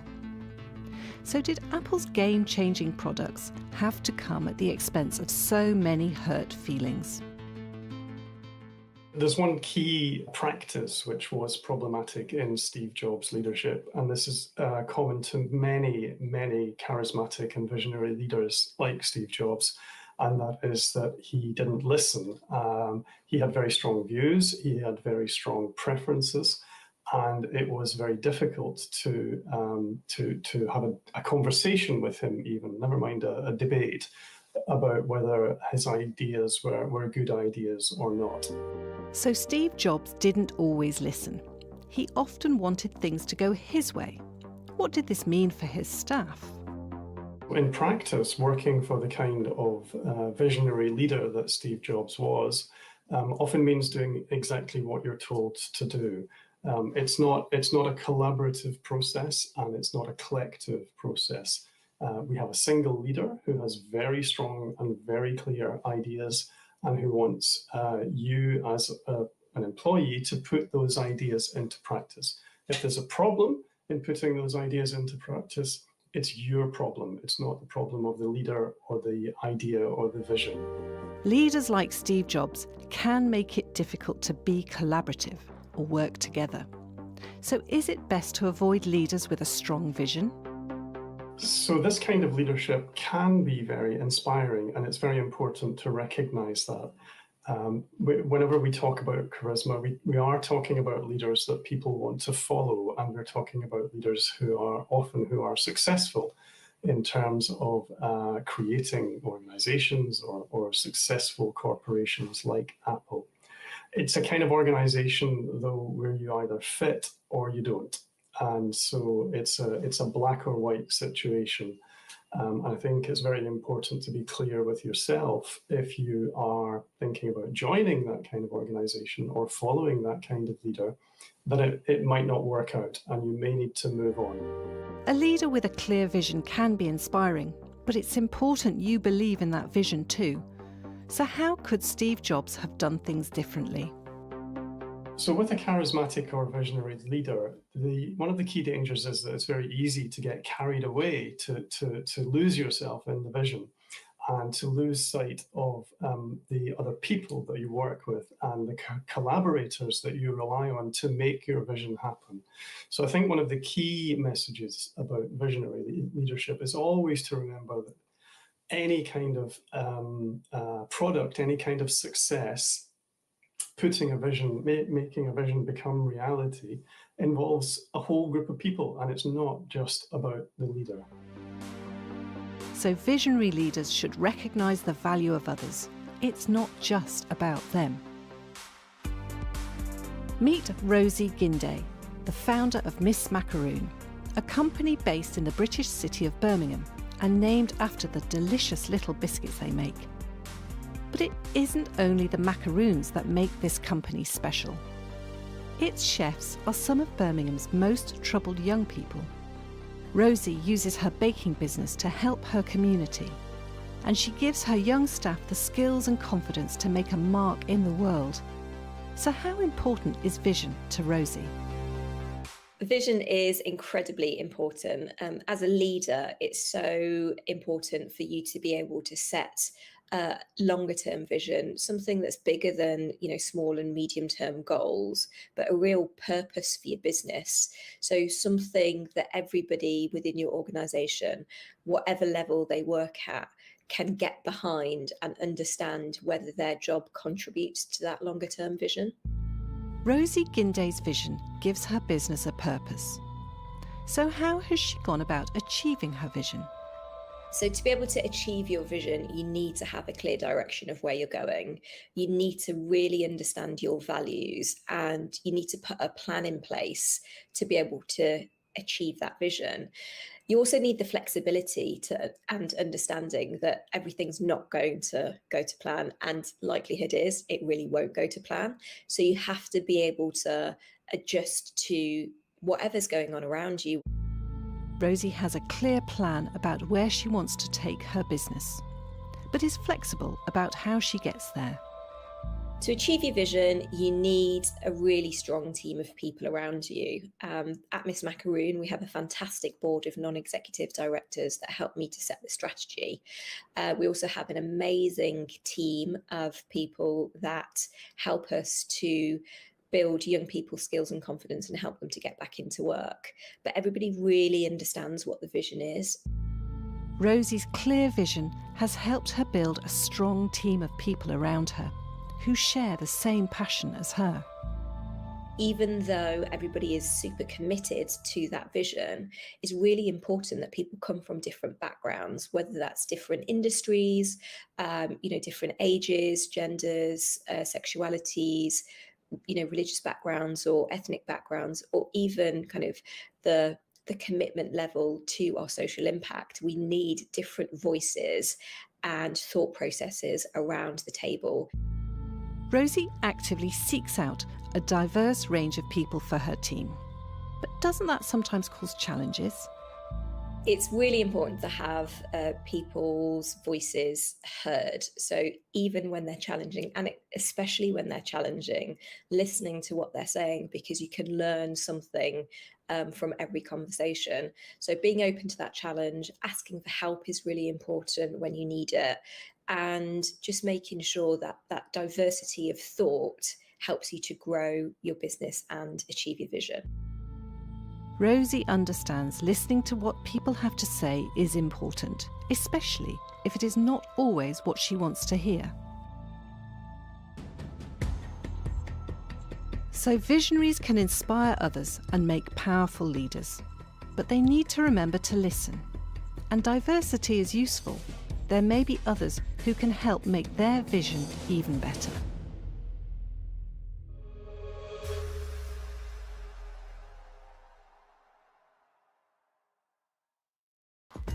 Frequent flying, big houses and luxury lifestyles. The world's richest are damaging the planet more than any other group of people. This is News Review from BBC Learning English, where we help you understand news headlines in English. I'm Neil. And I'm Beth. Make sure you watch to the end to learn all the vocabulary you need to talk about this story. And to understand more about the world in English, don't forget to subscribe to our channel. Now the story.